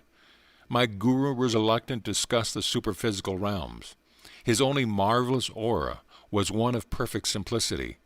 In conversation he avoided startling references. In action he was freely expressive. Others talked of miracles, but could manifest nothing. Sri Yukteswar seldom mentioned the subtle laws, but secretly operated them at will. A man of realization does not perform any miracles until he receives an inward sanction, Master explained. God does not wish the secrets of his creation revealed promiscuously. Also, every individual in the world has inalienable right to his free will. A saint will not encroach upon that independence. The silence habitual to Sri Yukteswar was caused by his deep perception of the infinite. No time remained for the interminable revelations that occupy the days of teachers without self-realization. In shallow men the fish of little thoughts cause much commotion. In oceanic minds the whales of inspiration make hardly a ruffle. This observation from the Hindu scriptures is not without discerning humor. Because of my Guru's unspectacular guise, only a few of his contemporaries recognized him as a superman. The popular adage, "He is a fool that cannot conceal his wisdom," could never be applied to Sri Yukteswar. Though born a mortal like ourselves, Master had achieved identity with the ruler of time and space. In his life I perceived a godlike unity. He had not found any insuperable obstacle to mergence of the human with the divine. No such barrier exists. I came to understand, save in man's spiritual unadventuredness. I always thrilled at the touch of Sri Yukteswar's holy feet. Yogis teach that a disciple is spiritually magnetized by reverent contact with a master. A subtle current is generated. The devotee's undesirable habit mechanisms in the brain are often cauterized, the groove of his worldly tendencies beneficially disturbed. Momentarily at least, he may find the secret veils of Maya lifting, and glimpse the reality of bliss. My whole body responded with a liberating glow whenever I knelt in the Indian fashion before my guru. Even when Larry Marshall was silent, Master told me, or when he conversed on other than strictly religious topics, I discovered that nonetheless he had transmitted to me ineffable knowledge. Sri Yukteswar affected me similarly. If I entered the hermitage in a worried or indifferent frame of mind, my attitude imperceptibly changed. A healing calm descended at mere sight of my guru. Every day with him was a new experience in joy, peace, and wisdom. Never did I find him deluded or intoxicated with greed or emotion or anger of any human attachment. The darkness of Maya is silently approaching. Let us hie homeward within. With these words at dusk, Master constantly reminded his disciples of their need for Kriya Yoga. A new student occasionally expressed doubts regarding his own worthiness to engage in yoga practice. Forget the past, Sri Yukteswar would console him. The vanished lives of all men are dark with many shames. Human conduct is ever unreliable until anchored in the divine. Everything in future will improve if you are making a spiritual effort now. Master always had young chelas in his hermitage. Their spiritual and intellectual education was his lifelong interest. Even shortly before he passed on, he accepted for training 2 6-year-old boys and 1 youth of 16. He directed their minds and lives with a careful discipline in which the word disciple is etymologically rooted. The ashram residents loved and revered their guru. A slight clap of his hand sufficed to bring them eagerly to his side. When his mood was silent and withdrawn, no one ventured to speak. When his laugh rang joyfully, children looked upon him as their own. Master seldom asked others to render him any personal service, nor would he accept help from a student unless the willingness was sincere. My guru quietly washed his clothes if the disciples overlooked the privileged task. Sri Yukteswar wore the traditional ochre-colored Swami robe. His laceless shoes, in accordance with the yogi custom, were of tiger or deerskin. Master spoke fluent English, French, Hindi, and Bengali. His Sanskrit was fair. He patiently instructed his young disciples by certain shortcuts which he had ingeniously devised for the study of English and Sanskrit. Master was cautious of his body, while withholding solicitous attachment, the infinite, he pointed out, properly manifest through physical and mental soundness. He discountenanced any extremes. A disciple once started a long fast. My guru only laughed. Why not throw the dog a bone? Sri Yukteswar's health was excellent. I never saw him unwell. He permitted students to consult doctors if they seemed advisable. His purpose was to give respect to the worldly custom. Physicians must carry on their work of healing through God's law as applied to matter. But he extolled the superiority of mental therapy and often repeated, "Wisdom is the greatest cleanser. The body is a treacherous friend. Give it its due, no more. Pain and pleasure are transitory. Endure all dualities with calmness, while trying at the same time to remove their hold. Imagination is a door through which disease as well as healing enters. Disbelieve in the reality of sickness, even when you are ill. An unrecognized visitor will flee." Master numbered many doctors among his disciples. Those who have ferreted out the physical laws can easily investigate the science of the soul, he told him. A subtle spiritual mechanism is hidden just behind the bodily structure. Sri Yukteswar counseled his students to be living liaisons of Western and Eastern virtues. Himself an executive Occidental in outer habits, inwardly he was a spiritual Oriental. He praised the progressive, resourceful, and hygienic habits of the West, and the religious ideals which give a centuried halo to the East. Discipline had not been unknown to me. At home father was strict, Anatta often severe. But Sri Yukteswar's training cannot be described as other than drastic.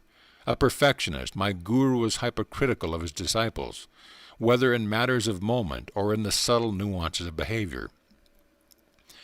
Good manners without sincerity are like a beautiful dead lady, he remarked on suitable occasions. Straightforwardness without civility is like a surgeon's knife, effective but unpleasant. candor with curiosity is helpful and admirable. Master was apparently satisfied with my spiritual progress, for he seldom referred to it. In other matters my eyes were no strangers to reproof. My chief offenses were absent-mindedness, intermittent indulgence in sad moods, non-observance of certain rules of etiquette, and occasional unmethodical ways. Observe how the activities of your father, Bhagavati, are well organized and balanced in every way, my guru pointed out.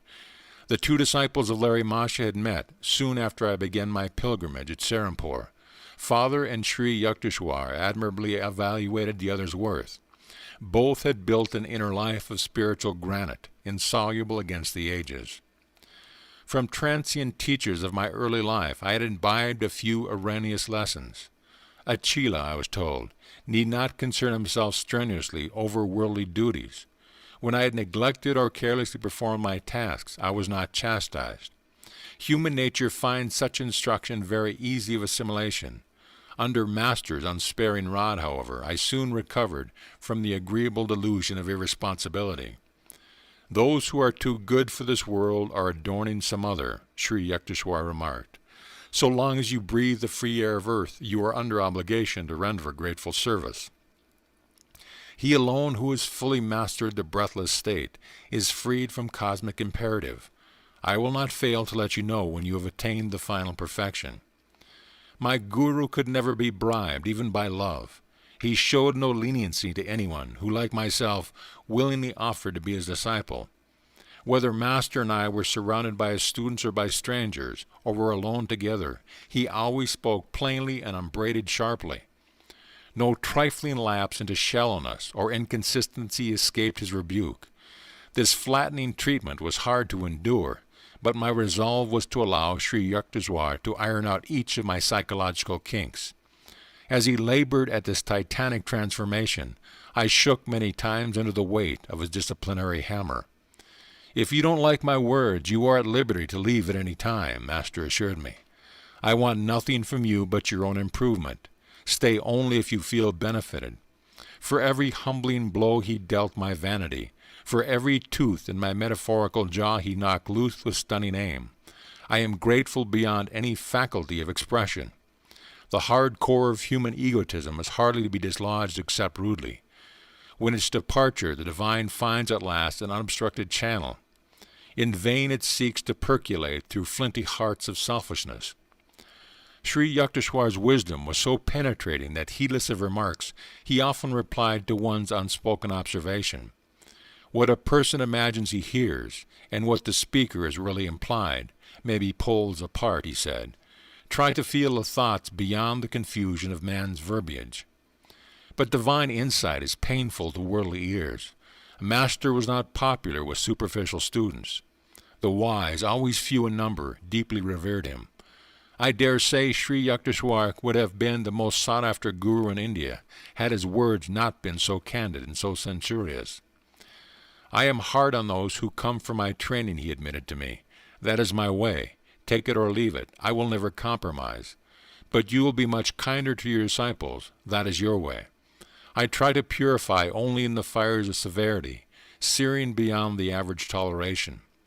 The gentle approach of love is also transfiguring. The inflexible and the yielding methods are equally effective if applied with wisdom. You will go to foreign lands where blunt assaults on the ego are not appreciated. A teacher could not spread India's message in the West without an ample fund of accommodative patience and forbearance.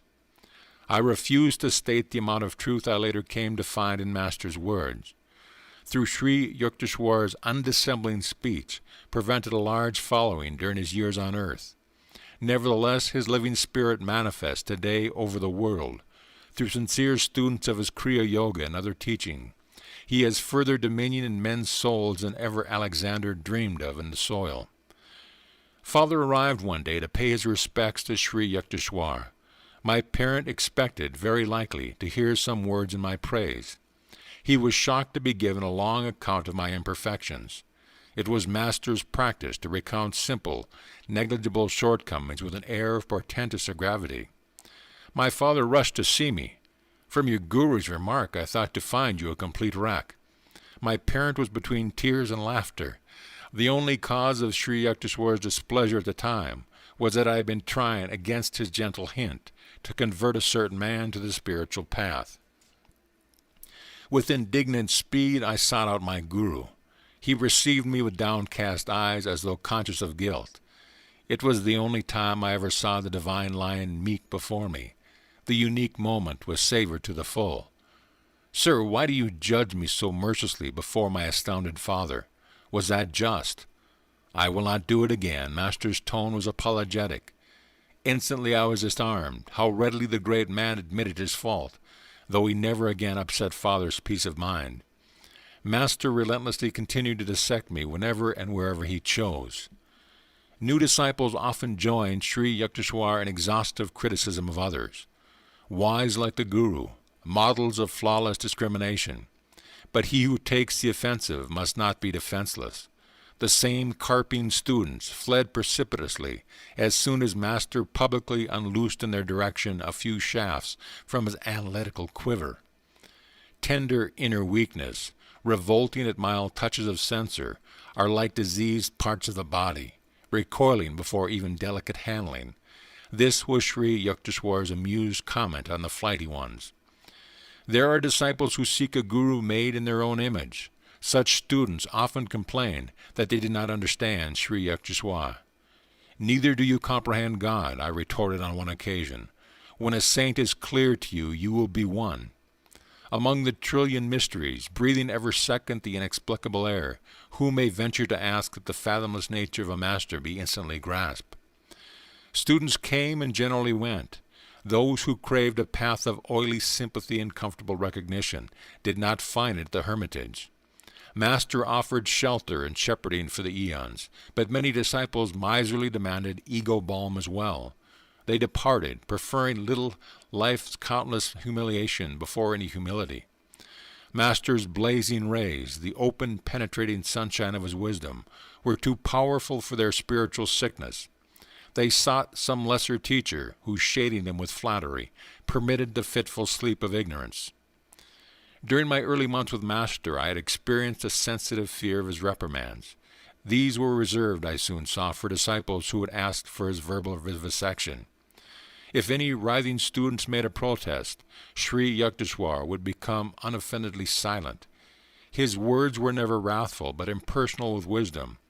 Master's insight was not for the unprepared ears of casual visitors. He seldom remarked on their defects, even if conspicuous. But toward students who sought his counsel, Sri Yukteswar felt a serious responsibility. Brave indeed is the Guru who undertakes to transform the crude ore of ego-permeated humanity. A saint's courage roots in his compassion for the stumbling eyeless of the world. When I had abandoned underlying resentment, I found a marked decrease in my chastisement. In a very subtle way, Master melted into comparative clemency. In time I demolished every wall of rationalization and subconscious reservation behind which the human personality generally shields itself. The reward was an effortless harmony with my Guru. I discovered then to be trusting, considerate, and silently loving. Undemonstrative, however, be bestowed no word of affection. My own temperament is principally devotional. It was disconcerting at first to find that my Guru, saturated with jnana, but seemingly dry to bhakti, expressed himself only in terms of cold spiritual mathematics. But as I tuned myself to his nature, I discovered no diminution but rather increase in my devotional approach to God. A self-realized master is fully able to guide his various disciples along natural lines of their essential bias. My relationship with Sri Yukteswar, somewhat inarticulate, nonetheless possessed all eloquence. Often I found his silent signature on my thoughts, rendering speech inutile. Quietly sitting beside him, I felt his bounty pouring peacefully over my being. Sri Yukteswar's impartial justice was notably demonstrated during the summer vacation of my first college year. I welcomed the opportunity to spend uninterrupted months at the Serampore with my Guru. "You may be in charge of the Hermitage," Master was pleased over my enthusiastic arrival. "Your duties will be the reception of guests and supervision of the work of the other disciples." Kumar, a young villager from East Bengal, was accepted a fortnight later for Hermitage training. Remarkably intelligent, he quickly won Sri Yukteswar's affection. For some unfathomable reason, the master was very lenient to the new resident. Mukunda, let Kumar assume your duties.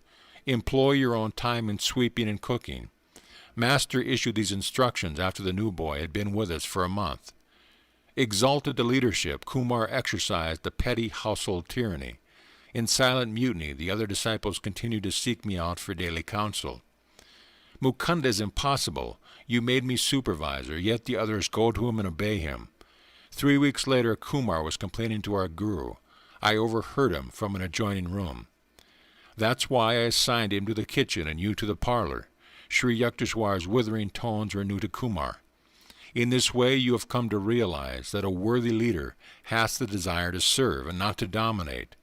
You wanted Mukunda's position, but could not attain it by merit. Return now to your earlier work as a cook's assistant.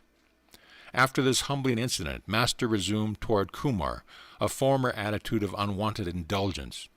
Who can solve the mystery of attraction? In Kumar, our guru discovered a charming fount which did not spurt from the fellow disciples.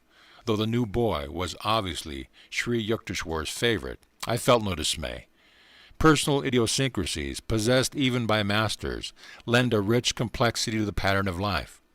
My nature is seldom commandeered by the detail. I was seeking from Sri Yukteswar a more inaccessible benefit than an outward praise. Kumar spoke venomously to me one day without reason. I was deeply hurt. Your head is swelling to the bursting point. I added a warning whose truth I felt intuitively. Unless you mend your ways, someday you will be asked to leave this ashram. Laughing sarcastically, Kumar repeated my remark to our guru, who had just entered the room. Fully expecting to be scolded, I retired meekly to the corner. Maybe Mukunda is right. Master's reply to the boy came with unusual coldness. I escaped without castigation. A year later, Kumar sent out for a visit to his child at home.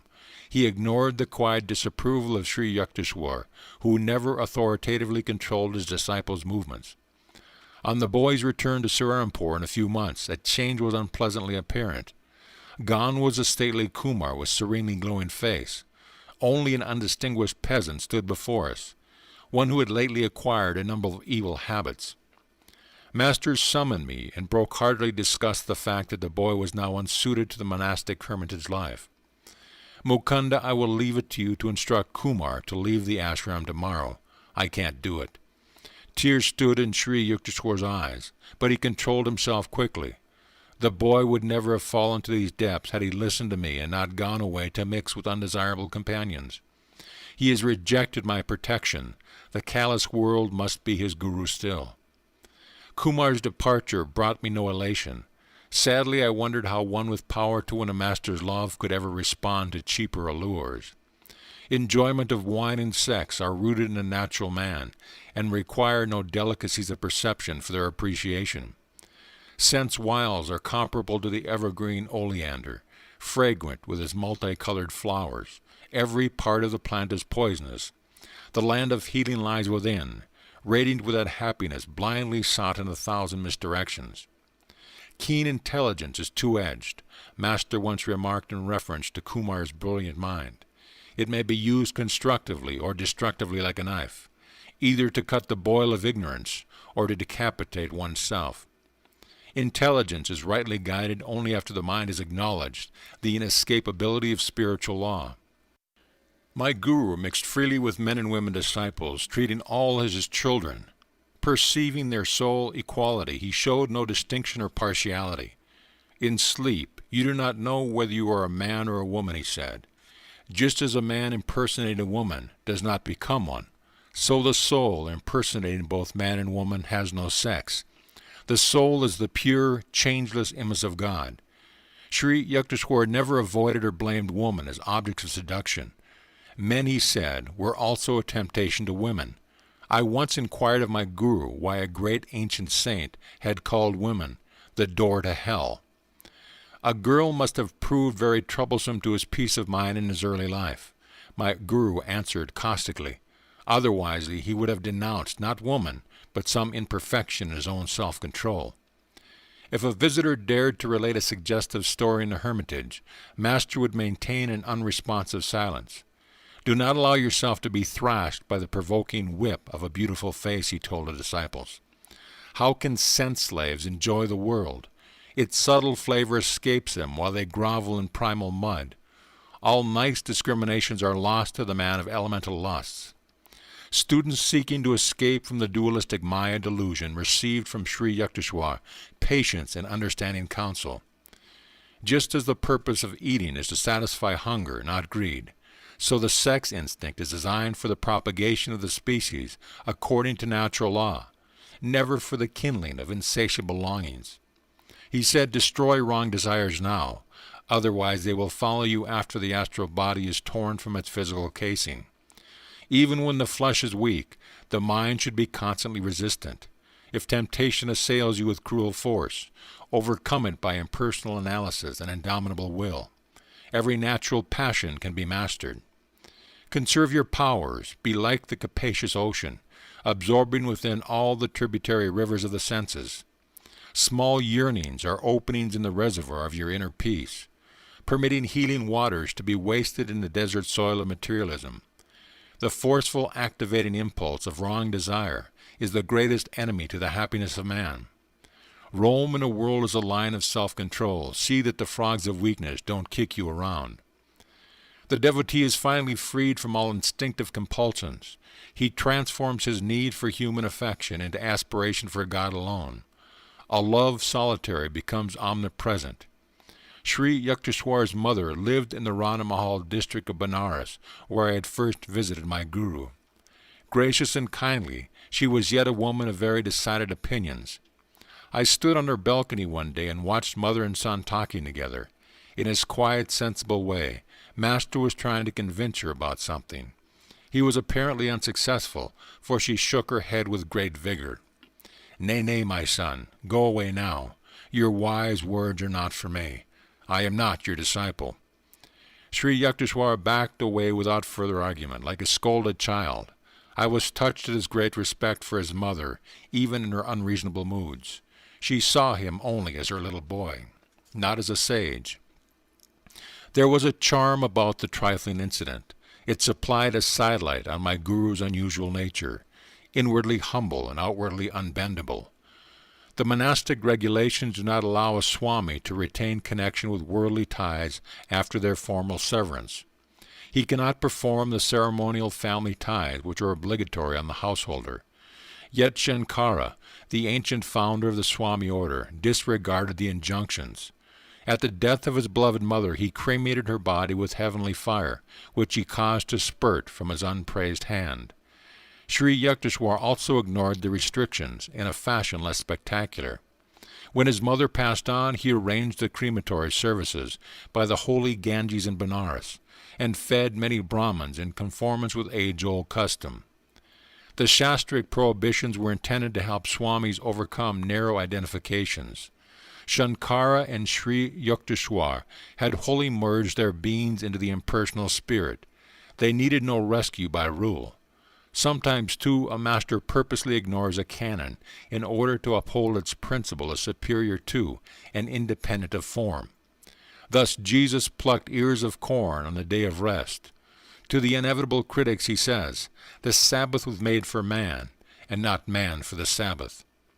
Outside of the scriptures, seldom was a book honored by Sri Yukteswar's perusal, yet he was invariably acquainted with the latest scientific discoveries and other advancements of knowledge. A brilliant conversationalist, he enjoyed an exchange of views on countless topics with his guests. My guru's ready wit and rollicking laugh enlivened every discussion. Often grave, Master was never gloomy. To seek the Lord, one need not disfigure his face, he would remark. Remember that finding God will mean the funeral of all sorrows. Among the philosophers, professors, lawyers, and scientists who came to the hermitage, a number arrived for their first visit with the expectation of meeting an orthodox religionist. A supercilious smile or a glance of amused tolerance occasionally betrayed that the newcomers anticipated nothing more than a few pious platitudes. Yet their reluctant departure would bring an express conviction that Sri Yukteswar had shown precise insight into their specialized field. My guru ordinarily was gentle and affable to his guest. His welcome was given with charming cordiality. Yet inveterate egoists sometimes suffered an invigorating shock. They confronted Master either with frigid indifference or formidable opposition, ice or iron. A noted chemist once crossed swords with Sri Yukteswar. The visitor would not admit the existence of God, inasmuch as science has devised no means of detecting him. So you have inexplicably failed to isolate the supreme power in your test tubes. Master's gaze was stern. I recommended an unheard-of experiment. Examine your thoughts unremittedly for 24 hours. Then wonder no longer at God's absence. A celebrated pundit received a similar joint. With ostentatious zeal, the scholar shook the ashram, rafters with scriptural lore. Resounding passages poured from the Mahabharata, the Upanishads, the Vyasas of Shankara. I am waiting to hear you. Sri Yukteswar's tone was inquiring, as though utter silence had reigned. The pundit was puzzled. Quotations there have been in superabundance. Master's words convulsed me with mirth, as I squatted in my corner at a respectful distance from the visitor. But what original commentary can you supply, from the uniqueness of your particular life? What holy text have you absorbed and made your own? In what ways have these timeless truths renovated your nature? Are you content to be a hollow Victrola, mechanically repeating the words of other men? I give up. The scholar's chagrin was comical. I have no inner realization. For the first time, perhaps, he understood that the discerning placement of the comma does not atone for a spiritual coma. These bloodless pendants smell unduly of the lamp, my guru remarked after the departure of the chastened one. They prefer philosophy to a gentle intellectual setting-up exercise. Their elevated thoughts are carefully unrelated either to the crudity of outward action or to the scourging inner discipline. Masters stressed on other occasions the futility of mere book learning. Do not confuse understanding with a larger vocabulary, he remarked. Sacred writings are beneficial in stimulating desire for inward realization. If one stanza at a time is slowly assimilated, continual intellectual study results in vanity and the false satisfaction of an undigested knowledge. Sri Yukteswar relating one of his own experiences in scriptural edification. The scene was a forest hermitage in eastern Bengal, where he observed the procedure of a renowned teacher, Dabru Balav. His method, at once simple and difficult, was common in ancient India. Dabru Balav had gathered his disciples around him in the sylvan solitudes. The holy Bhagavad Gita was open before them. Steadfastly they looked at one passage for half an hour, then closed their eyes. Another half-hour slipped by. The master gave a brief comment. Motionless, they meditated again for an hour. Finally the guru spoke. Have you understood? Yes, sir. One in the group ventured his assertion. No, not fully. Seek the spiritual vitality that has given these words the power to rejuvenate Indians century after century. Another hour disappeared in silence. The master dismissed the students and turned to Sri Yukteswar. Do you know the Bhagavad Gita? No, sir, not really, though my eyes and mind have run through its pages many times. Thousands have replied to me differently. The great sage smiled at Master in blessing. If one busies himself with an outer display of scriptural wealth, what time is left for silent inward diving after the priceless jewels? Sri Yukteswar directed the study of his own disciples by the same intensive method of one-pointedness. Wisdom is not assimilated with the eyes, but with the atoms, he said. When your conviction of a truth is not merely in your brain, but in your being, you may diffidently vouch for its meaning. He discouraged any tendency a student might have to construe book knowledge as a necessary step to spiritual realization. The rishis wrote in one sentence, profundities, that commentating scholars busy themselves over for generations, he remarked. Endless literary controversies far sluggard minds. What more liberating thought than God is, nay, God. But man does not easily return to simplicity. It is seldom God for them, but rather learned pomposities. His ego is pleased that he can grasp such erudition. Men who were pridefully conscious of high worldly position were likely, in masters present, to add humility to their other possessions. A local magistrate once arrived for an interview at the seaside hermitage in Puri. The man who held a reputation for ruthlessness had it well within him his power to oust us from the ashram. I cautioned my guru about the despotic possibilities, but he seated himself with an uncompromising air and did not rise to greet the visitor. Slightly nervous, I squatted near the door. The man had to content himself with a wooden box. My guru did not request me to fetch a chair. There was no fulfillment of the magistrate's obvious expectation that his importance would be ceremoniously acknowledged. A metaphysical discussion ensued. The guest blundered through misinterpretation of the scriptures. As his accuracy sank, his ire rose. Do you know that I stood first in the MA examination? Reason had forsaken him, but he could still shout. Mr. Magistrate, you forgot that this is not your courtroom. Master replied evenly. From your childish remarks, I would have surmised that your college career was unremarkable. A university degree, in any case, is not remotely related to Vedic realization. Saints are not produced in batches every semester like accountants. After a stunned silence, the visitor laughed heartily. This is my first encounter with a heavenly magistrate, he said. Later he made a formal request, couched in legal terms which were evidently part and parcel of his being, to be accepted as a probationary disciple. My guru personally attended to the details connected to the management of his property. Unscrupulous persons on various occasions attempted to secure possession of Master's ancestral land. With determination and even by instigating lawsuits, Sri Yukteswar's outwitted every opponent.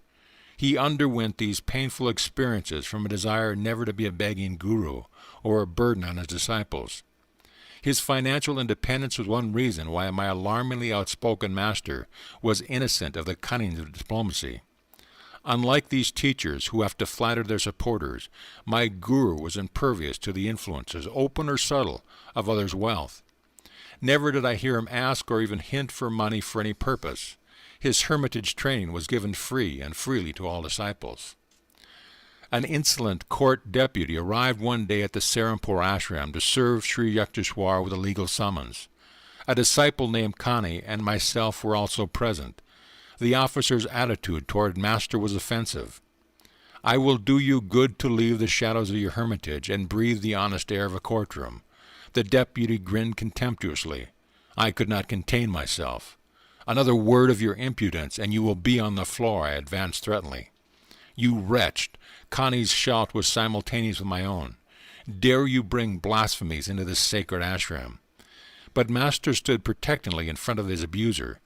Don't get excited over nothing. This man is only doing his rightful duty.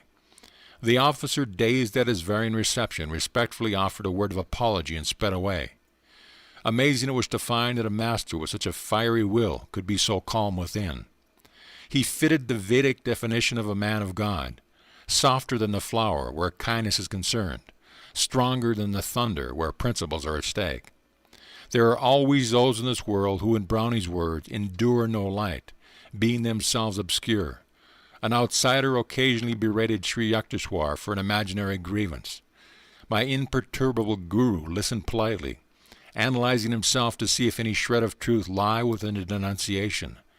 These scenes would bring to my mind one of Master's inimitable observations. Some people try to be tall by cutting off the heads of others. The unfailing composure of a saint is impressive beyond any sermon. He that is slow to anger is better than the mighty, and he that ruleth his spirit than he that taketh a city. I often reflected that my majestic master could easily have been an emperor or world-shaking warrior had his mind been centered on fame or worldly achievement. He had chosen instead to storm those inner citadels of wrath and egotism, whose fall is the height of a man. End of chapter. Chapter 13, The Sleepless Saint. Please permit me to go to the Himalayas. I hope in unbroken solitude to achieve continuous divine communion. I actually once addressed these ungrateful words to my master, seized by one of the unpredictable delusions which occasionally assail a devotee. I felt a growing impatience with hermitage duties and college studies. I feel the extenuating circumstances is that my proposal was made when I had been only 6 months with Sri Yukteswar. Not yet had I fully surveyed his towering stature. Many hillmen live in the Himalayas, yet possess no God-perception. My guru's answer came slowly and simply. Wisdom is better sought from a man of realization than from an inert mountain. Ignoring Master's plain hint that he, and not a hill, was my teacher, I repeated my plea. Sri Yukteswar vouchsafed no reply. I took his silence for consent, a precarious interpretation readily accepted at one's convenience. In my Calcutta home that evening, I busied myself with travel preparations. Tying a few articles inside a blanket, I remembered a similar bundle, surreptitiously dropped from my attic window a few years earlier. I wondered if there was to be another ill-starred flight toward the Himalayas. The first time my spiritual elation had been high. Tonight, conscience smoked heavily at the thought of leaving my guru. The following morning I sought out Bihari Pundit, my Sanskrit professor at Scottish Church College. Sir, you have told me of your friendship with a great disciple of Larimasha. Please give me his address. You mean Ram Gopal Muzumdar. I call him the Sleepless Saint. He is always awake in ecstatic consciousness. His home is Rambajapur, near Tarakeswar. I thanked the pundit and entrained immediately for Tarakeswar. I hope to silence my misgivings by wringing his sanction from the Sleepless Saint, to engage myself in lonely Himalayan meditation. Bihari's friend, I heard, had received illumination after many years of Kriya Yoga practice in isolated caves. At Tarakeswar I approached a famous shrine. Hindus regard with the same veneration that Catholics give to the Lord's sanctuary in France. Innumerable healing miracles had occurred at Tarakeswar, including one for a member of my family. I sat in the temple there for a week. My eldest aunt once told me, observing a complete fast. I prayed for the recovery of your Uncle Sarada from a chronic malady. On the 7th day I found a herb materialize in my hand. I made a brew from the leaves and gave it to your uncle. His disease vanished at once and has never reappeared. I entered the sacred Tarakeswar shrine. The altar contains nothing but a round stone. Its circumference, beginningless and endless, makes it aptly significant of the infinite. Cosmic abstractions are not alien even to the humblest Indian peasant. He has been accused by Westerners, in fact, of living on abstractions. My own mood at the moment was so austere that I felt disinclined to bow before the stone symbol. God should be sought, I reflected, only within the soul. I left the temple without genuflection and walked briskly toward the outlying village of Ramachur. My appeal to a passer-by for guidance caused him to sink into long cogitation. When you come to a crossroad, turn right and keep going, he finally pronounced aurically. Obeying the directions, I wended my way alongside the banks of a canal. Darkness fell. The outskirts of the jungle village were alive with winking fireflies and the howls of nearby jackals. The moonlight was too faint to supply any reassurance. I stumbled on for 2 hours. Welcome clang of the cowbell, my repeated shouts eventually brought a peasant to my side. I am looking for Ram Gopal Babu. No such person lives in our village, the man's tone was surly. You are probably a lying detective. Hoping to allay suspicions to his politically troubled mind, I touchingly explained my predicament. He took me to his house and offered a hospitable welcome. Rabajapur is far from here, he remarked. At the crossroad you should have turned left, not right. My early informant, I thought sadly, was a distinct menace to travelers. After a relishable meal of coarse rice, lentil dal, and curry of potatoes with raw bananas, I retired to a small hut adjoining the courtroom. In the distance, villagers were singing to loud accompaniment of mridangos and cymbals. Sleep was inconsiderable that night. I prayed deeply to be directed to the secret yogi, Ram Gopal. As the first streaks of dawn penetrated the fissures of my dark room, I set out for Rabanpur. Crossing rough paddy fields, I trudged over sickled stumps of the prickly plant and mounds of dried clay. An occasionally met peasant would inform me, invariably, that my destination was only a crochet 2 miles. In 6 hours the sun traveled victoriously from horizon to meridian, but I began to feel that I would ever be distant from Rajampur by 1 crochet. At mid-afternoon my world was still an endless paddy field. Heat pouring from the voidless sky was bringing me to near collapse. As a man approached at leisurely pace, I hardly dared utter my usual question, lest it summon the monotonous, "Just a crochet." The stranger halted beside me. Short and slight, he was physically unimpressive, save for an extraordinary pair of piercing dark eyes. "I was planning to leave for Rabipur, but your purpose was good, so I awaited you." He shook his finger in my astounded face.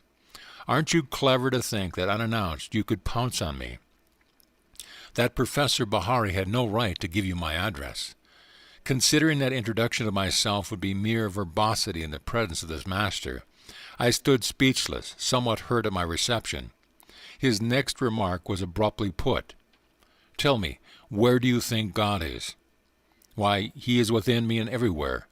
I doubtless looked as bewildered as I felt. "All-pervading, huh?" The saint chuckled. "Then why, young sir, did you fail to bow before the infinite in the stone symbol at the Tarakshwar temple yesterday? Your pride caused you the punishment of being misdirected by the passer-by, who is not bothered by fine distinctions of left or right. Today, too, you've had a fairly uncomfortable time of it." I agreed wholeheartedly, wonder-struck that an omniscient eye hid within me the unremarkable body before me. Healing strength emanated from the yogi. I was instantly refreshed in the scorching field. "The devotee inclines to think his path to God is the only way," he said. "Yoga, through which divinity is found within, is doubtless the highest road. So Larry Masha has told us. But discovering the Lord within, we soon perceive him without. Holy shrines at Targanshwar and elsewhere are rightly venerated as nuclear centers of spiritual power." The saint's censorious attitude vanished. His eyes became compassionately soft. He patted my shoulder. "Young yogi, I see you are running away from your master. He is everything you need. You must return to him. Mountains cannot be your guru." Ram Gopal was repeating the same thought which Sri Yukteswar had expressed at our last meeting. "Masters are under no cosmic compulsion to limit their residence." My companion glanced at me quizzically. "The Himalayas in India and Tibet have no monopoly on saints. What one does not trouble to find within will not be discovered by transporting the bother hither and there. As soon as the devotee is willing to go even to the ends of the earth for spiritual enlightenment, his guru appears nearby." I silently agreed, recalling my prayer in the Benares hermitage, followed by the meeting with Sri Yukteswar in a crowded lane. "Are you able to have a little room where you can close the door and be alone?" Yes, I reflected that the saint descended from the general to the particular with disconcerting speed. "That is your cave." The yogi bestowed on me a gaze of illumination which I have never forgotten. "That is your sacred mountain. That is where you will find the kingdom of God." His simple words instantaneously banished my lifelong obsession with the Himalayas. In a burning paddy field I awoke from the monticulous dreams of eternal snows. "Young sir, your divine thirst is laudable. I feel great love for you." Ram Gopal took my hand and led me to a quaint hamlet. The adobe houses were covered with coconut leaves and adorned with rustic entrances. The saint seated me on the umbrageous bamboo platform of a small cottage. After giving me sweetened lime juice and a piece of raw candy, he entered his patio and assumed the lotus position. In about 4 hours I opened my meditative eyes and saw that the moonlit figure of the yogi was still motionless. As I was sternly reminding my stomach that man does not live by bread alone, Ram Gopal approached me. "I see you are famished. Food will be ready soon." A fire was kindled under a clay oven on the patio. Rice and dal were quickly served on large banana leaves. My host courteously refused my aid in all cooking chores. "The guest is God." A Hindu proverb has commanded devout observances from time immemorial. In my later world travels I was charmed to see that a similar respect for visitors is manifested in rural sections of many countries. The city dweller finds the keen edge of hospitality blunted by superabundance of strange faces. The march of men seemed remotely dim as I squatted by the yogi in the isolation of the teeming jungle village. The cottage room was mysterious with a mellow light. Ram Gopal arranged some torn blankets on the floor for my bed and seated himself on a straw mat. Overwhelmed by his spiritual magnetism, I ventured a request. "Sir, why don't you grant me a samadhi?" "Dear one, I would be glad to convey the divine contact, but it is not my place to do so." The saint looked at me with half-closed eyes. "Your master will bestow the experience shortly. Your body is not tuned just yet. As a small lamp cannot withstand excessive electrical voltage, so your nerves are unready for the cosmic current. If I gave you the infinite ecstasy right now, you would burn as if every cell were on fire. You are asking illumination from me," the yogi continued musingly, "while I am wondering, inconsiderable as I am, and with the little meditation I have done, if I have succeeded in pleasing God, and what worth I may find in His eyes at the final reckoning." "Sir, have you not been single-heartedly seeking God for a long time?" "I have not done much. Bahari must have told you something of my life. For 20 years I occupied a secret grotto, meditating 18 hours a day. Then I moved to a more inaccessible cave and remained there for 25 years, entering the Yogi Union for 20 hours daily. I did not sleep, for I was ever with God. My body was more rested in the complete calmness of the superconscious than it could be by the partial peace of the ordinary subconscious state. The muscles relax during sleep, but the heart, lungs, and circulatory system are constantly at work. They get no rest. In superconsciousness, the internal organs remain in a state of suspended animation, electrified by the cosmic energy. By such means I have found it unnecessary to sleep for years. The time will come when you too will dispense with sleep. My goodness, you have meditated for so long and yet are unsure of Lord's favor? I gazed at him in astonishment. Then what about us poor mortals? Well, don't you see, my dear boy, that God is eternity itself? To assume that one can fully know Him by 45 years of meditation is rather a preposterous expectation.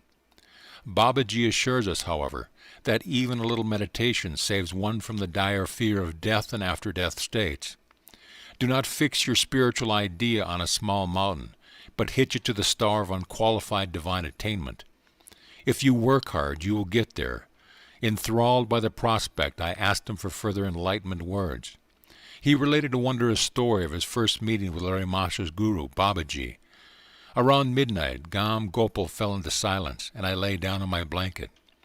Closing my eyes, I saw flashes of lightning. The vast space within me was a chamber of molten light. I opened my eyes and observed the same dazzling radiance. The room became a part of that infinite vault, which I beheld that interior vision.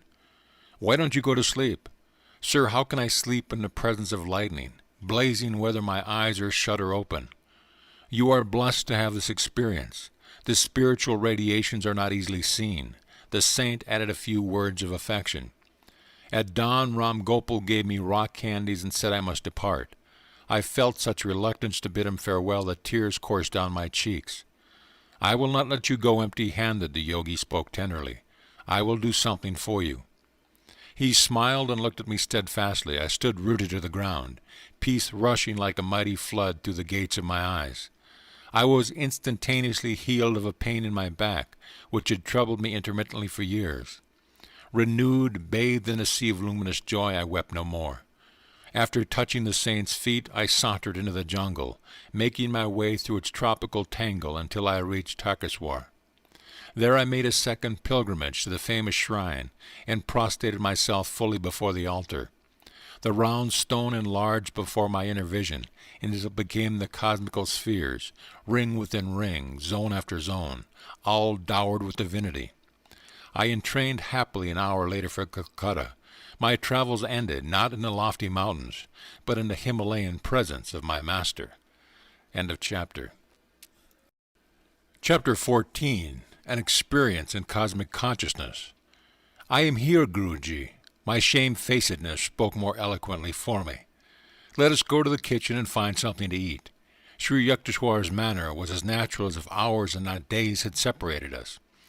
Master, I must have disappointed you by my abrupt departure from my duties here. I thought you might be angry with me. No, of course not. Wrath springs only from thwarted desires. I do not expect anything from others, so their actions cannot be in opposition to wishes of mine. I would not use you for my own ends. I am happy only in your own true happiness. Sir, one hears of divine love in a vague way, but for the first time I have a concrete example in your angelic self. In the world, even a father does not easily forgive his son if he leaves his parents' business without warning. But you show not the slightest vexation, though you must have been put to great inconvenience by the many unfinished tasks I left behind. We looked into each other's eyes, where tears were shining. A blissful wave engulfed me.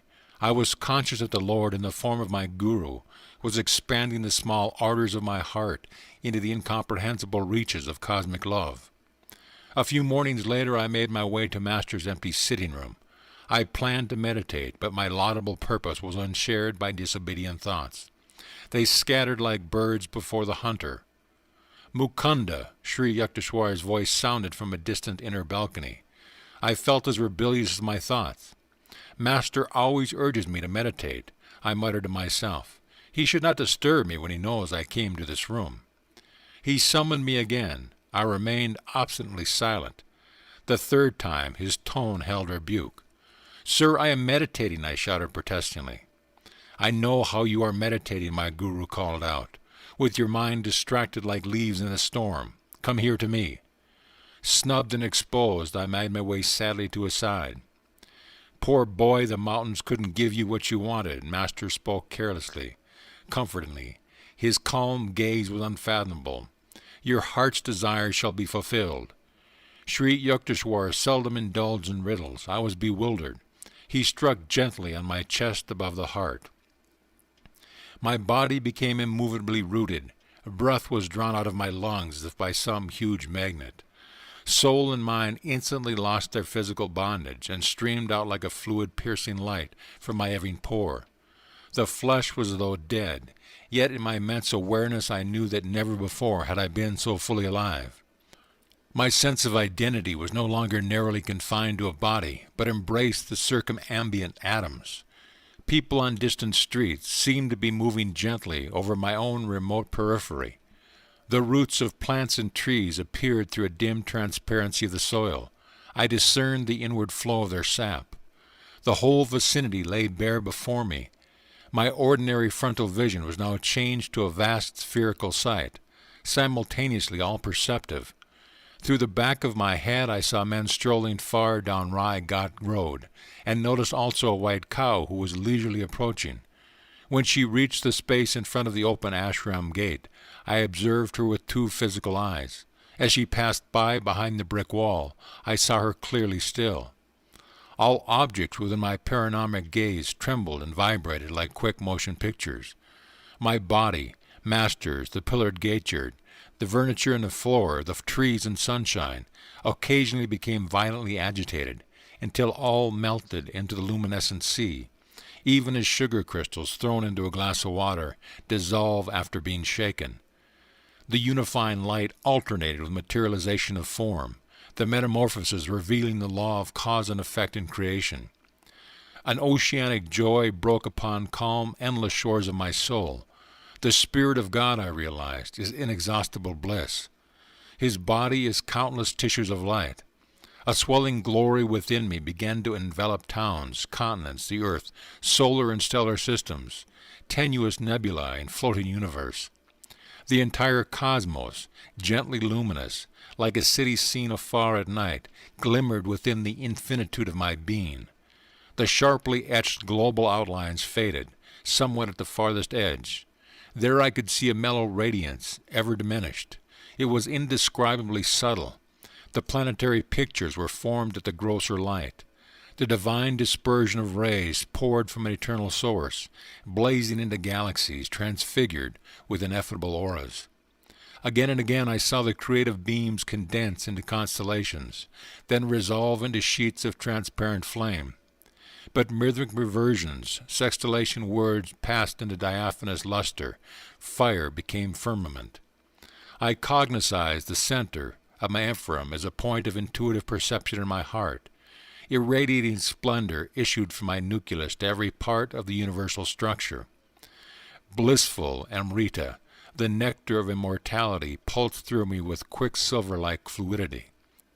The creative voice of God I heard resounding as Om, the vibration of the cosmic motor. Suddenly the breath returned to my lungs. With a disappointment almost unbearable, I realized that my infinite immensity was lost. Once more I was limited to the humiliating cage of a body, not easily accommodative to the spirit. Like a prodigal child, I had run away from my macrocosmic home and imprisoned myself in a narrow microcosm. My guru was standing motionless before me. I started to drop at his holy feet in gratitude for the experience in cosmic consciousness which I had so long passionately sought. He held me upright and spoke calmly, unpretentiously. You must not get overdrunk with ecstasy. Much work yet remains for you in the world. Come, let us sweep the balcony floor, then we shall walk by the Ganges. I fetched a broom. Master I knew was teaching me the secret of balanced living. The soul must stretch over the cosmogonic abyss, while the body performs its daily duties. When we set out later for a stroll, I was still entranced in the unspeakable rapture. I saw our bodies as two astral pictures, moving over a road by the river, whose essence was sheer light. It is the Spirit of God that actively sustains every form and force in the universe. Yet he is transcendental and aloof in the blissful uncreated, void beyond the worlds of vibratory phenomena. Saints who realize their divinity even while in the flesh know a similar twofold existence. Conscientiously engaging in earthly work, they yet remain immersed in an inward beatitude. The Lord has created all men from the limitless joy of his being. Though they are painfully cramped by the body, God nevertheless expects that souls made in his image shall ultimately rise above all sense identification and reunite with him. The cosmic vision left many permanent lessons, but daily stilling my thought, I could win release from the elusive conviction that my body was a mass of flesh and bones, traversing the hard soil of matter. The breath and the restless mind I saw were like storms which lashed the ocean of light into waves of material forms, earth, sky, human beings, animals, birds, and trees. No perception of the infinite as one light could be had except by calming those storms. As often as I silenced the two natural tumults, I beheld the multitudinous waves of creation melt into one loosened sea, even as the waves of the ocean, their tempest subsiding, serenely dissolve into unity. A master bestows the divine experience of cosmic consciousness when his disciple, by meditation, has strengthened his mind to agree where the vast vistas would not overwhelm him. The experience can never be given through one's mere intellectual willingness or open-mindedness. Only adequate enlargement by yoga practices and devotional bhakti can prepare the mind to absorb the liberating shock of omnipresence. It comes with a natural inevitability to the sincere devotee. His intense craving begins to pull at God with an irresistible force. The Lord, as the cosmic vision, is drawn by the seeker's magnetic ardor into his range of consciousness. I wrote in my later years the following poem Samadhi, endeavoring to convey the glory of its cosmic state. Vanished the veils of light and shade, lifted every vapor of sorrow, sailed away all dawns of fleeting joy. Gone the dim sensory mirage, love, hate, health, disease, life, death, perished these false shadows on the screen of duality. Waves of laughter, silice of sarcasm, melancholic whirlpools, melting in the vast sea of bliss. The storm of Maya stilled by a magic wand of intuition deep. The universe, forgotten dream, subconsciously lurks, ready to invade my newly wakened memory divine. I live without the cosmic shadow, but it is not bereft of me. As the sea exists without the waves, but they breathe not without the sea. Dreams, waking, states of deep, Turiya sleep. Present, past, future, no more for me, but ever present, all flowing, I everywhere.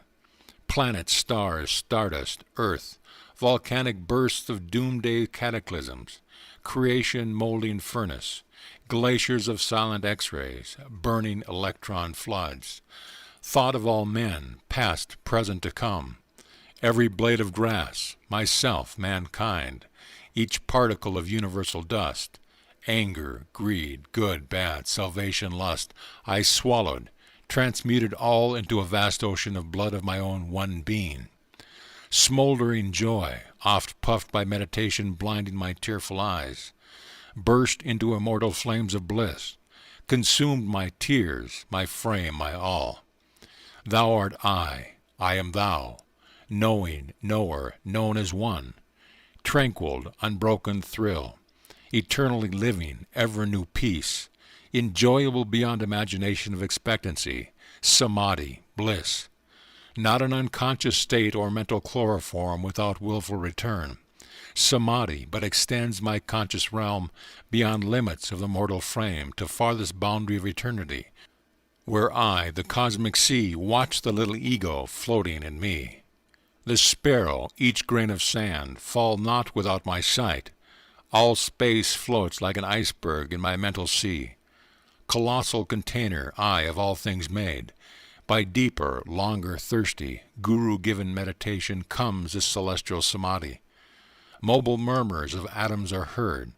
The dark earth, mountains, vales low, molten liquid. Flowing seas change into vapors of nebula. Om blows upon vapors, opening wondrously their veils. Oceans stand revealed, shining electrons, till at last sound of the cosmic drum, vanish the grosser lights into eternal rays of all-pervading bliss. From joy I came, for joy I live, in sacred joy I melt. Ocean of mind, I drink all creation's wave, for veils of solid, liquid, vapor, light, lift aright. Myself in everything enters the great myself, gone forever, fitful, flickering shadows of mortal memory. Spotless is my mental sky, below ahead and high above. Eternity and I, one united ray, a tiny bubble of laughter. I am, become the sea of mirth itself. Sri Yukteswar taught me how to summon the blessed experience at will, and also how to transmit it to others if their intuitive channels were developed. For months I entered the ecstatic union, comprehending why the Upanishads say God is rasa, the most relishable. One day, however, I took a problem to master. I want to know, sir, when shall I find God? You have found him. Oh, no, sir, I think not. My guru is smiling. I am sure you aren't expecting a venerable personage adorning a throne in some antiseptic corner of the cosmos. I see, however, that you are imagining that the possession of miraculous powers is knowledge of God. One might have the whole universe and find the Lord elusive still. Spiritual advancement is not measured by one's outward powers, but only by the depths of his bliss and meditation. Ever new joy is God. He is inexhaustible. As you continue your meditation during the years, he will beguile you with an infinite ingenuity. Devotees like yourself who have found the way to God never dream of exchanging him for any other happiness. He is seductive beyond thought of competition. How quickly we weary of earthly pleasures. Desire for material things is endless. Man is never satisfied completely and pursues one goal after another. The something else he seeks is the Lord, who alone can grant lasting joy. Outward longing drives us from Eden within. They offer false pleasures which only impersonate soul happiness. The lost paradise is quickly regained through divine meditation. As God is unanticipatory, ever newness, we never tire of him. Can we be surfeited with bliss, delightfully varied through eternity? I understand now, sir, why saints call the Lord unfathomable. Even everlasting life could not suffice to appraise him. That is true, but he is also near and dear. After the mind has been cleared by Kriya Yoga of sensory obstacles, meditation furnishes a twofold proof of God. Ever new joy is evidence of his existence, convincing to our very atoms. Also in meditation one finds his instant guidance, his adequate response to every difficulty. I see, Guruji, you have solved my problem. I smiled gratefully.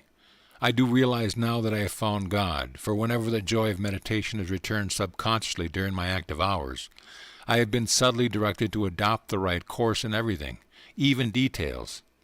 Human life is beset with sorrow until we know how to tune in with the divine will, whose right course is often baffling to the egoistic intelligence. God bears the burden of the cosmos. He alone can give unerring counsel. End of chapter. Chapter 15. The Cauliflower Robbery. Master, a gift for you. These 6 huge cauliflowers were planted with my hands. I have watched over their growth with the tender care of a mother nursing her child. I presented the basket of vegetables with a ceremonial flourish. Thank you. Sri Yukteswar's smile was warm with appreciation. Please keep them in your room. I shall need them tomorrow for a special dinner. I had just arrived in Puri to spend my college summer vacation with my guru at his seaside hermitage. Built by Master and his disciples, the cheerful little 2-storied retreat fronts on the Bay of Bengal. I woke early the following morning, refreshed by the salty sea breezes and the charm of my surroundings. Sri Yukteswar's melodious voice was calling. I took a look at my cherished cauliflowers and stowed them neatly under my bed. Come, let us go to the beach. Master led the way. Several young disciples and myself followed in a scattered group. Our guru surveyed us in mild criticism. When our Western brothers walk, they usually take pride in unison. Now please march in 2 rows. Keep rhythmic step with one another. Sri Yukteswar watched as we obeyed. He began to sing, Boys go to and fro in a pretty little row. I could not but admire the ease by which Master was able to match the brisk pace of his young students. Halt! My guru's eyes sought mine. Did you remember to lock the back door of the hermitage? A steady stream of visitors poured from the world into the hermitage tranquility. A number of learned men came with the expectation of meeting an orthodox religionist. A supercilious smile or a glance of amused tolerance occasionally betrayed that the newcomers anticipating nothing more than a few pious platitudes. Yet their reluctant departure would bring an express conviction that Sri Yukteswar had shown precise insight into their specialized fields of knowledge. My guru always had young resident disciples in his hermitage. He directed their minds and lives with that careful discipline in which the word disciple is etymologically rooted. I think so, sir. Sri Yukteswar was silent for a few minutes, a half-suppressed smile on his lips. No, you forgot, he said finally. Divine contemplation must not be made an excuse for material carelessness. You have neglected your duty in safeguarding the ashram. You must be punished. I thought he was obscurely joking when he added, Your 6 cauliflowers will soon be only 5.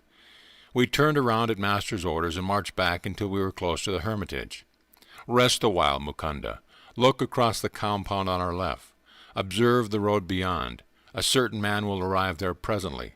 He will be the means of your chastisement. I concealed my vexation at these incomprehensible remarks. A peasant soon appeared at the road. He was dancing grotesquely and flinging his arms about with meaningless gestures. Almost paralyzed with curiosity, I glued my eyes on the hilarious spectacle. As the man reached a point in the road where he would vanish from our view, Sri Yukteswar said, Now he will return. The peasant at once changed his direction and made for the rear of the ashram. Crossing a sandy track, he entered the building by the back door. I had left it unlocked, even as my guru had said. The man emerged shortly, holding one of my prized cauliflowers. He now strode along respectfully, invested with the dignity of possession. The unfolding farce in which my role appeared to be that one of a bewildered victim was not so disconcerting that I failed in indignant pursuit. I was halfway to the road when Master recalled me. He was shaking from head to foot with laughter. The poor crazy man has been longing for a cauliflower, he explained between outbursts of mirth. I thought it would be a good idea if he got one of yours, so ill-guarded. I dashed to my room where I found that the thief, evidently one with a vegetable fixation, had left untouched my golden rings, watch, and money, all lying openly on the blanket. He had crawled instead under the bed where, completely hidden from casual sight, one of my cauliflowers had aroused his single-hearted desire. I asked Sri Yukteswar that evening to explain the incident which had, I thought, a few baffling features. My guru shook his head slowly. You will understand it some day. Science will soon discover a few of these hidden laws. When the wonders of radio burst some years later on the astounded world, I remembered Master's prediction. Age-old concepts of time and space were annihilated. No peasant's home so narrow that London or Calcutta could not enter. The dullest intelligence enlarged before indisputable proof of one aspect of man's omnipresence. The plot of the cauliflower comedy can be best understood by a radio analogy. Sri Yukteswar was a perfect human radio. Thoughts are no more than very gentle vibrations moving in the ether. Just as a sensitized radio picks up a desired musical number out of 1,000 of other programs from every direction, so my guru had been able to catch the thought of the half-witted man who hankered for a cauliflower out of the countless thoughts of broadcasting human wills in the world. By his powerful will, Master was also a human broadcasting station and had successfully directed the peasant to reverse his steps and go to a certain room for a single cauliflower. Intuition is soul guidance, appearing naturally in man during these instants when his mind is calm. Nearly everyone has had the experience of an inexplicably correct hunch, or has transferred his thoughts effectively to another person. The human mind, free from the static of restlessness, can perform through its antenna of intuition all the functions of complicated radio mechanisms, sending and receiving thoughts and tuning out undesirable ones. As the power of a radio depends on the amount of electrical current it can utilize, so the human radio is energized according to the power of will possessed by each individual. All thoughts vibrate eternally in the cosmos. By deep concentration, a master is able to detect the thoughts of any mind, living or dead. Thoughts are universally and not individually rooted. A truth cannot be created, but only perceived. The erroneous thoughts of man result from imperfections in his discernment. The goal of yoga science is to calm the mind, that without distortion it may mirror the divine vision in the universe. Radio and televisions have brought the instantaneous sound and sight of remote persons to the firesides of millions, the first faint scientific intimations that man is an all-pervading spirit, not a body confined to a point in space, but the vast soul, which the ego in most barbaric modes conspires in vain to cramp. Very strange, very wonderful, seemingly very improbable phenomena may yet appear which, once established, will not astonish us more than we now are astonished at all that science has taught us during the last century. Charles Robert Rickey, Nobel Prizeman in physiology, has declared, "It is assumed that the phenomena, which we now accept without surprise, do not excite our astonishment because they are understood. But this is not the case. If they do not surprise us, it is not because they are understood, it is because they are familiar. For if that which is not understood ought to surprise us, we should be surprised at everything: the fall of a stone thrown in the air, the acorn which becomes an oak, mercury which expands when it is heated, iron attracted by a magnet, phosphorus which it burns when it is rubbed. The science of today is a light matter. The revolution and evolution, which it will experience in 100,000 years, will far exceed the most daring anticipation. The truth, though surprising, amazing, unforeseen truth, which our descendants will discover, are even now all around us, staring us in the eyes, so to speak, and yet we do not see them. But it is not enough to say that we do not see them. We do not wish to see them, for as soon as an unexpected and unfamiliar fact appears, we try to fit it into the framework of the commonplace of acquired knowledge, and we are indignant that anyone should dare to experiment further. A humorous occurrence took place a few days after I had been so implausibly robbed of my cauliflower. A certain kerosene lamp could not be found. Having so lately witnessed my guru's omniscient insight, I thought he would demonstrate that it was child's play to locate the lamp. Master perceived my expectation. With exaggerated gravity, he questioned all ashram residents. A young disciple confessed that he had used the lamp to go to the well in the backyard. Sri Yukteswar gave the solemn counsel, "Seek the lamp near the well." I rushed there, no lamp. Crestfallen, I returned to my guru. He was now laughing heartily, without compunction for my disillusionment. "Too bad I couldn't direct you to the vanished lamp. I am not a fortune-teller." With twinkling eyes he added, "I am not even a satisfactory Sherlock Holmes." I realized that Master would never display his powers when challenged, or for triviality. Delightful weeks sped by. Sri Yukteswar was planning a religious procession. He asked me to lead the disciples over the town and the beach of Puri. The festive day dawned as one of the hottest of the summer. "Guruji, how can I take the barefooted students over the fiery sands?" I spoke despairingly. "I will tell you a secret," Master responded. "The Lord will send an umbrella of clouds. You all shall walk in comfort. I happily organized the procession. Our group started from the ashram with a Sat Sangha banner. Designed by Sri Yukteswar, it bore the symbol of the single eye, the telescopic gaze of intuition. No sooner had we left the hermitage than the part of the sky which was overhead became filled with clouds as though by magic. To the accompaniment of astonished ejaculations from all sides, a very light shower fell, cooling the city streets and the burning seashore. The soothing drops descended during the 2 hours of the parade.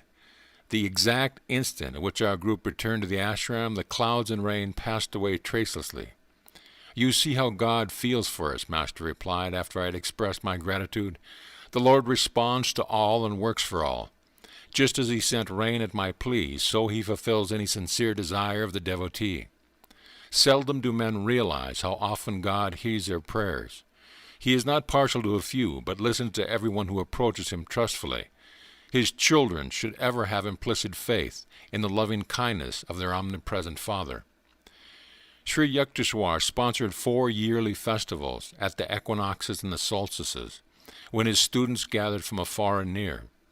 The winter solstice celebration was held in Serampore. The first one I attended left me with a permanent blessing. The festivities started in the morning with a barefoot procession along the streets. The voice of 100 students rang out with sweet religious songs. A few musicians played the flute and kolkartal. Enthusiastic townspeople strewed the path with flowers, glad to be summoned from prosaic tasks by a resounding praise of the Lord's blessed name. The long tour ended in the courtyard of the hermitage. There were encircled our guru, while students of upper balconies showered us with marigold blossoms. Many guests went upstairs to receive a pudding of chana and oranges. I made my way to a group of brother disciples who were serving today as cooks. Food for such large gathering had to be cooked outdoors in huge cauldrons. The improvised wood-burning brick stoves were smoky and tear-provoking, but we laughed merrily at our work. Religious festivals in India are never considered troublesome. Each one does his part, supplying money, rice, vegetables, or his personal services. Master was soon in our midst, supervising the details of the feast. Busy every moment, he kept pace with the most energetic young student. A Sankirtan, accompanied by the harmonium and hand-playing Indian drums, was in the process on the second floor. Sri Yukteswar listened appreciatively. His musical sense was acutely perfect. There off key, Master left the cooks and joined the artist. The melody was heard again, this time correctly rendered. In India, music as well as painting and the drama is considered a divine art. Brahma, Vishnu, and Shiva, the eternal trinity, were the first musicians. The divine dancer Shiva is scripturally represented as having worked out the infinite modes of rhythm in his cosmic dance of universal creation, preservation, and dissolution, while Brahma accentuated the time beat with the clanging cymbals, and Vishnu sounded the holy mridanga or drum. Krishna, an incarnation of Vishnu, is always shown in Hindu art with a flute, on which he plays the enrapturing song that recalls to their true home the human souls wandering in the Maya delusion. Saraswati, goddess of wisdom, is symbolized as performing on the Veena, mother of all stringed instruments. The Samaveda of India contains the world's earliest writings on musical science. The foundation stone of Hindu music is the ragas, or fixed melodic scales.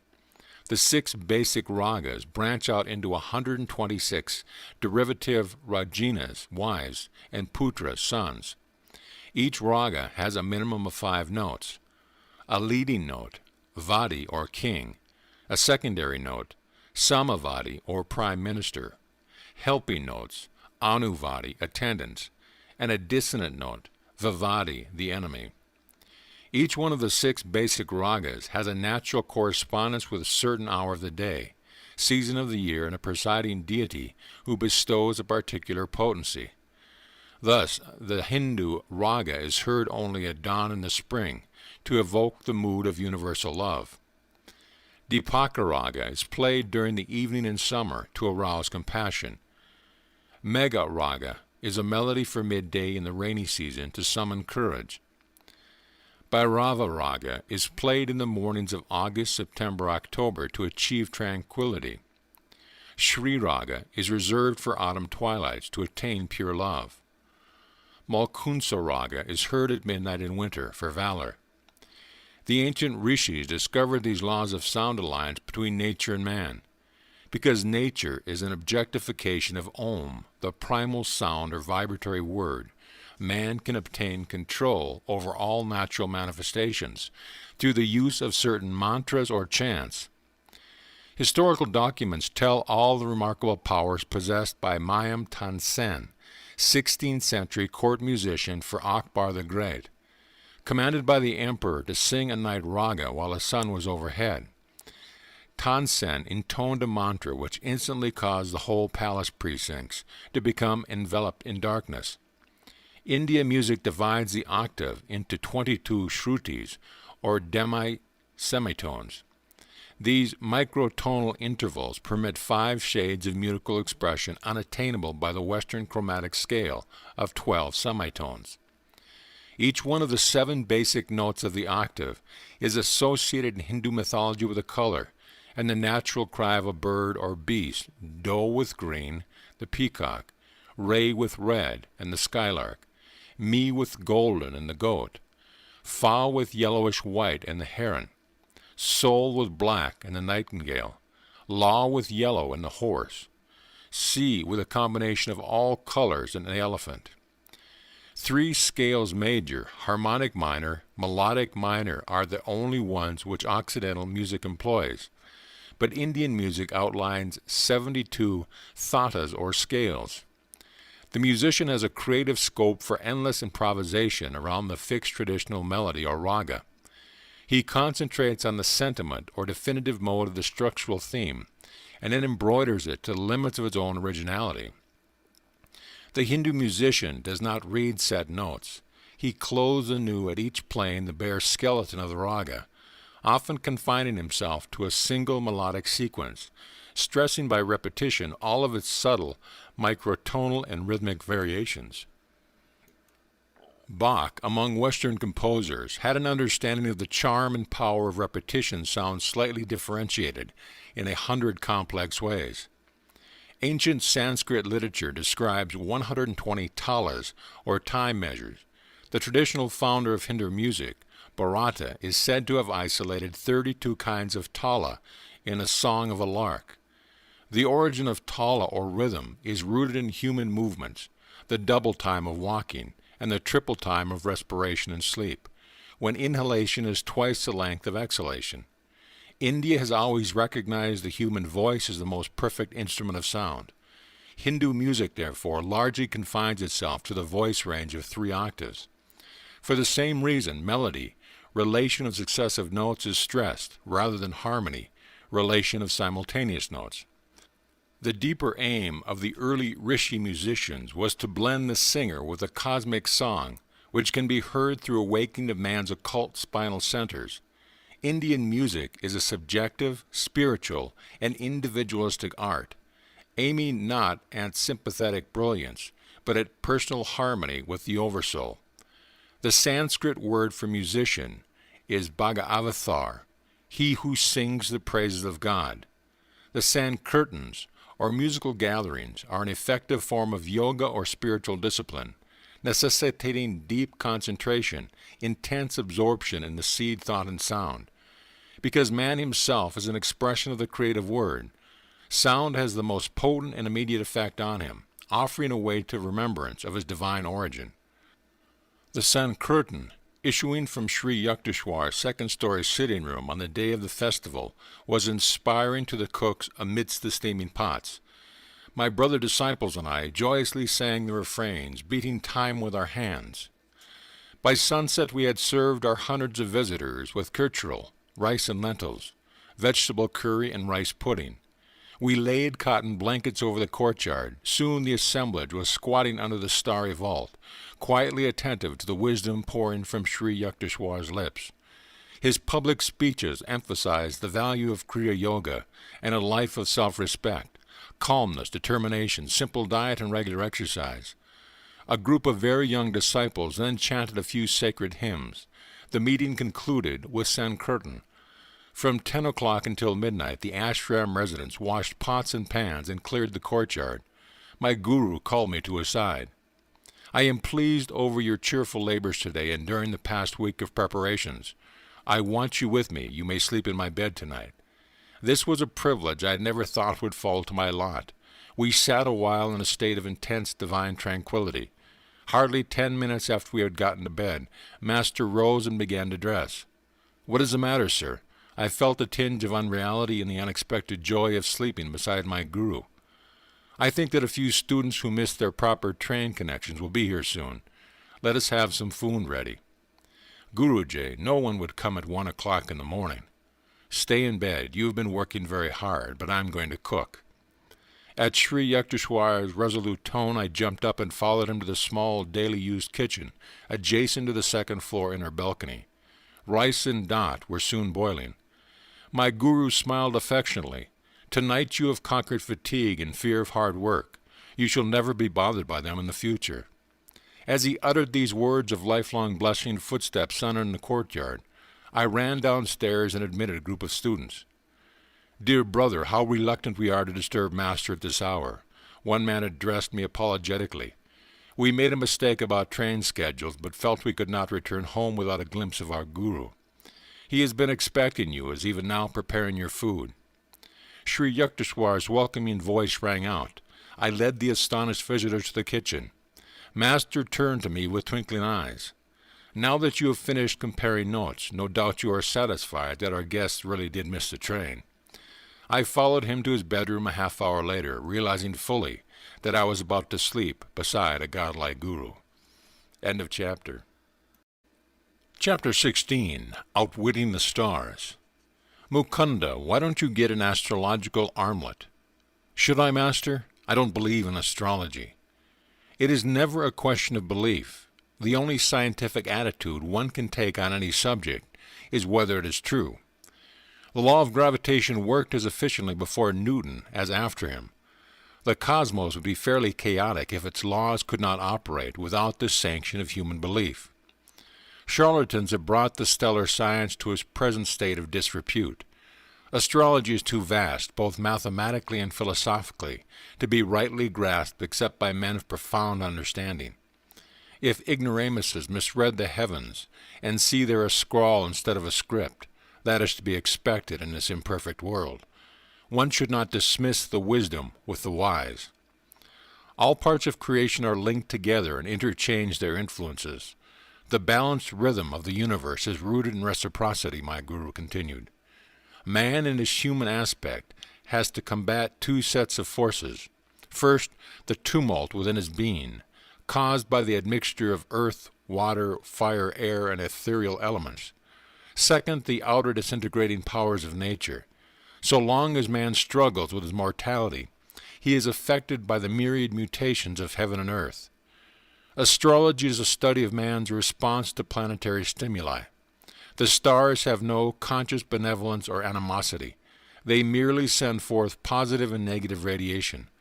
Of themselves, these do not help or harm humanity, but offer a lawful channel for the outward operation of cause-effect equilibrium, which each man has set into motion in the past.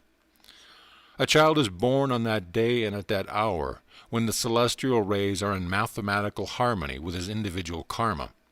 His horoscope is a challenging portrait, revealing his unalterable past and its probable future results. But the natal chart can be rightly interpreted only by men of intuitive wisdom. These are few. The message boldly blazoned across the heavens at the moment of birth is not meant to emphasize fate, the result of past good and evil, but to arouse man's will to escape from his universal thraldom. What he has done, he can undo. None other than himself was the instigator of the causes of whatever effects are now prevalent in his life. He can overcome any limitations, because he created it by his own actions in the first place, and because he has spiritual resources which are not subject to planetary pressure. Superstitious awe of astrology makes one an automaton, slavishly dependent on mechanical guidance. The wise man defeats his planets, which is to say, his past, by transferring his allegiance from the creation to the Creator. The more he realizes his unity with spirit, the less he can be dominated by matter. The soul is ever free. It is deathless, because birthless. It cannot be regimented by stars. Man is a soul and has a body. When he properly places his sense of identity, he leaves behind all compulsive patterns. So long as he remains confused in his ordinary state of spiritual amnesia, he will know the subtle fetters of environmental law. God is harmony. The devotee who attunes himself will never perform any action amiss. His activities will be correctly and naturally timed to accord with astrological law. After deep prayer and meditation, he is in touch with his divine consciousness. There is no greater power than that inward protection. Then, dear Master, why do you want me to wear an astrological bangle? I ventured this question after a long silence, during which I tried to assimilate Sri Yukteswar's noble exposition. It is only when a traveler has reached his goal that he is justified in discarding his maps. During the journey, he takes advantage of any convenient shortcut. The ancient rishis discovered many ways to curtail the period of man's exile and delusion.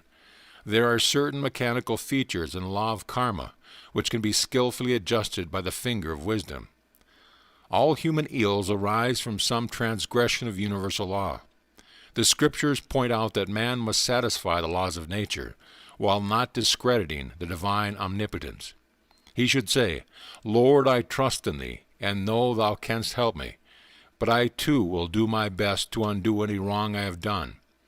By a number of means, by prayer, by willpower, by yoga meditation, by consultation with saints, by use of astrological bangles, the adverse effects of past wrongs can be minimized or nullified. Just as a house can be fitted with a copper rod to absorb the shock of lightning, so the bodily temple can be benefited by various protective measures. Ages ago, our yogis discovered that pure metals emit an astral light, which is powerfully counteractive to negative pulls on the planet. Subtle electrical and magnetic radiations are constantly circulated in the universe. When a man's body is being aided, he does not know it. When it is being disintegrated, he is still in ignorance. Can he do anything about it? This problem received attention from our rishis. They found helpful not only a combination of metals, but also of plants, and most effective of all faultless jewels of not less than 2 carats. The preventative use of astrology have seldom been seriously studied outside of India. One little-known fact is that the proper jewels, metal or plant preparations, are valueless unless the required weight is secured, and unless these remedial agents are worn next to the skin. Sir, of course I shall take your advice and get a bangle. I am intrigued at the thought of outwitting the planet. For general purposes I counsel the use of an armlet made of gold, silver, and copper. But for a specific purpose, I want you to get one of silver and lead. Sri Yukteswar added careful directions. Guruji, what specific purpose do you mean? The stars are about to take an unfriendly interest in you, Mukunda. Fear not, you shall be protected. In about a month your liver will cause you much trouble. The illness is scheduled to last for 6 months. But your use of an astrological armlet will shorten the period to 24 days. I sought out a jeweler the next day and was soon wearing the bangle. My health was excellent. Master's prediction slipped my mind. He left Serampore to visit Benares. 30 days after our conversation I felt a sudden pain in the region of my liver. The following weeks were a nightmare of excruciating pain. Reluctant to disturb my guru, I thought I would bravely endure my trial alone. But 23 days of torture weakened my resolution. I entrained for Benares. There Sri Yukteswar greeted me with the unusual warmth, but gave me no opportunity to tell him my woes in private. Many devotees visited Master that day, just for their darshan. Ill and neglected I sat in a corner. It was not until after the evening meal that all guests had departed. My guru summoned me to the octagonal balcony on the house. You must have come about your liver disorder. Sri Yukteswar's gaze was averted. He walked to and fro, occasionally intercepting the moonlight. Let me see, you have been ailing for 24 days, haven't you? Yes, sir. Please do the stomach exercises I have taught you. If you knew the extent of my suffering, Master, you would not ask me to exercise. Nevertheless, I made a feeble attempt to obey him. You say you have pain, I say you have none. How can such contradictions exist? My guru looked at me inquiringly. I was dazed and then overcome with joyful relief. No longer could I feel the continuous torment that had kept me nearly sleepless for weeks. And Sri Yukteswar's words, the agony vanished as though it had never been. I started to kneel at his feet in gratitude, but he quickly prevented me. Don't be childish. Get up and enjoy the beauty of the moon over the Ganges. But Master's eyes were twinkling happily as I stood in silence beside him. I understood by his attitude that he wanted me to feel that not he, but God had been the healer. I wear even now the heavy silver and lead bangle, a memento of that day long past, ever cherished when I found anew that I was living with a personage indeed superhuman. On later occasions, when I brought my friends to Sri Yukteswar for healing, he invariably recommended jewels or the bangle, extolling their use as an act of astrological wisdom. I had been prejudiced against astrology from my childhood, partly because I observed that many people are sequaciously attached to it, and partly because of a prediction made by a family astrologer. You will marry 3 times, being twice a widower. I brooded over the matter, feeling like a goat awaiting sacrifice before the temple of triple matrimony. You may as well be resigned to your fate, my brother-in-law had remarked. Your written horoscope has correctly stated you that you would fly from home toward the Himalayas during your early years, but would be forcibly returned. The forecast of your marriages is also bound to be true. A clear intuition came to me one night that the prophecy was wholly false. I set fire to the horoscope scroll, placing the ashes in a paper bag on which I wrote, "Seeds of past karma cannot germinate if they are roasted in the divine fires of wisdom." I put the bag in a conspicuous spot, and Atta immediately read my defiant comment. "You cannot destroy truth as easily as you have burned this paper scroll," my brother laughed scornfully. It is a fact that on 3 occasions before I reached manhood, my family tried to arrange my betrothal. Each time I refused to fall in with their plans, knowing that my love for God was more overwhelming than any astrological persuasions from the past. The deeper the self-realization of a man, the more he influences the whole universe by his subtle spiritual vibrations, and the less he himself is affected by the phenomenal flux.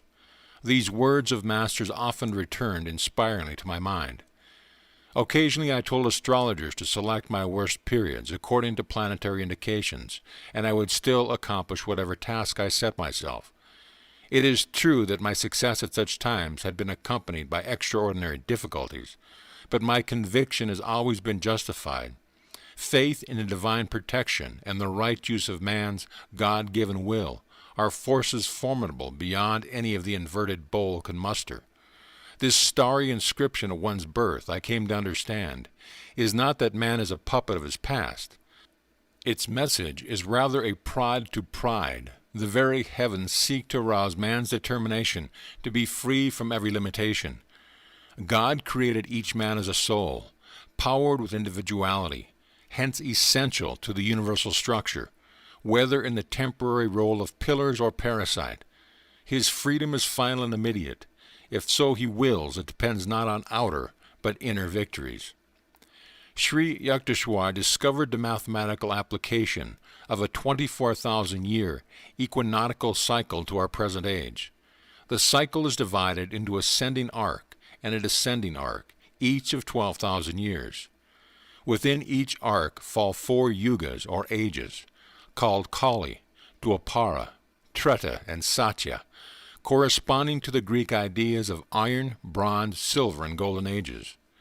My guru determined by various calculations that the last Kali Yuga, or Iron Age, of the ascending arc started at about AD 500.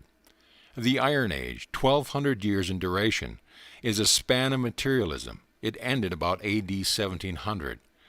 That year ushered in Dwapara Yuga, a 2,400-year period of electrical and atomic energy development, the age of telegraph, radio airplanes, and other space annihilators. The 3,600-year period of the Treta Yuga will start in AD 4100. Its age will be marked by common knowledge of telepathic communications and other time annihilators. During the 4,800 years of Satya Yuga, final age and ascending arc, the intelligence of a man will be completely developed. He will work in harmony with the divine plan.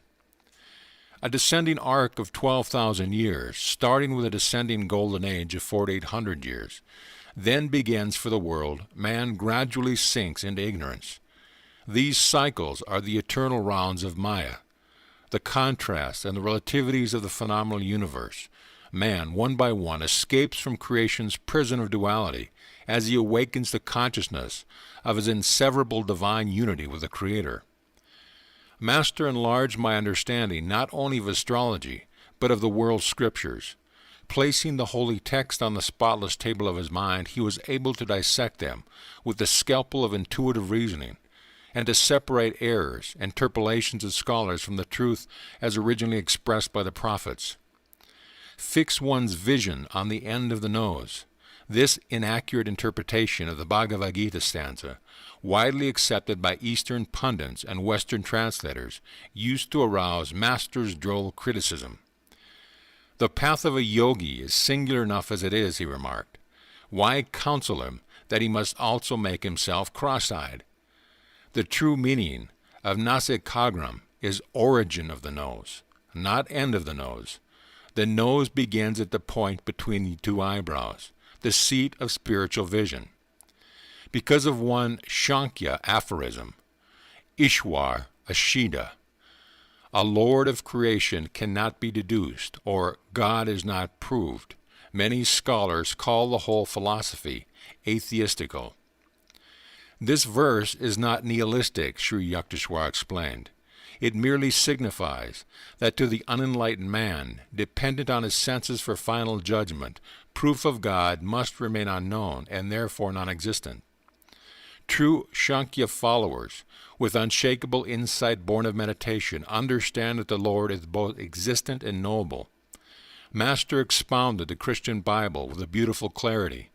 It was from my Hindu guru, unknown to the roll call of Christian membership, that I learned to perceive the deathless essence of the Bible, and to understand the truth in Christ's assertion, surely the most thrilling intransient ever uttered. Heaven and earth shall pass away, but my word shall not pass away. The great masters of India mold their lives by the same godly ideals which animated Jesus. These men are his proclaimed kin. Whosoever shall do the will of my Father which is in heaven, the same is my brother and sister and mother. If ye continue in my word, Christ pointed out, then are ye my disciples indeed. And ye shall know the truth, and the truth shall make you free. Freemen all, lords of themselves, the Yogi Christs of India, are part of the immortal fraternity, those who attained a liberating knowledge of the one Father. The Adam and Eve story is incomprehensible to me. I observed with considerable heat one day in my early struggles with the allegory. Why did God punish not only the guilty pair, but also the innocent, unborn generations? Master was more amused by my vehemence and my ignorance. Genesis is deeply symbolic and cannot be grasped by literal interpretation, he explained. Its tree of life is the human body. The spinal cord is like an upturned tree, with man's hair as its roots, and afferent and afferent nerves as branches. The tree of the nervous system bears many enjoyable fruits or sensations of sight, sound, smell, and taste, and touch. In these man may rightfully indulge, but he was forbidden the experience of sex, the apple at the center of the bodily garden. The serpent represents the coiled-up spinal energy which stimulates the sex nerves. Adam is reason, and Eve is feeling. When the emotions or Eve consciousness in any human being is overpowered by the sex impulse, his reason or Adam also succumbs. God created the human species by materializing the bodies of man and woman through the force of his will. He endowed the new species with the power to create children in a similar immaculate or divine manner. Because his manifestation in the individualized soul had hitherto been limited to animals, instinct-bound and lacking the potentialities of full reason, God made the first human bodies, symbolically called Adam and Eve. To these, for advantageous upward evolution, he transferred the souls or divine essence of two animals. In Adam, or man, reason predominated. In Eve or woman, feeling was ascendant. Thus was expressed the duality or polarity which underlies the phenomenal worlds. Reason and feeling remain in a heaven of cooperative joy, so long as the human mind is not tricked by the serpentine energy of animal propensities. The human body was therefore not solely a result of evolution from beast, but was produced by an act of special creation by God. The animal forms were too crude to express full divinity. The human being was uniquely given a tremendous mental capacity, the thousand-petal lotus, of the brain as well as acutely awakened occult centers in the spine. God or the divine consciousness present within the first created pair counseled them to enjoy all human sensibilities, but not to put their concentration on touch sensation. These were banned in order to avoid the development of the sex organs, which would enmesh humanity in the inferior animal method of propagation. The warning not to revive subconsciously present bestial memories was not heeded. Resuming the way of brute procreation, Adam and Eve fell from the state of heavenly joy natural to the original perfect man. Knowledge of good and evil refers to the cosmic, dualistic compulsion. Falling under the sway of Maya through misuse of his feeling and reason, or Eve and Adam consciousness, man relinquishes his right to enter the heavenly garden of divine self-sufficiency. The personal responsibility of every human being is to restore his parents, or dual nature, to a unified harmony or Eden. As Sri Yukteswar ended his discourse, I glanced with new respect on the pages of Genesis. "Dear Master," I said, "for the first time I feel a proper filial obligation toward Adam and Eve." End of chapter. Chapter 17, Sasi and the Three Sapphires. Because you and my son think so highly of Swami Sri Yukteswar, I will take a look at him.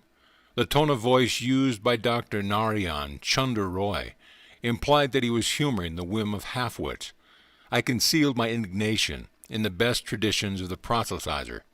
My companion, the veterinary surgeon, was a confirmed agnostic.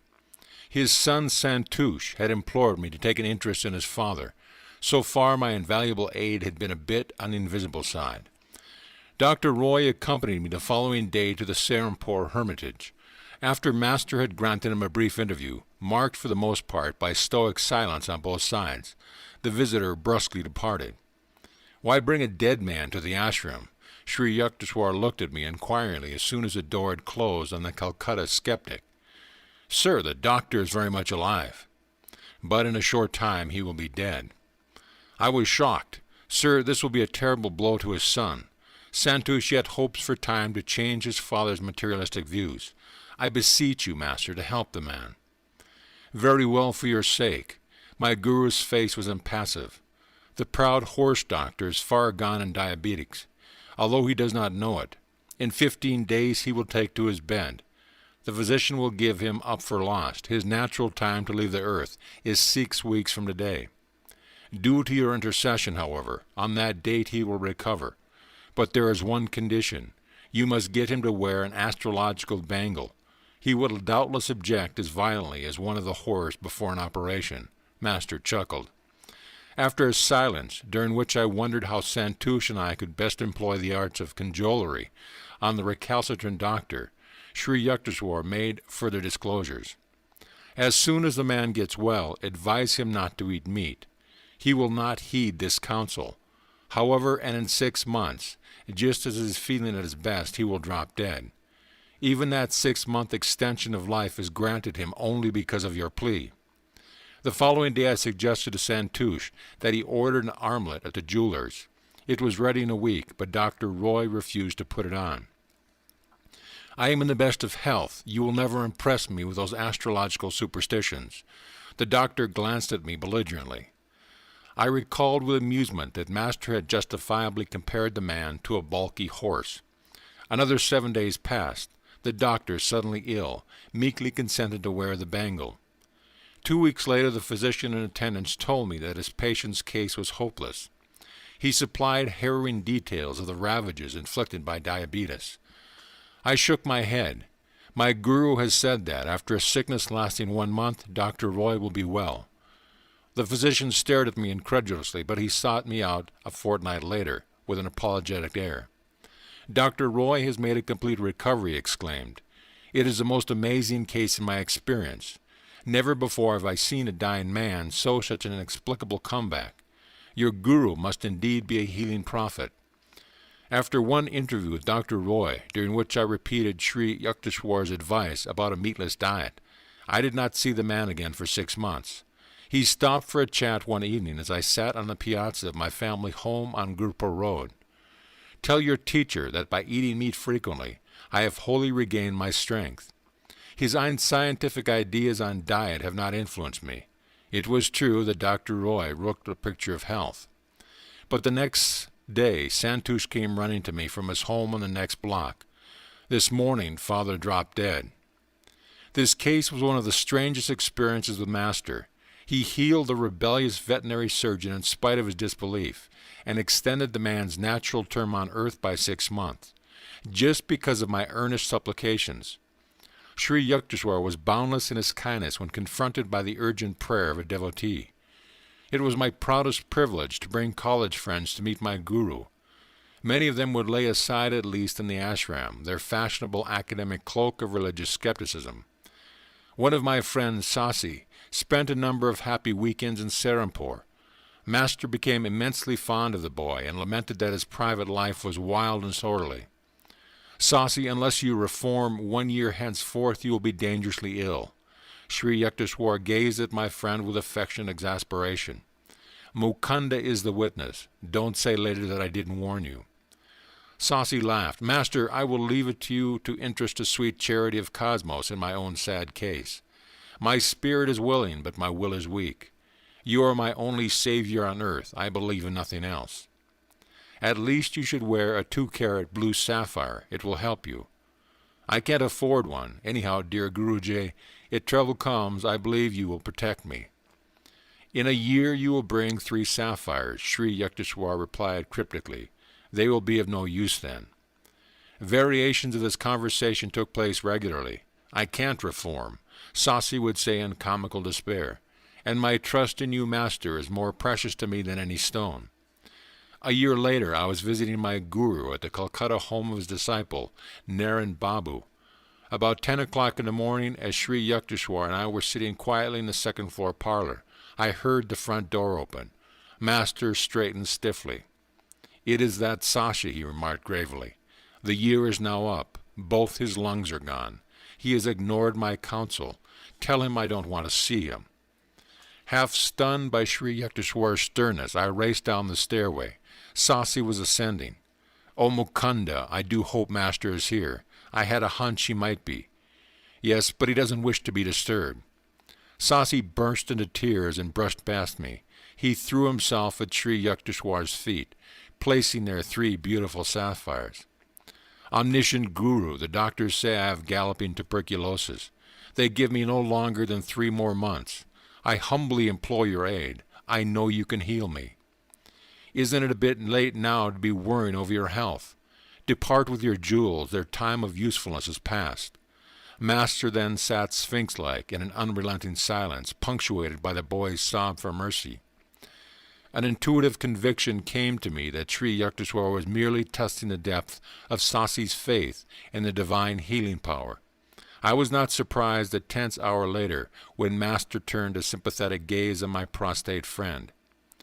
"Get up, Sasi. What a commotion you make in other people's houses. Return your sapphires to the jewelers. They are an unnecessary expense now. But get an astrological bangle and wear it. Fear not, in a few weeks you shall be well." Sasi's smile illumined his tear-marred face like sudden sun over a sodden landscape. "Beloved Guru, shall I take the medicines prescribed by the doctors?" Sri Yukteswar's glance was lumonious. "Just as you wish, drink them or discard them. It does not matter. It is more possible for the sun and moon to interchange their positions than for you to die of tuberculosis."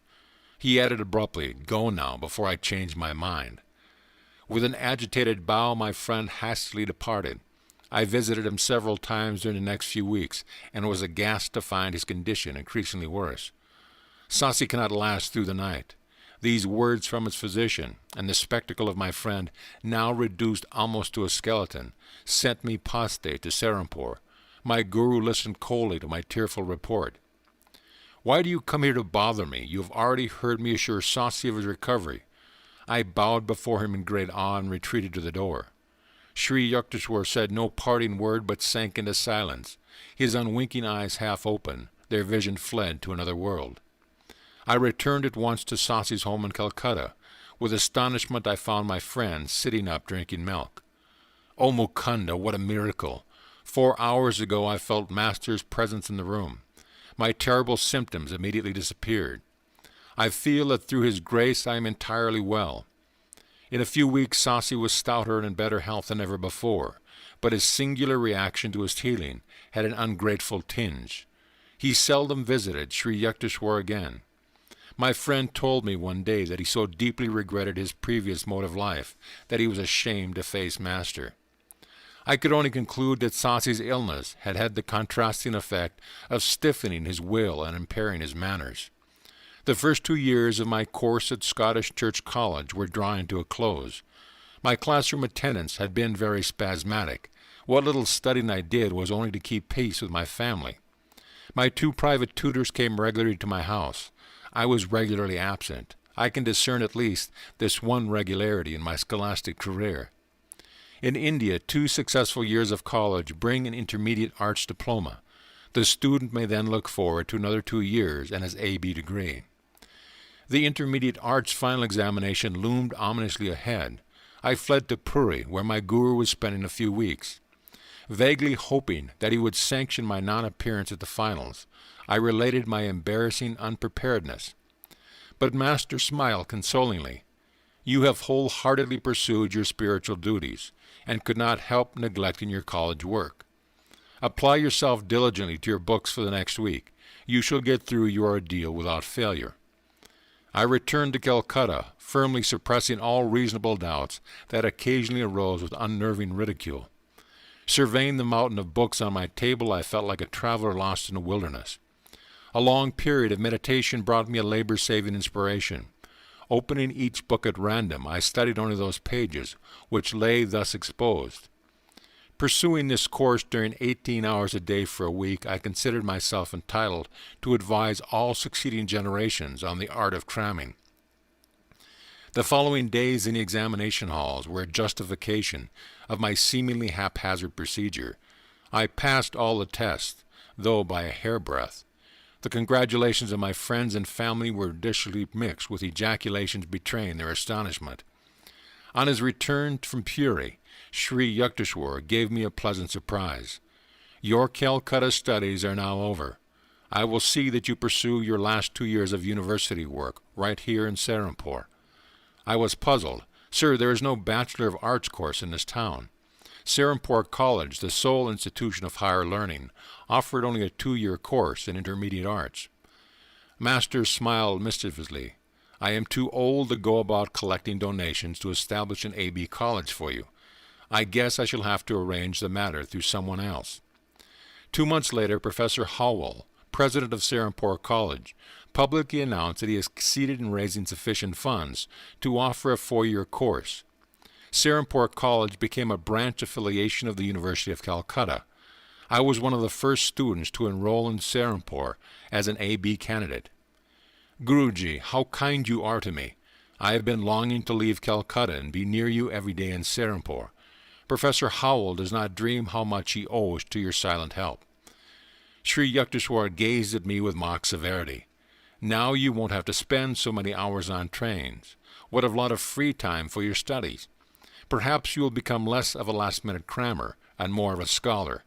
But somehow his tone lacked conviction. End of chapter. Chapter 18. A Mohammedan Wonder Worker.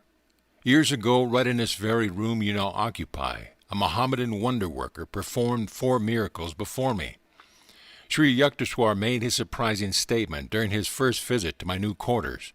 Immediately after entering Serampore College, I had taken a room in a nearby boarding house called Panti, It was an old-fashioned brick mansion fronting the Ganges. Master, what a coincidence! Are these newly decorated walls really ancient with memories? I looked around my simply furnished room with awakened interest. It is a long story, my guru smiled reminiscently. The name of the fakir was Afzal Khan. He had acquired his extraordinary powers through a chance encounter with a Hindu yogi. Son, I am thirsty, fetch me some water. A dust-covered sannyasi made his request for Afzal one day during his early boyhood in a small village of eastern Bengal. Master, I am a Mohammedan. How could you, a Hindu, accept a drink from my hands? Your truthfulness pleases me, my child. I do not observe the ostracizing rules of ungodly sectarianism. Go bring me water quickly. Afzal's reverent obedience was rewarded by a loving glance from the yogi. You possess good karma from former lives, he observed solemnly. I am going to teach you a certain yoga method which will give you command over one of the invisible realms. The great powers that will be yours should be exercised for worthy ends. Never employ them selfishly. I perceive, alas, that you have brought over from the past some seeds of destructive tendencies. Do not allow them to sprout by watering them with fresh evil actions. The complexity of your previous karma is such that you must use this life to reconcile your yogic accomplishments with the highest humanitarian goals. After instructing the amazed boy in a complicated technique, the master vanished. Afzal faithfully followed his yoga exercise for 20 years. His miraculous feats began to attract widespread attention. It seems that he was always accompanied by a disembodied spirit, whom he called Hazrat. This invisible entity was able to fulfill the fakir's slightest wish. Ignoring his master's warning, Afzal began to misuse his powers. Whatever object he touched and then replaced would soon disappear without a trace. This disconcerting eventuality usually made the Mohammedan an objectionable guest. He visited large jewelry stores in Calcutta from time to time, representing himself as a possible purchaser. Any jewel he handled would vanish shortly after he left the shop. Afzal was often surrounded by several hundred students, attracted by the hope of learning his secrets.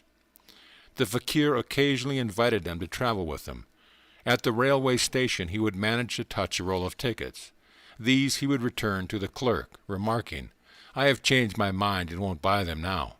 But when he boarded the train with his retinue, Afzal would be in possession of the required tickets. These exploits created an indignant uproar. Bengali jewelers and ticket sellers were succumbing to nervous breakdown. The police who sought to arrest Afzal found themselves helpless. The fakir could remove incriminated evidence merely by saying, "Hazrat, take this away." Sri Yukteswar rose from his seat and walked to the balcony of my room, which overlooked the Ganges. I followed him, eager to hear more of the baffling Mohammedan raffles. This Panti house formerly belonged to a friend of mine. He became acquainted with Afzal and asked him here.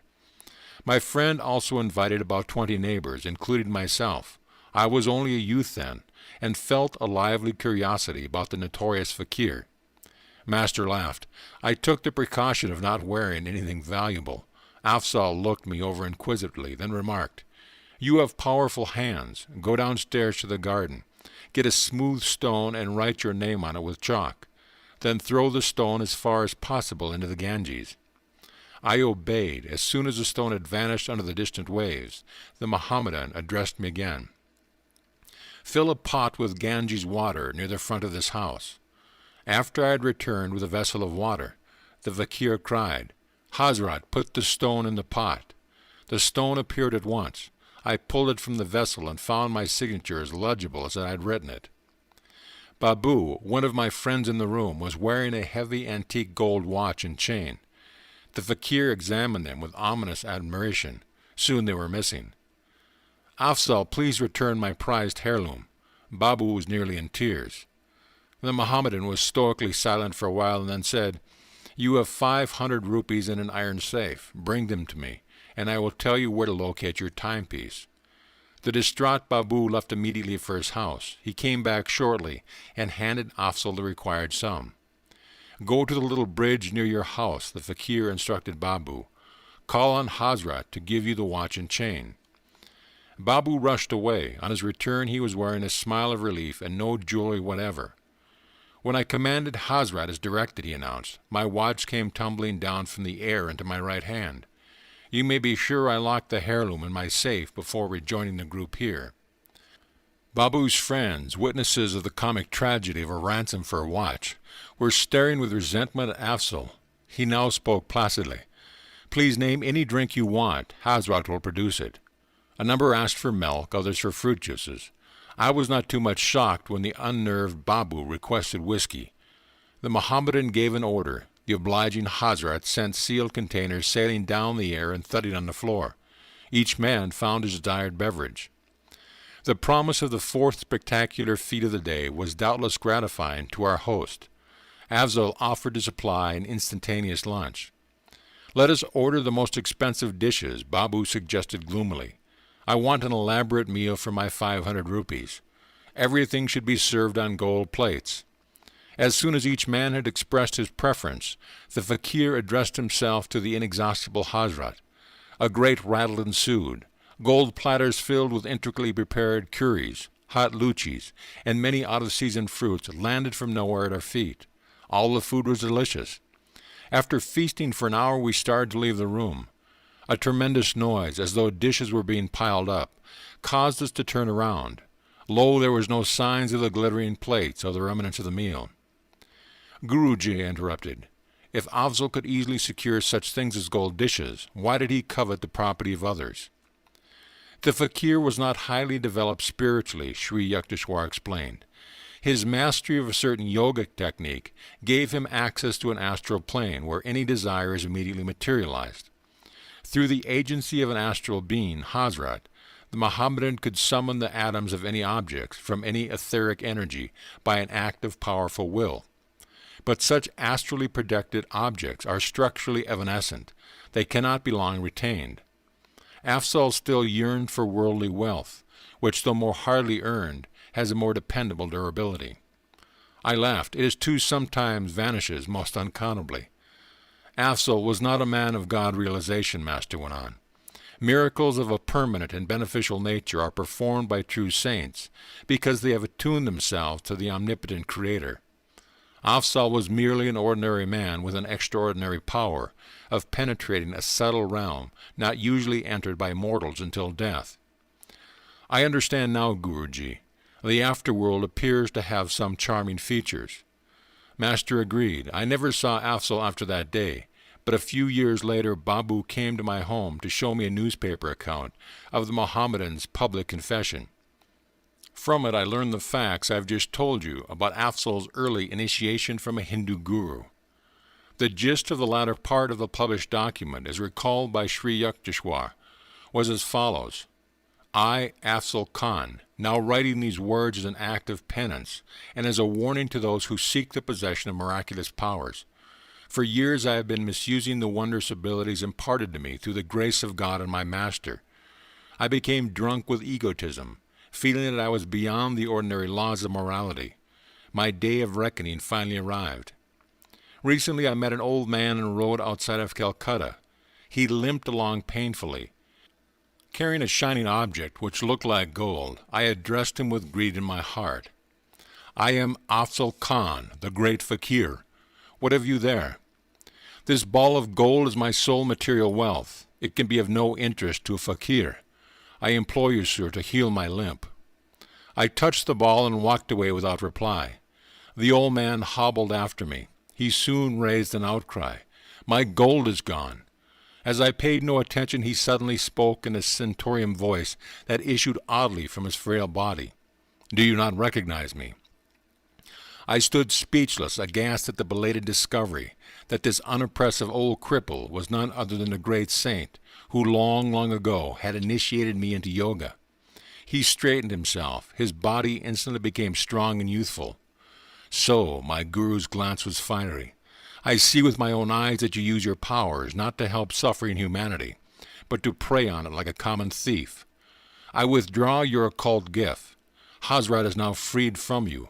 No longer shall you be a terror in Bengal.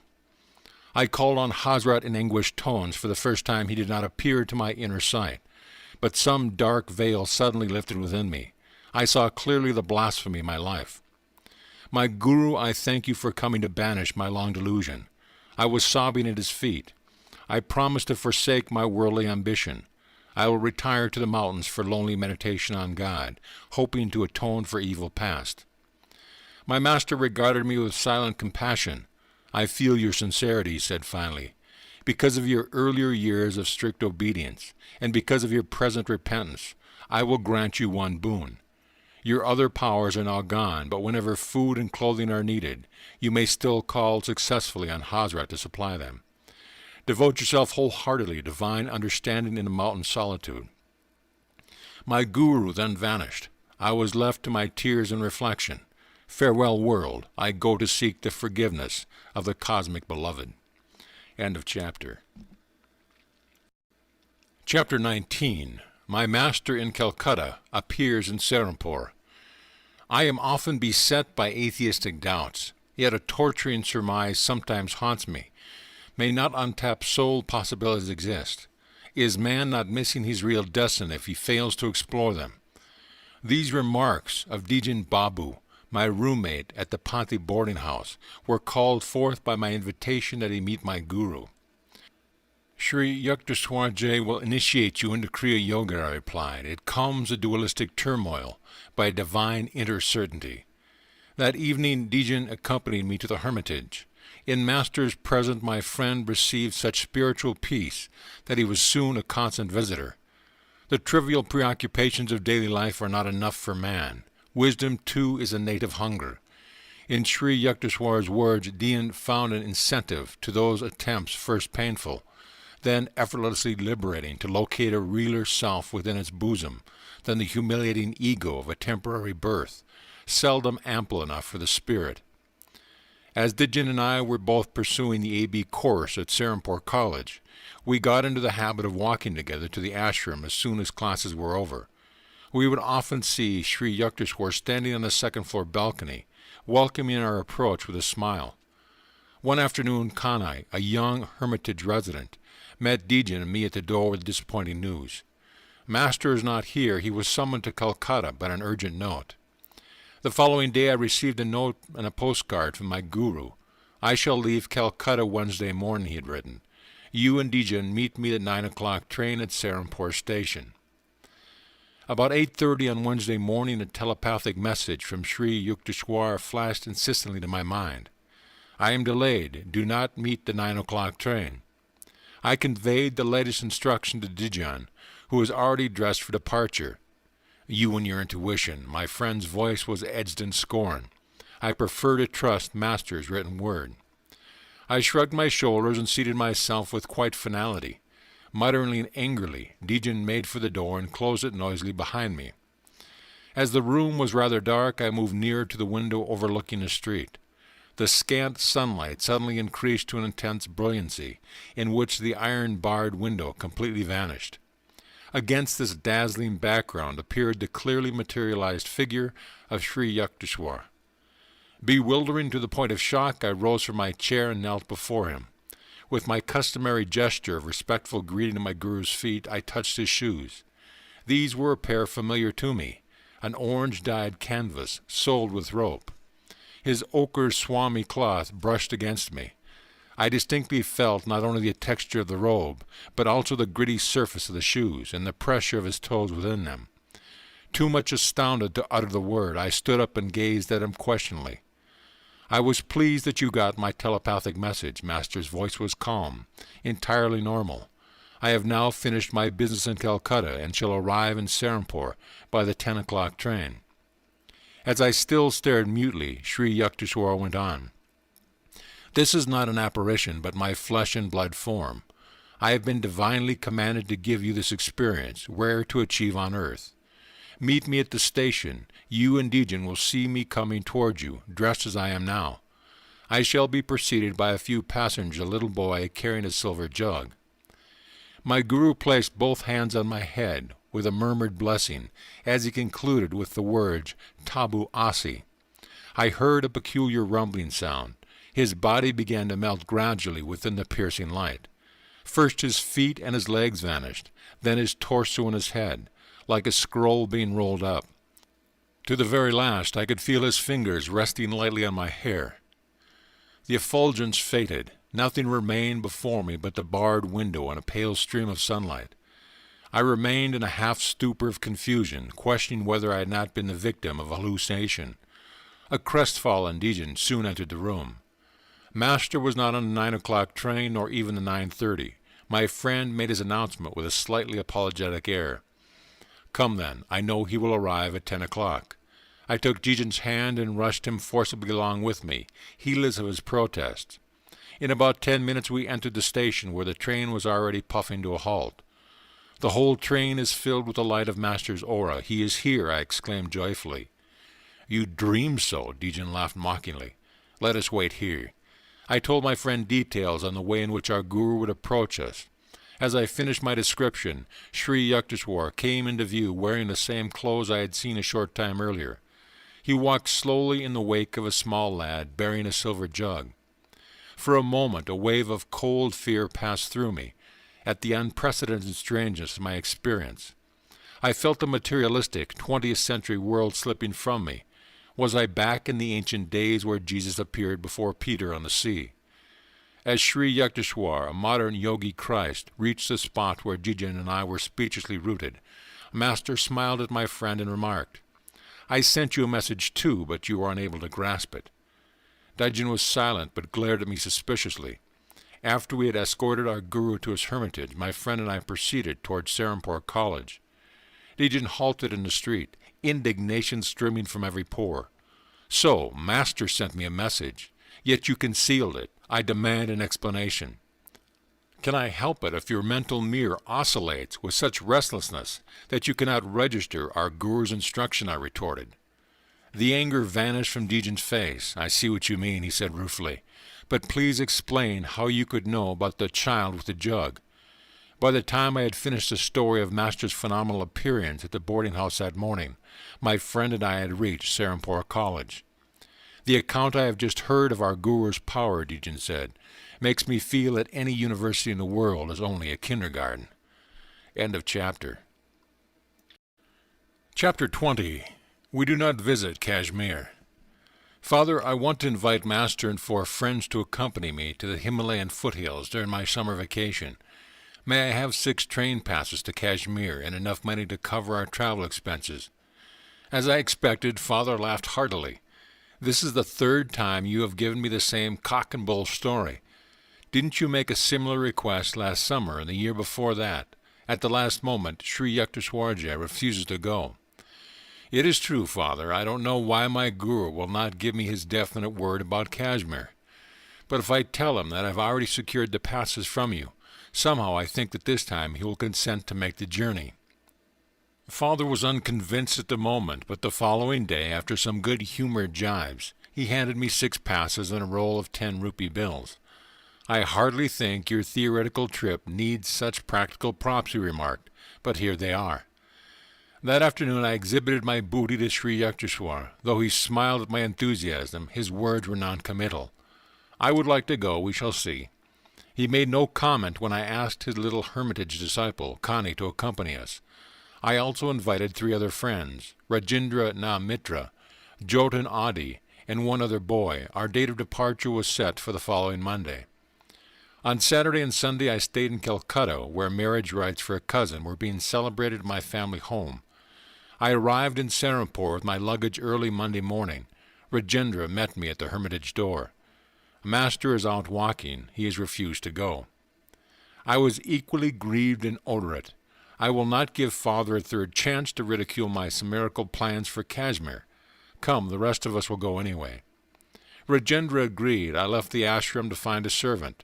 Kani, I knew, would not take the trip without Master, and someone was needed to look after the luggage. I bethought myself of Bahari, previously a servant in my family home, who was now employed by a Serampore schoolmaster. As I walked along briskly, I met my guru in front of the Christian church near Serampore courthouse. "Where are you going?" Sri Yukteswar's face was unsmiling. "Sir, I hear that you and Kani will not take the trip we have been planning. I am seeking Bahari. You will recall that last year he was so anxious to see Kashmir that he even offered to serve without pay." I remember, nevertheless, I don't think Bahari will be willing to go. I was exasperated. He is just eagerly waiting for this opportunity. My guru silently resumed his walk. I soon reached the schoolmaster's house. Bahari, in the courtyard, greeted me with a friendly warmth that abruptly vanished as soon as I mentioned Kashmir. With a murmured word of apology, the servant left me and entered his employer's home. I waited half an hour, nervously assuring myself that Bahari's delay was being caused by preparations for the trip. Finally, I knocked at the front door. Bahari left by the back stairs about 30 minutes ago, a man informed me. A slight smile hovered about his lips. I departed sadly, wondering whether my invitation had been too coercive, or my master's unseen influence were at work. Passing the Christian church again, I saw my guru walking slowly toward me. Without waiting to hear my report, he exclaimed, "So Bahari would not go. Now what are your plans?" I felt like a recalcitrant child who is determined to defy his masterful father. "Sir, I am going to ask my uncle to lend me his servant, Lal Dare." "See if your uncle if you want to," Sri Yukteswar replied with a chuckle, "but I hardly think you will enjoy a visit." Apprehensive but rebellious, I left my guru and entered Serampore courthouse. My paternal uncle, Sarada Ghosh, a government attorney, welcomed me affectionately. "I am leaving today with some friends for Kashmir," I told him. "For years I have been looking forward to this Himalayan trip." "I am happy for you, Mukunda. Is there anything I can do to make your journey more comfortable?" These kind words gave me a lift of encouragement. "Dear uncle," I said, "could you possibly spare me your servant, Lal Dare?" My simple request had the effect of an earthquake. Uncle jumped so violently that his chair overturned. The papers on the desk flew in every direction, and his pipe, a long coconut-stemmed hubble-bubble, fell to the floor with a great clatter. "You selfish young man," he shouted, quivering with wrath.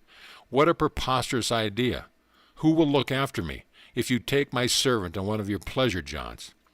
I concealed my surprise, reflecting that my amiable uncle's sudden change of front was only one more enigma in a day fully devoted to the incomprehensibility. My retreat from the courthouse office was more alacritious than dignified. I returned to the hermitage where my friends were expectantly gathered. Conviction was growing on me that some sufficient, if exceedingly recondite motive was behind Master's attitude.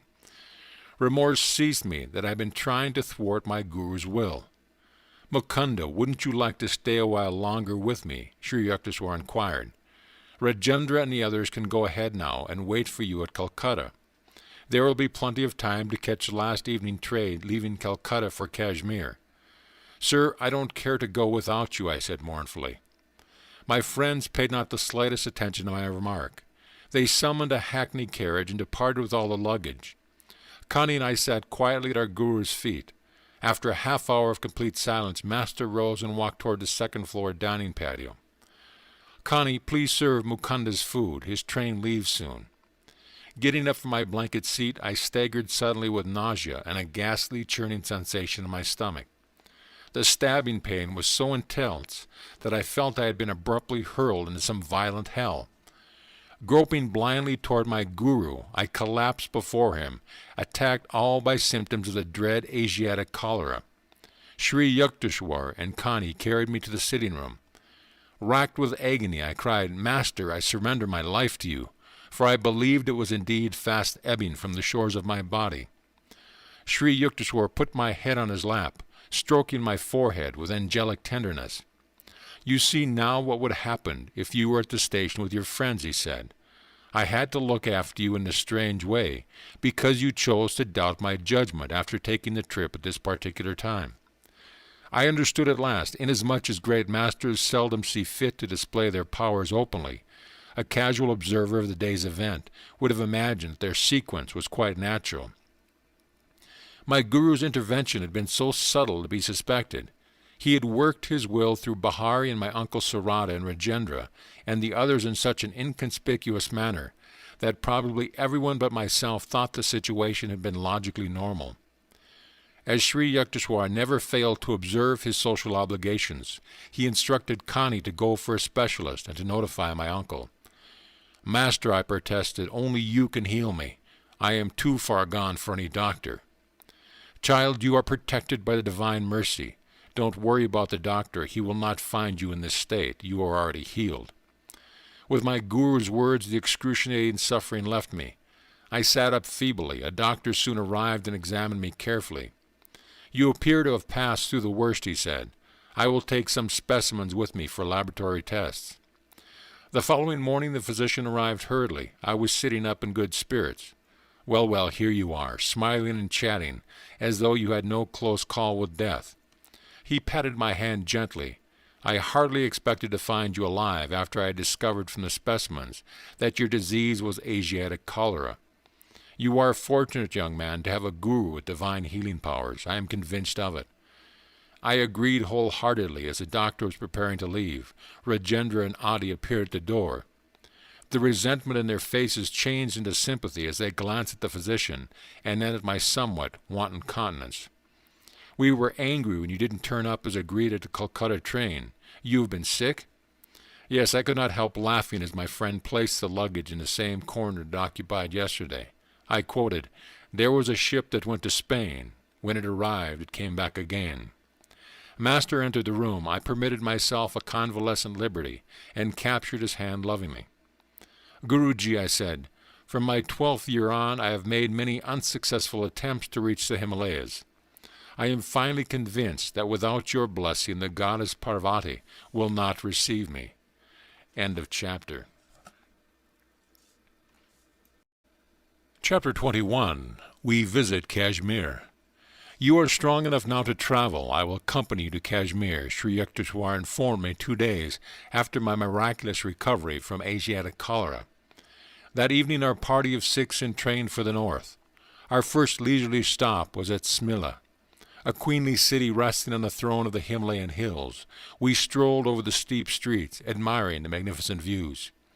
"English strawberries for sale," growled an old woman, squatting in a picturesque open marketplace. Master was curious about the strange little red fruits. He bought a basketful and offered it to Connie and myself, who were nearby. I tasted one berry, but spat it hastily on the ground. "Sir, what a sour fruit! I could never like strawberries." My guru laughed. "Oh, you will like them in America. At a dinner there, your hostess will serve them with sugar and cream. After she has mashed the berries with a fork, you will taste them and say, 'What delicious strawberries!' Then you will remember this day in Simla." Sri Yukteswar's forecast vanished from my mind, but reappeared there many years later. Shortly after my arrival in America, I was a dinner guest at the home of Mrs. Alice T. Hassey, Sister Yogananda, in the West Somerville, Massachusetts. When a dessert of strawberries was put on the table, my hostess picked up her fork and mashed my berries, adding cream and sugar. "The fruit is rather tart. I think you will like it fixed this way," she remarked. I took a mouthful. "What delicious strawberries!" I exclaimed. At once my guru's prediction and Simla emerged from the fathomless cave of memory. It was staggering to realize that long ago Sri Yukteswar's God-tuned mind had sensitively detected the program of karmic events wandering in the ether of futurity. Our party soon left Simla and entrained for Walapindi. There we hired a large landau, drawn by 2 horses, in which we started a 7-day trip to Srinagar, capital city of Kashmir. The second day of our northbound journey brought into view the true Himalayan vastness. As the iron wheels of our carriage creaked along the hot, stony roads, we were enraptured with changing vistas of mountainous grandeur. "Sir," Adi said to the master, "I am greatly enjoying these glorious scenes in your holy company." I felt a throb of pleasure at Adi's appreciation, for I was acting as host on this trip. Sri Yukteswar caught my thought. He turned to me and whispered, "Don't flatter yourself.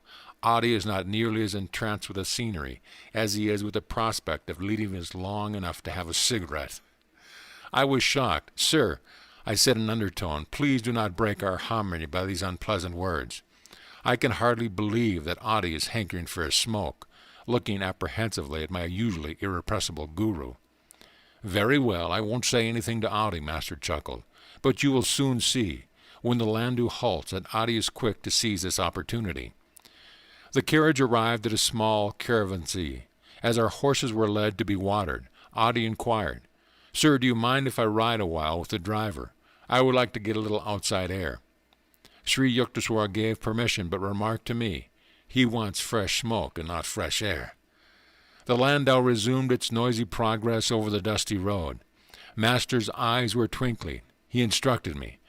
Crane up your neck through the carriage door and see what Adi is doing with the air.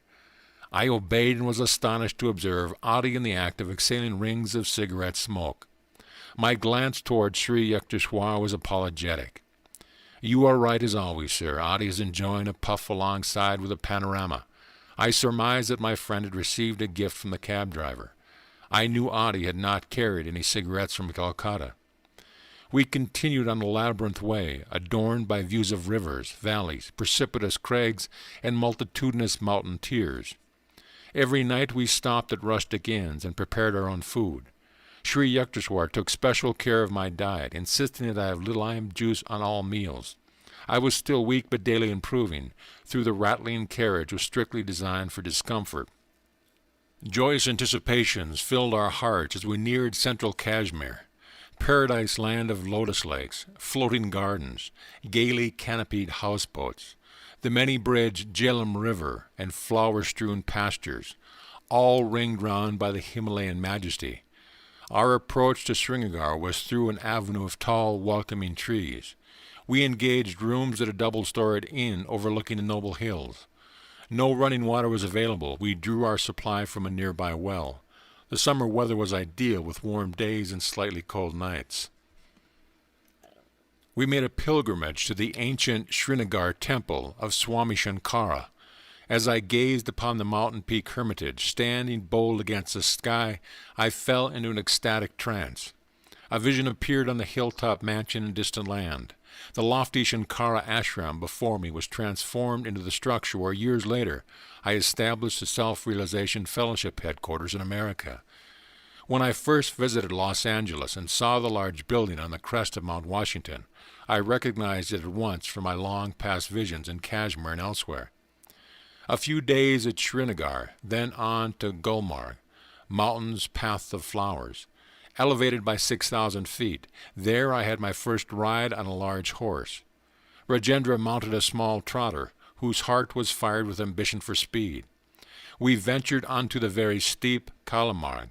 The path led through a dense forest, abounding in tree mushrooms, where the mist-shrouded trails were often precarious.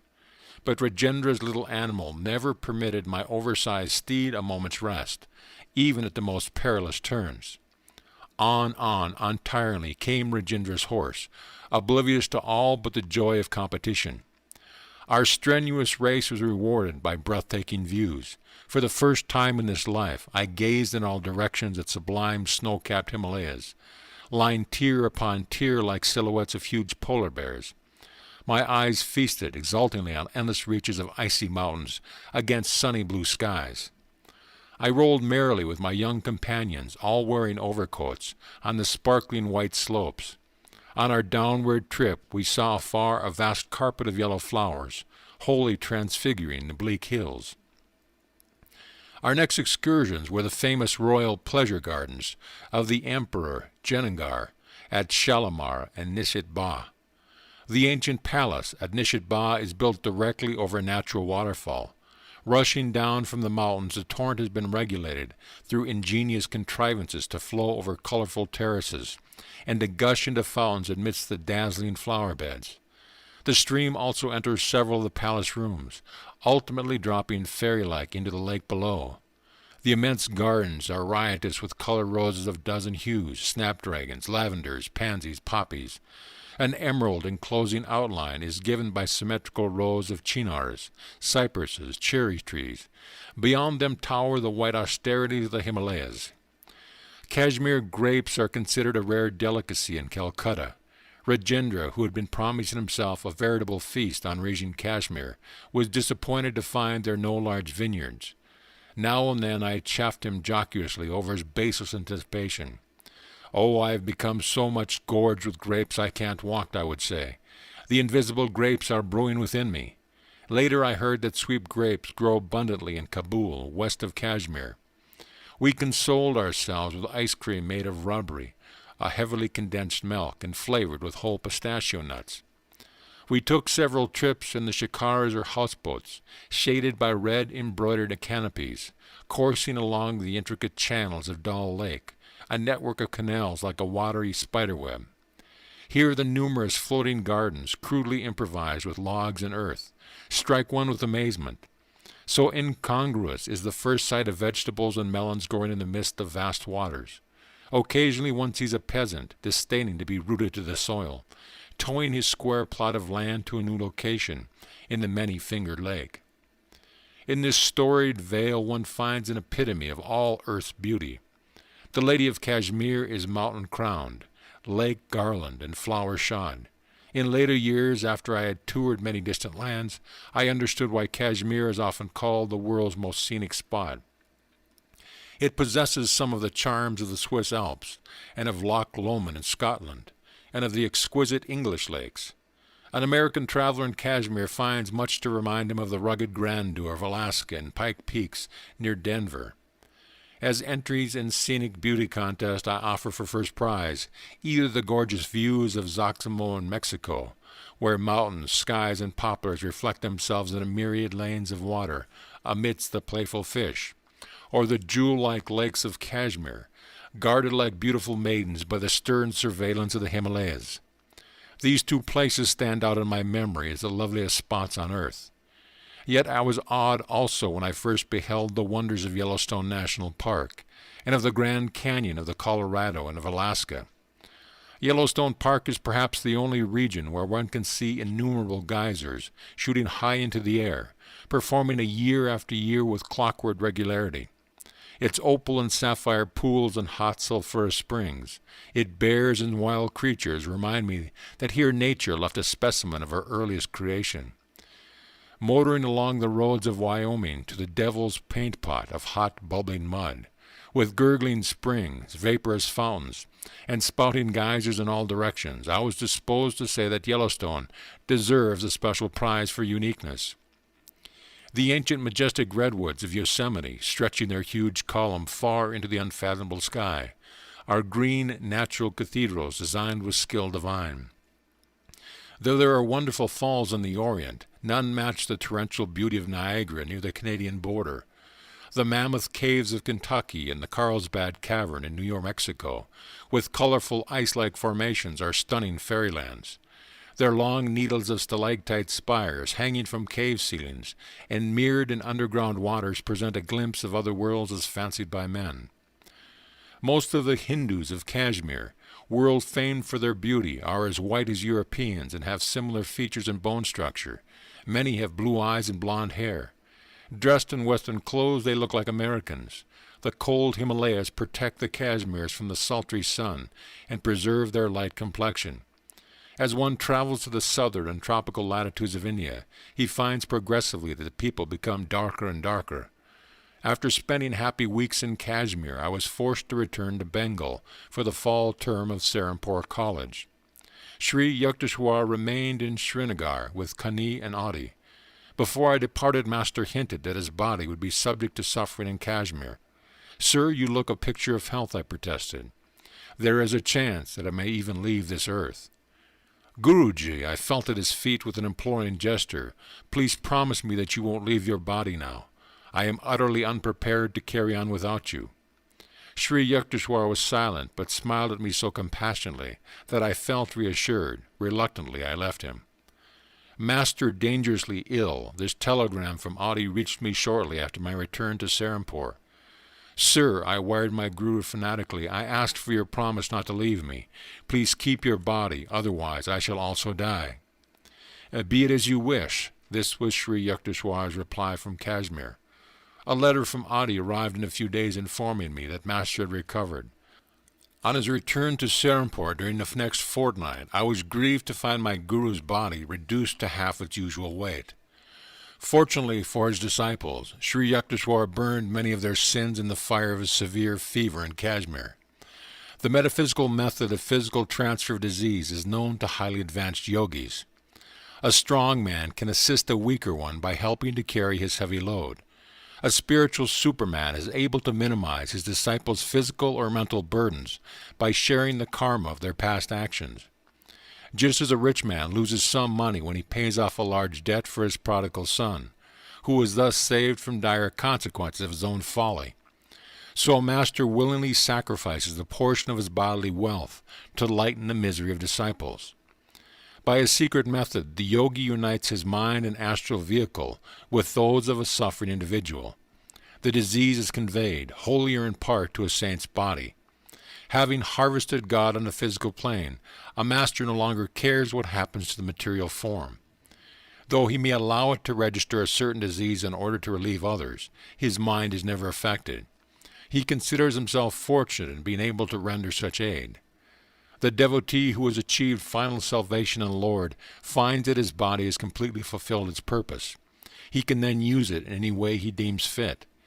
His work in the world is to alleviate the sorrows of mankind, whether through spiritual means, or by intellectual counsel, or through willpower, or by the physical transfer of disease. Escaping to the superconscious whenever he so desires, a master can remain oblivious of physical suffering. Sometimes he chooses to bear bodily pain stoically, as an example to disciples. By putting on the ailments of others, a yogi can satisfy for them the karmic law of cause and effect. This law is mechanically or mathematically operative. Its workings can be scientifically manipulated by men of divine wisdom. The spiritual law does not require a master to become ill whenever he heals another person. Healing ordinarily takes place through the saint's knowledge of various methods of instantaneous cure in which no hurt to the spiritual healer is involved. On rare occasions, however, a master who wishes to greatly quicken his disciples' evolution may then voluntarily work out his own body a large measure of their undesirable karma. Jesus signified himself as a ransom for the sins of many. With his divine powers, his body could never have been subjected to death by crucifixion if he had not willingly cooperated with the subtle cosmic laws of cause and effect. He thus took on himself the consequence of others' karma, especially that of his disciples. In this manner they were highly purified and made fit to receive the omnipresent consciousness which later descended on them. Only a self-realized master can transfer his life force or convey into his own body the disease of others.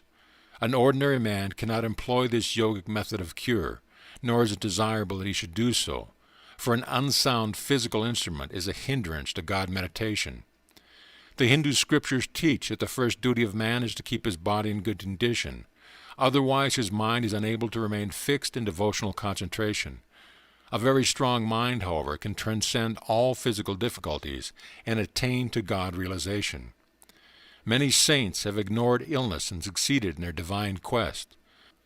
St. Francis of Assisi, severely afflicted with ailments, healed others and even raised the dead. I knew an Indian saint, half of whose body was once festering with sores. His diabetic condition was so acute that under ordinary conditions he could not sit still at one time for more than 15 minutes. But his spiritual aspiration was undeterrable. Lord, he prayed, wilt thou come into my broken temple? With ceaseless command of will, the saint gradually became able to sit daily in lotus posture for 18 continuous hours, engrossed in the ecstatic trance. And he told me, at the end of 3 years I found the infinite light blazing within my shattered form. Rejoiceful in the joyful splendor, I forgot the body. Later I saw that it had become whole through the divine mercy.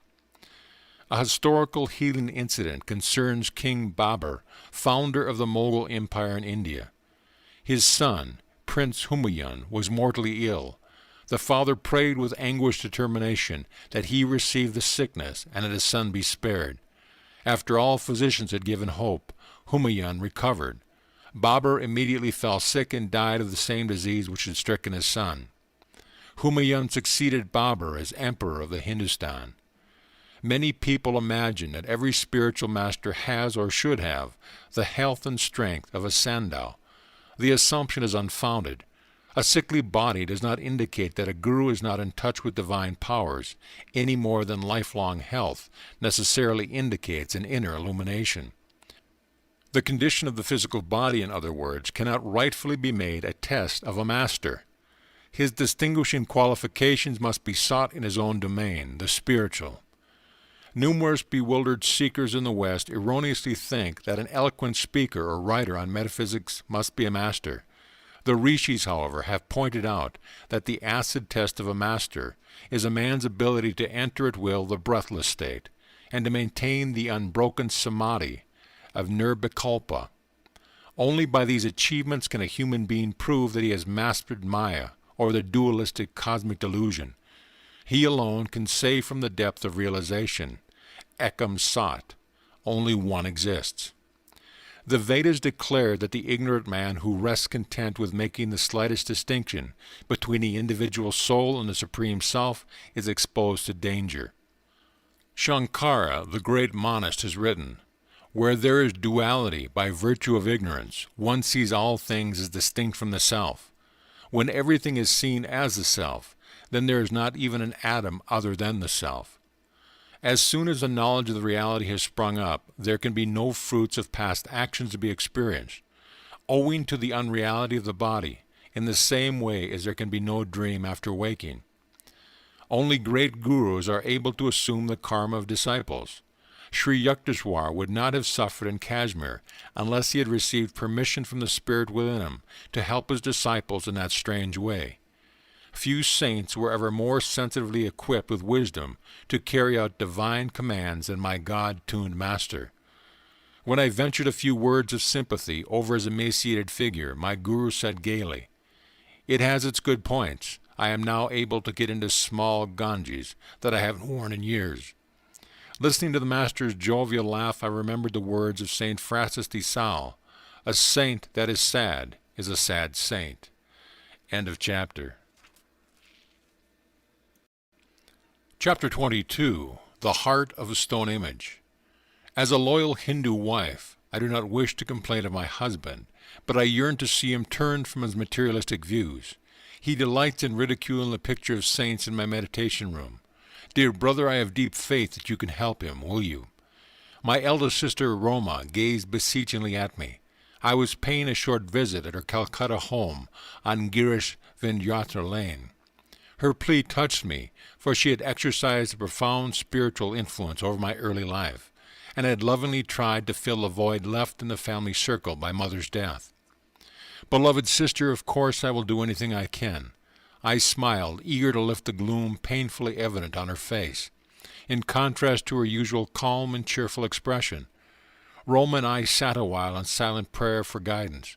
A year earlier, my sister had asked me to initiate her into Kriya Yoga, in which she was making notable progress. An inspiration seized me. "Tomorrow," I said, "I am going to Dakeshwar Temple. Please come with me, and persuade your husband to accompany us. I feel that in the vibrations of that holy place, Divine Mother will touch his heart. But don't disclose our object in wanting him to go." Sister agreed hopefully. Very early the next morning I was pleased to find that Roma and her husband were in readiness for the trip. As our hackney carriage rattled along Upper Circular Road, near Dakeshwar, my brother-in-law, Satish Chandra Bose, amused himself by deriding spiritual gurus of the past, present, and future. I noticed that Roma was quietly weeping.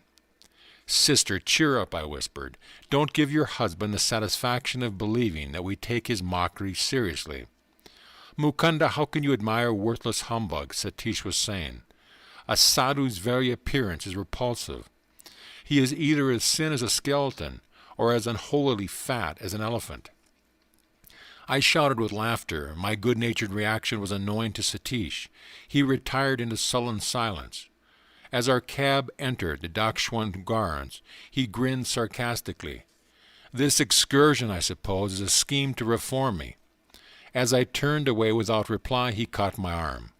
"Young Mr. Monk," he said, "don't forget to make proper arrangements with the temple authorities to provide for our noon meal."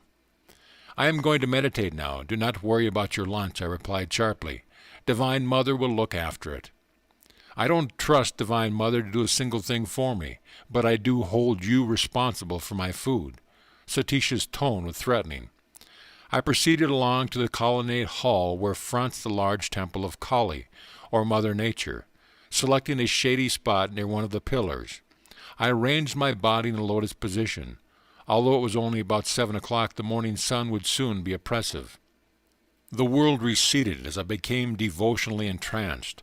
My mind was concentrated on Goddess Kali, whose images at Dakanchwar had been the special object of adoration by the great master, Sri Ramakrishna Paramahansa.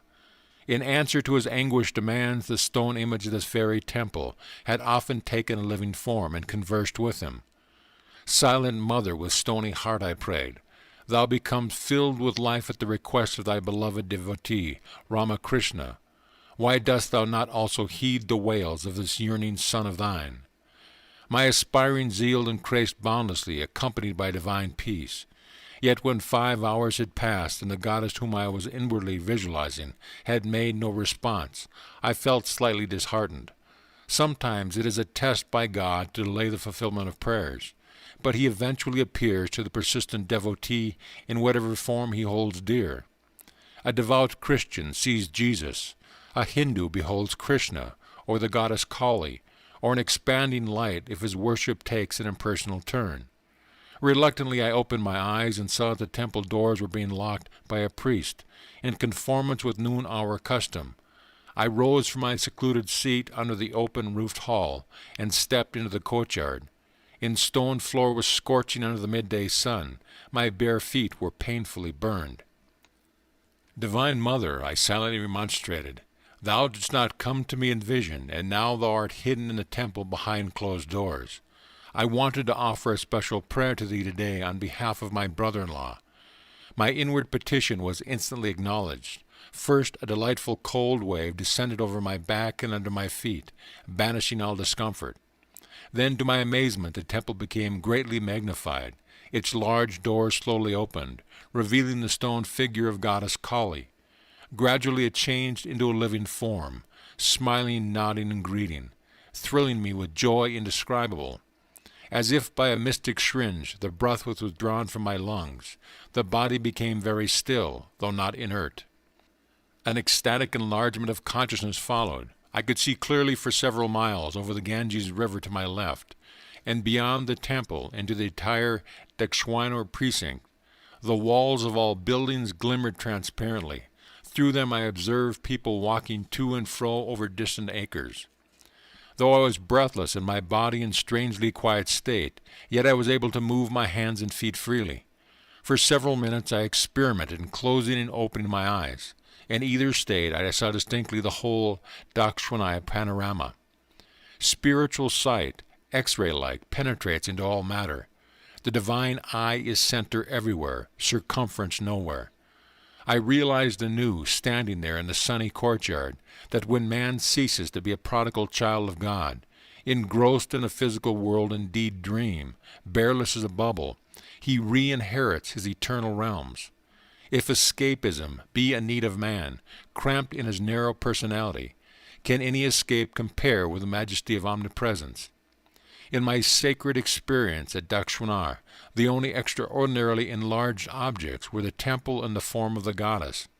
Everything else appeared in its normal dimension, although each was enclosed in a halo of mellow, light white, blue, and pastel rainbow hues.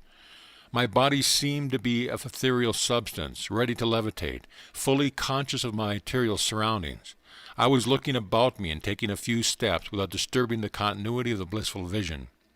Behind the temple walls I suddenly glimpsed my brother-in-law as he sat under the thorny branches of a sacred bel tree.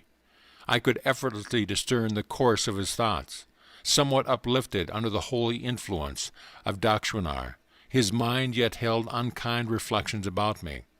I turned directly to the gracious form of the goddess.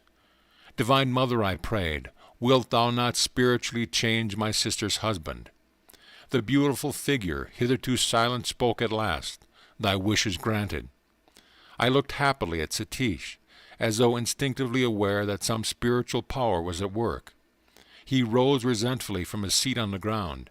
I saw him running behind the temple. He approached me, shaking his fist. The all-embracing vision disappeared. No longer could I see the glorious goddess. The towering temple was reduced to its ordinary size, minus its transparency. Again my body sweltered under the fierce rays of the sun. I jumped to the shelter of the pillared hall, where Satish pursued me angrily. I looked at my watch. It was 1 o'clock. The divine vision had lasted an hour. "You little fool," my brother-in-law blurted out. "You have been here sitting cross-legged and cross-eyed for 6 hours. I have gone back and forth watching you. Where is my food? Now the temple is closed. You failed to notify the authorities. We are left without lunch." The exultation I felt at the goddess present was still vibrant within my heart. I was emboldened to exclaim, "Divine Mother will feed us." Satish was beside himself with rage. "Once and for all," he shouted, "I would like to see your Divine Mother giving us food here without prior arrangements." His words were hardly uttered when a temple priest crossed the courtyard and joined us. "Son," he addressed me, "I have been observing your face serenely glowing during hours of meditation. I saw the arrival of your party this morning, and felt a desire to put aside ample food for your lunch. It is against the temple rules to feed those who do not make a request beforehand, but I have made an exception for you." I thanked him and gazed straight into Satish's eyes. He flushed with emotion, lowering his gaze in silent repentance. When we were served a lavish meal, including out-of-season mangoes, I noticed that my brother-in-law's appetite was meager. He was bewildered, diving deep into the ocean of thought. On the return journey to Calcutta, Satish, with softened expression, occasionally glanced at me pleadingly, but he did not speak a single word after the moment the priest had appeared to invite us to lunch, as though in direct answer to Satish's challenge. The following afternoon I visited my sister at her home. She greeted me affectionately. "Dear brother," she cried, "what a miracle! Last evening my husband wept openly before me." "Beloved Devi," he said, "I am happy beyond expression that this reforming scheme of your brother's has wrought a transformation. I am going to undo every wrong I have done you. From tonight we will use our large bedroom only as a place of worship. Your small meditation room shall be changed into our sleeping quarters. I am sincerely sorry that I have ridiculed your brother for the shameful way I have been acting. I will punish myself by not talking to Mukunda until I have progressed in the spiritual path. Deeply I will seek the Divine Mother from now on. Someday I must surely find her." Years later I visited my brother-in-law in Delhi. I was overjoyed to perceive that he had developed highly in self-realization, and he had been blessed by the vision of Divine Mother.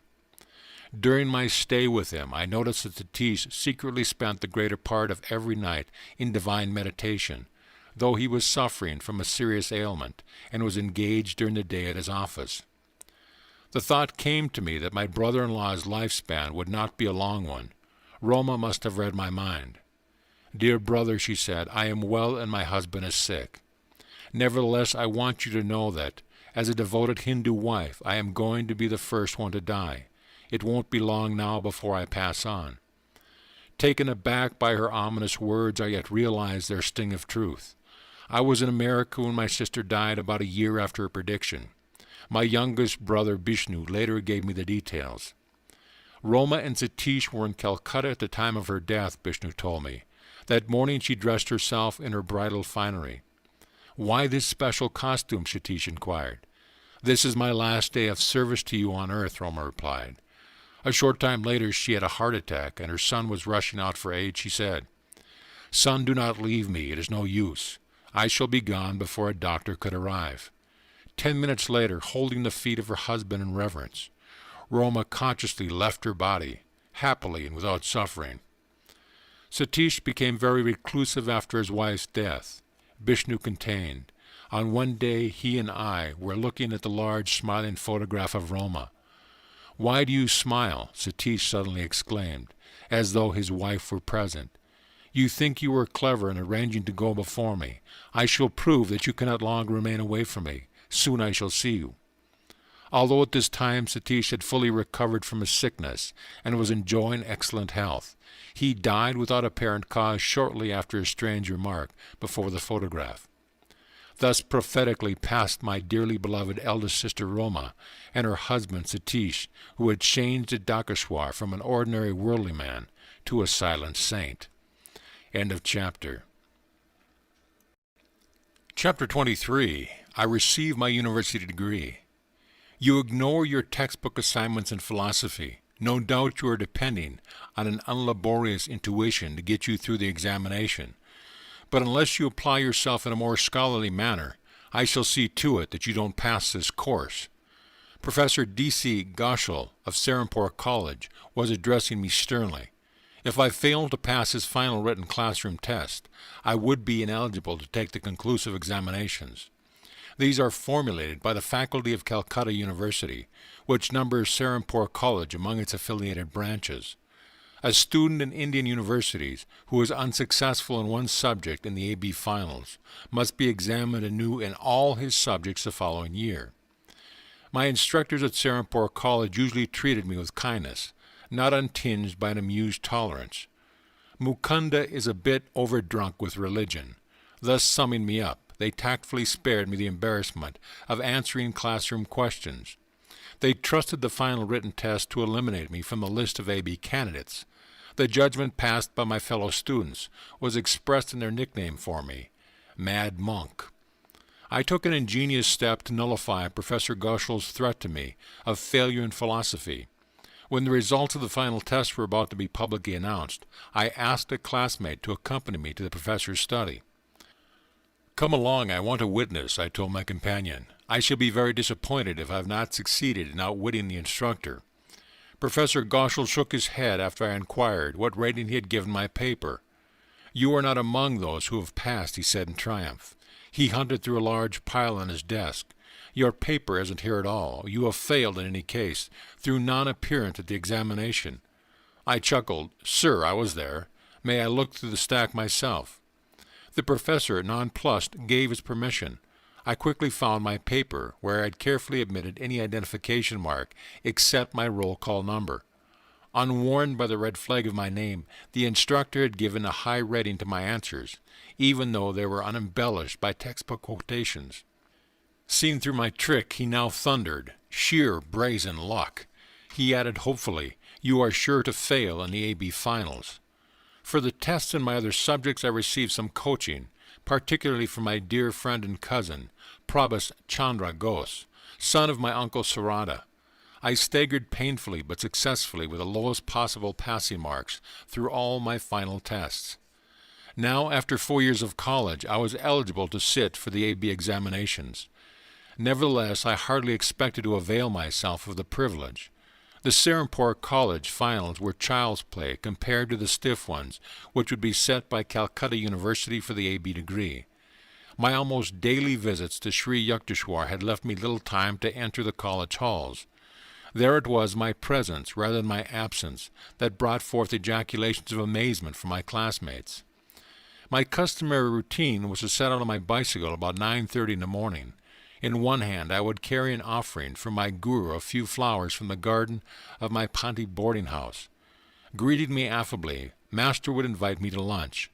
I invariably accepted with alacrity, glad to banish the thought of college for a day. After hours with Sri Yukteswar listening to his incomparable flow of wisdom, or helping with ashram duties, I would reluctantly depart around midnight for the Panti.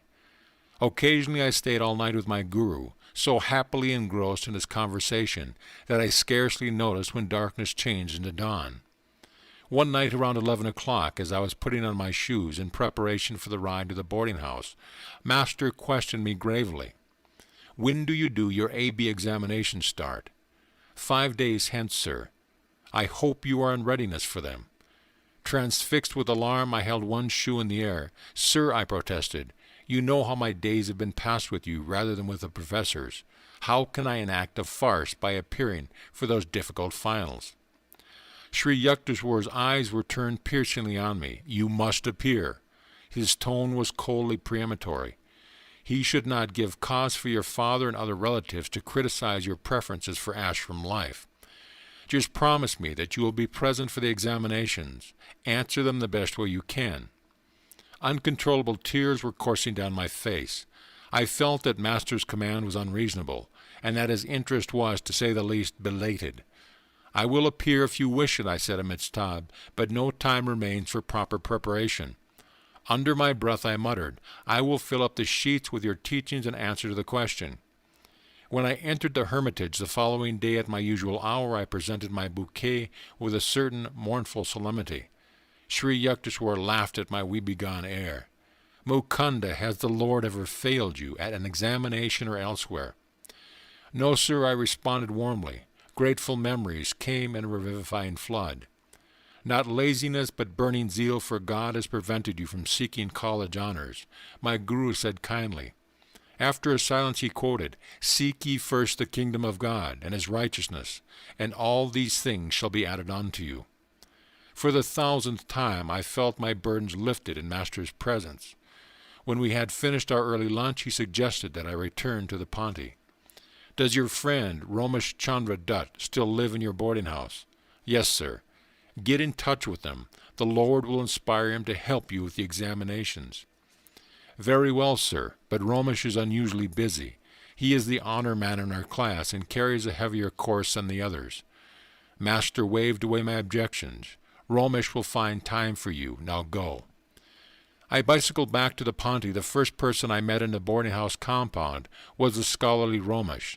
As though his days were quite free, he obligingly agreed to my diffident request. "Of course, I'm at your service." He spent several hours that afternoon and succeeding days in coaching me in my various subjects. "I believe many questions in English literature will be centered in the route of Childe Harold," he told me. "We must get an atlas at once." I hastened to the home of my Uncle Sarada and borrowed an atlas. Romesh marked the European map at the place visited by Byron's romantic traveler.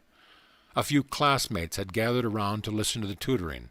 "Romesh is advising you wrongly," one of them commented to me at the end of the session. "Usually only 50% of the question are about the books. The other half will involve the author's life." When I sat for the examination in English literature the following day, my first glance at the question caused tears of gratitude to pour forth, wetting my paper. The classroom monitor came to my desk and made a sympathetic inquiry. "My guru foretold the Romesh would help me," I exclaimed. "Look, the very questions dictated to me by Romesh are here on the examination sheet." Fortunately for me, there are very few questions this year on English authors, whose lives are wrapped in deep mysteries so far as I am concerned. My boarding house was in an uproar when I returned. The boys who had been ridiculed Romesh method of coaching looked at me in awe, almost deafening me with congratulation.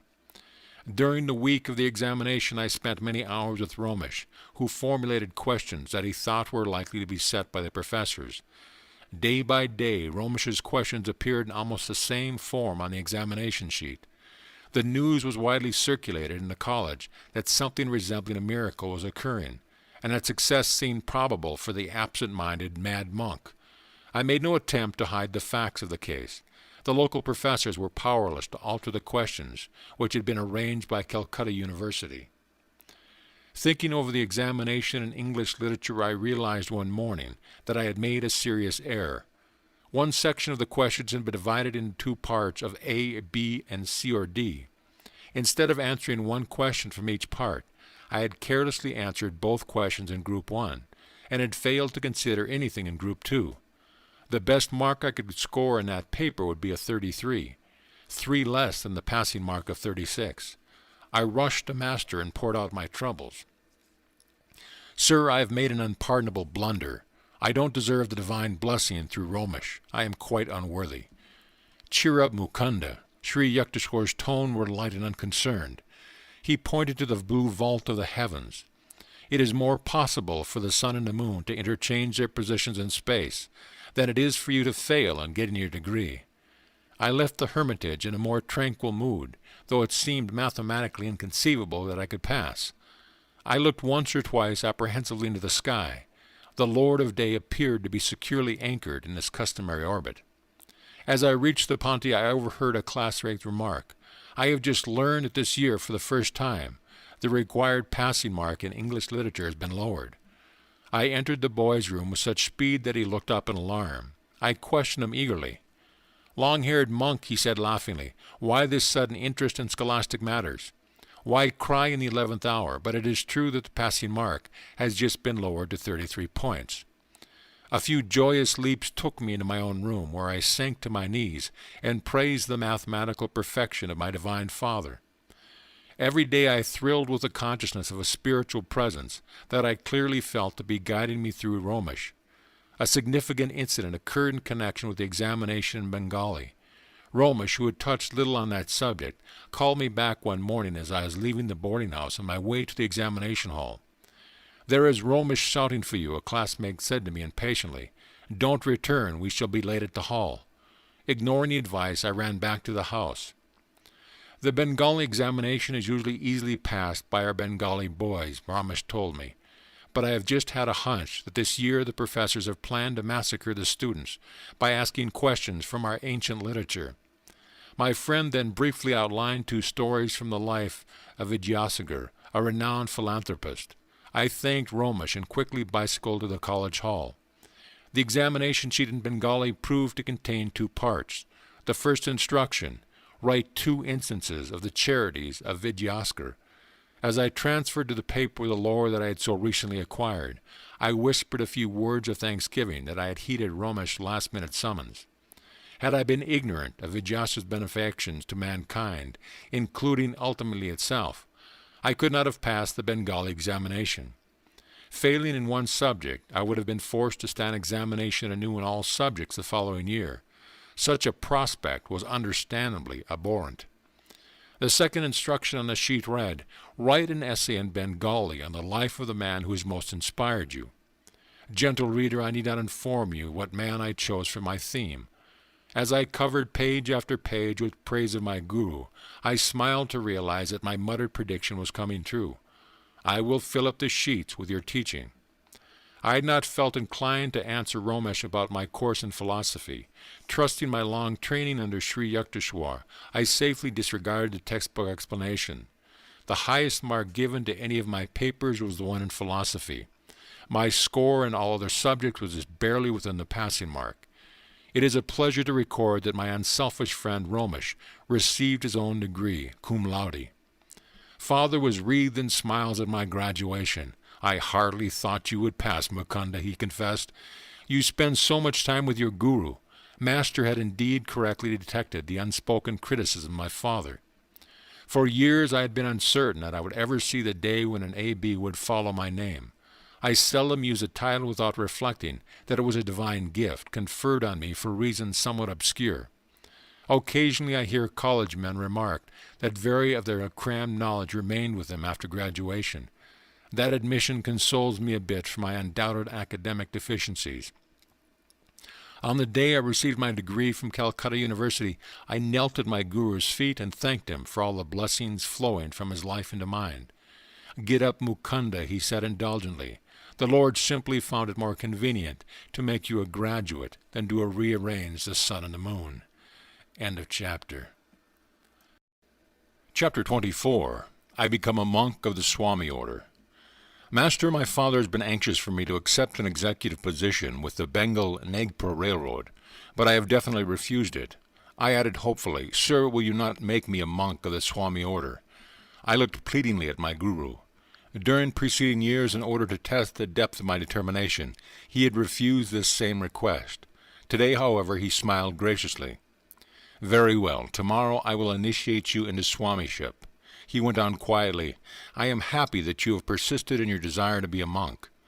Larry Masha often said, 'If you don't invite God to be your summer guest, he won't come in the winter of your life.' Dear Master, I could never falter in my goal to belong to the Swami order, like your revered self." I smiled him with measureless affection. "He that is unmarried careth for the things that belongeth to the Lord, how he may please the Lord. But he that is married careth for the things of the world, how he may please his wife." I had analyzed the lives of many of my friends who, after undergoing certain spiritual discipline, had then married. Launched on the sea of worldly responsibilities, they had forgotten their resolutions to meditate deeply. To allot God a secondary place in life was to me inconceivable, though he is the sole owner of the cosmos, silently showering us with gifts from life to life. One thing yet remains which he does not own, and which each human heart is empowered to withhold or bestow man's love. The Creator, in taking infinite pains to shroud with mystery his presence in every atom of creation, could have but one motive, a sensitive desire that men seek him only through free will. With what velvet glove of every humility has he not covered the iron hand of omnipotence? The following day was one of the most memorable of my life. It was sunny Thursday, I remember, in 1914 July, a few weeks after my graduation from college. On the inner balcony of his Serampore hermitage, Master dipped a new piece of white cloth into a dye of ochre, the traditional color of the Swami order. After the color had dried, my guru draped it around me as a renunciant's robe. "Some day you will go to the West, where silk is preferred," he said. "As a symbol I have chosen for you this silk material instead of the customary cotton." In India, where monks embrace their ideal of poverty, a silk-clad Swami is an unusual sight. Many yogis, however, wear garments of silk which preserve certain subtle bodily currents better than cotton. "I am adverse to ceremonies," Sri Yukteswar remarked. "I will make you a Swami in the Bidwad manner." The Bibidisa, or elaborate initiation into Swamiship, includes a fire ceremony, during which symbolic funeral rites are performed. The physical body of the disciple is represented as dead, cremated into the flame of wisdom. The newly made Swami is then given a chant, such as, "This Atma is Brahma," or "Thou art that," or "I am he." Sri Yukteswar, however, with his love of simplicity, dispensed with all formal rites and merely asked me to select a new name. "I will give you the privilege of choosing it yourself," he said smilingly. Yogananda, I replied, after a moment's thought. The name literally means bliss ananda, through divine union, yoga. "Be it so, forsaking your family name of Mukunda Lal Ghosh. Henceforth you shall be called Yogananda, of the Giri branch of the Swami order." As I knelt before Sri Yukteswar and for the first time heard him pronounce my new name, my heart overflowed with gratitude. How lovingly and tirelessly had he labored, that the boy Mukunda be someday transformed into the monk Yogananda. I joyfully sang a few verses from the long Sanskrit chant of Lord Shankara. "Mind nor intellect, nor ego, feeling, sky nor earth nor metals am I. I am he, I am he. Blessed Spirit, I am he. No birth, no death, no caste have I. Father, mother have I none. I am he, I am he. Blessed Spirit, I am he. Beyond the flights of fancy, formless am I, permeating the limbs of all life. Bondage I do not fear. I am free, I am free. I am he, I am he. Blessed Spirit, I am he." Every Swami belongs to the ancient monastic order, which was organized in its present form by Shankara. Because it is a formal order with an unbroken line of saintly representatives serving as active leaders, no man can give himself a title of Swami. He rightfully receives it only from another Swami. All monks thus trace their spiritual lineage to one common guru, Lord Shankara. By vows of poverty, chastity, and obedience to the spiritual teacher, many Catholic, Christian, monastic orders resemble the order of Swamis. In addition to this new name, usually ending in Ananda, the Swami takes a title which indicates his formal connection with one of the 10 subdivisions of the Swami order. These Dasamis, or 10 agnagments, include the Giri mountain, to which Sri Yukteswar and henceforth myself belong. Among the other branches are the Sagar, sea, Bharati, land, Aranya, forest, Puri, tract, Tirtha, place of pilgrimage, and Saraswati, wisdom of nature. The new name received by a Swami thus has a twofold significance, and represents the attainment of supreme bliss, Ananda, through some divine quality or state, love, wisdom, devotion, service, yoga, and through a harmony with nature, as expressed in her infinite vastness of ocean, mountains, and skies. The ideal of selfless service to all mankind and a renunciation of personal ties and ambitions leads the majority of Swamis to engage actively in humanitarian and educational work in India, or occasionally in foreign lands, ignoring all prejudices of caste, creed, class, color, sex, or race. A Swami follows the precepts of human brotherhood. His goal is absolute unity with the Spirit, imbuing his waking and sleeping consciousness with the thought, "I am he." He roams contently in the world, but not of it. Thus only may he justify his title of Swami, one who seeks to achieve union with the Swa or self. It is needless to add that not all formally titled Swamis are equally successful in reaching their high goals. Sri Yukteswar was both a Swami and a Yogi. A Swami, formerly a monk by virtue of his connection with the ancient order, is not always a Yogi. Anyone who practices a scientific technique of God contact is a yogi. He may be either married or unmarried. either a worldly man or one of formal religious ties. A Swami may conceivably follow only the path of dry reasoning or cold renunciation. But a yogi engages himself in a definite step-by-step procedure by which the body and mind are disciplined and the soul liberated. Taking nothing for granted on emotional grounds or by faith, a yogi practices a thoroughly tested series of exercises which were first mapped out by the early rishis. Yoga has produced in every age of India men who are truly free, truly yogi Christs. Like any other science, yoga is applicable to people of every climate and time. The theory advanced by certain ignorant writers that yoga is unsuitable for Westerners is wholly false and has lamentably prevented many sincere students from seeking its manifold blessing. Yoga is a method for restraining the natural turbulence of thoughts, which otherwise impartially prevent all men of all lands from glimpsing their true nature of spirit. Yoga cannot know a barrier of east and west any more than does a healing and equitable light of the sun. So long as man possesses a mind with its restless thought, so long will there be a universal need for yoga or control. The ancient rishi Patanjali defines yoga as control of the fluctuations of the mind stuff. His very short and masterfully exposition, the Yoga Sutras, form one of the 6 systems of Hindu philosophy. In contradistinction to Western philosophies, all 6 Hindu systems embody not only theoretical but practical teachings. In addition to every conceivable ontological inquiry, the 6th system formulates 6 definite disciplines aimed at the permanent removal of suffering and the attainment of timeless bliss. The common thread linking all 6 systems is the declaration that no true freedom for man is possible without knowledge of the ultimate reality. The later Upanishads uphold the Yoga Sutras among the 6 systems as containing the most efficacious method for achieving direct perception of truth. Through the practical techniques of yoga, man leaves behind forever the barren realms of speculation and cognizance and experience, the veritable essence. The yoga system as outlined by Patanjali is known as the Eightfold Path. The first steps, 1. Yama, 2. Niyama, requires observance of 10 negative and positive moralities, avoidance of injury to others, of untruthfulness, of stealing, of incontinence, of gift receiving, which brings obligation, and purity of body and mind, contentment, self-discipline, study, and devotion to God. The next steps are asana, right posture. The spinal column must be held straight, and the body firm in a comfortable position for meditation. 4. Pranayama, control of prana, subtle life currents. And 5. Pratyahara, withdrawal of the senses from external objects. The last steps are forms of yoga proper.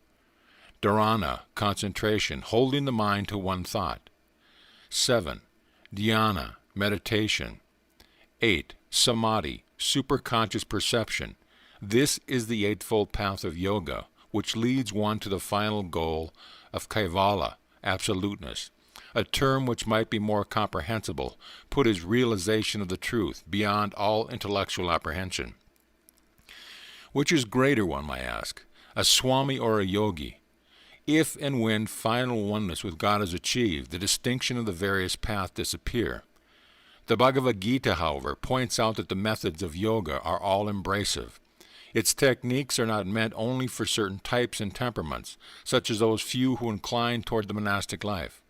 Yoga requires no formal allegiance. Because the yogic science satisfies a universal need, it is a natural universal applicability. A true yogi may remain dutifully in the world. There he is like butter on water, and not like the easily diluted milk of unchurned and undisciplined humanity. To fulfill one's earthly responsibilities is indeed the higher path, providing the yogi, maintaining the mental uninvolvement with egotistical desires, plays his part as a willing instrument of God. There are a number of great souls living in America or Europe or other non-Hindu bodies today, who, though they may never have heard the words yogi and swami, are yet true exemplars of these terms. Through their disinterested service to mankind, or through their mastery over passions and thoughts, or through their single-hearted love of God, or through their great powers of concentration, they are, in a sense, yogis. They have set themselves the goal of yoga self-control. These men could raise to even greater heights if they were taught the definite science of yoga, which makes possible a more conscious direction of one's mind and life. Yoga has been superficially misunderstood by certain Western writers, but its critics has never been its practitioners. Among many thoughtful tributes to yoga may be mentioned by Carl Jung, the famous Swiss psychologist. When a religious method recommends itself as scientific, it can be certain of its public in the West. Yoga fulfills this expectation.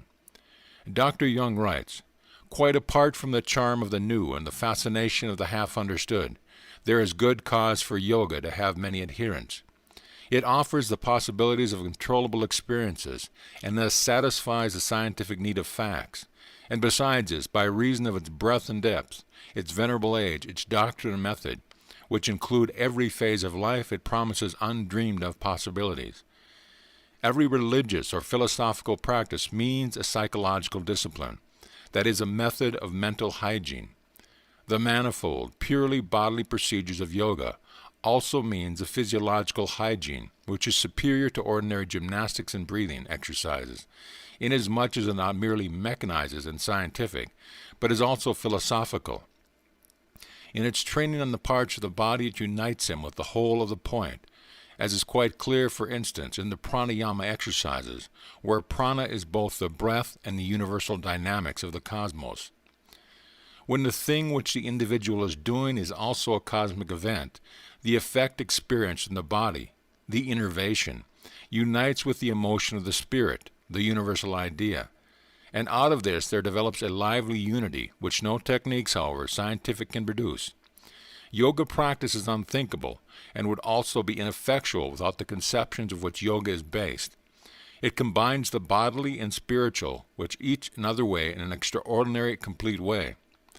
In the East, where these ideas and practices have developed, and where for several thousand years an unbroken tradition has created the necessary spiritual foundations, yoga is, as I can readily believe, the perfect and appropriate method of fusing body and mind together, so that they form a unity which is scarcely to be questioned. This unity creates a psychological disposition which makes possible intuitions that transcend consciousness. The Western day is indeed nearing when the inner science of self-control will be found as necessary as the outer conquest of nature. This new atomic age will see men's minds sobered and broadened by the now scientifically indisputable truth that matter is in reality a concentrate of energy. Finer forces of the human mind can and must liberate energies greater than those within stones and metals, lest the material atomic giant, newly unleashed, turn on the world in mindless destruction. End of chapter.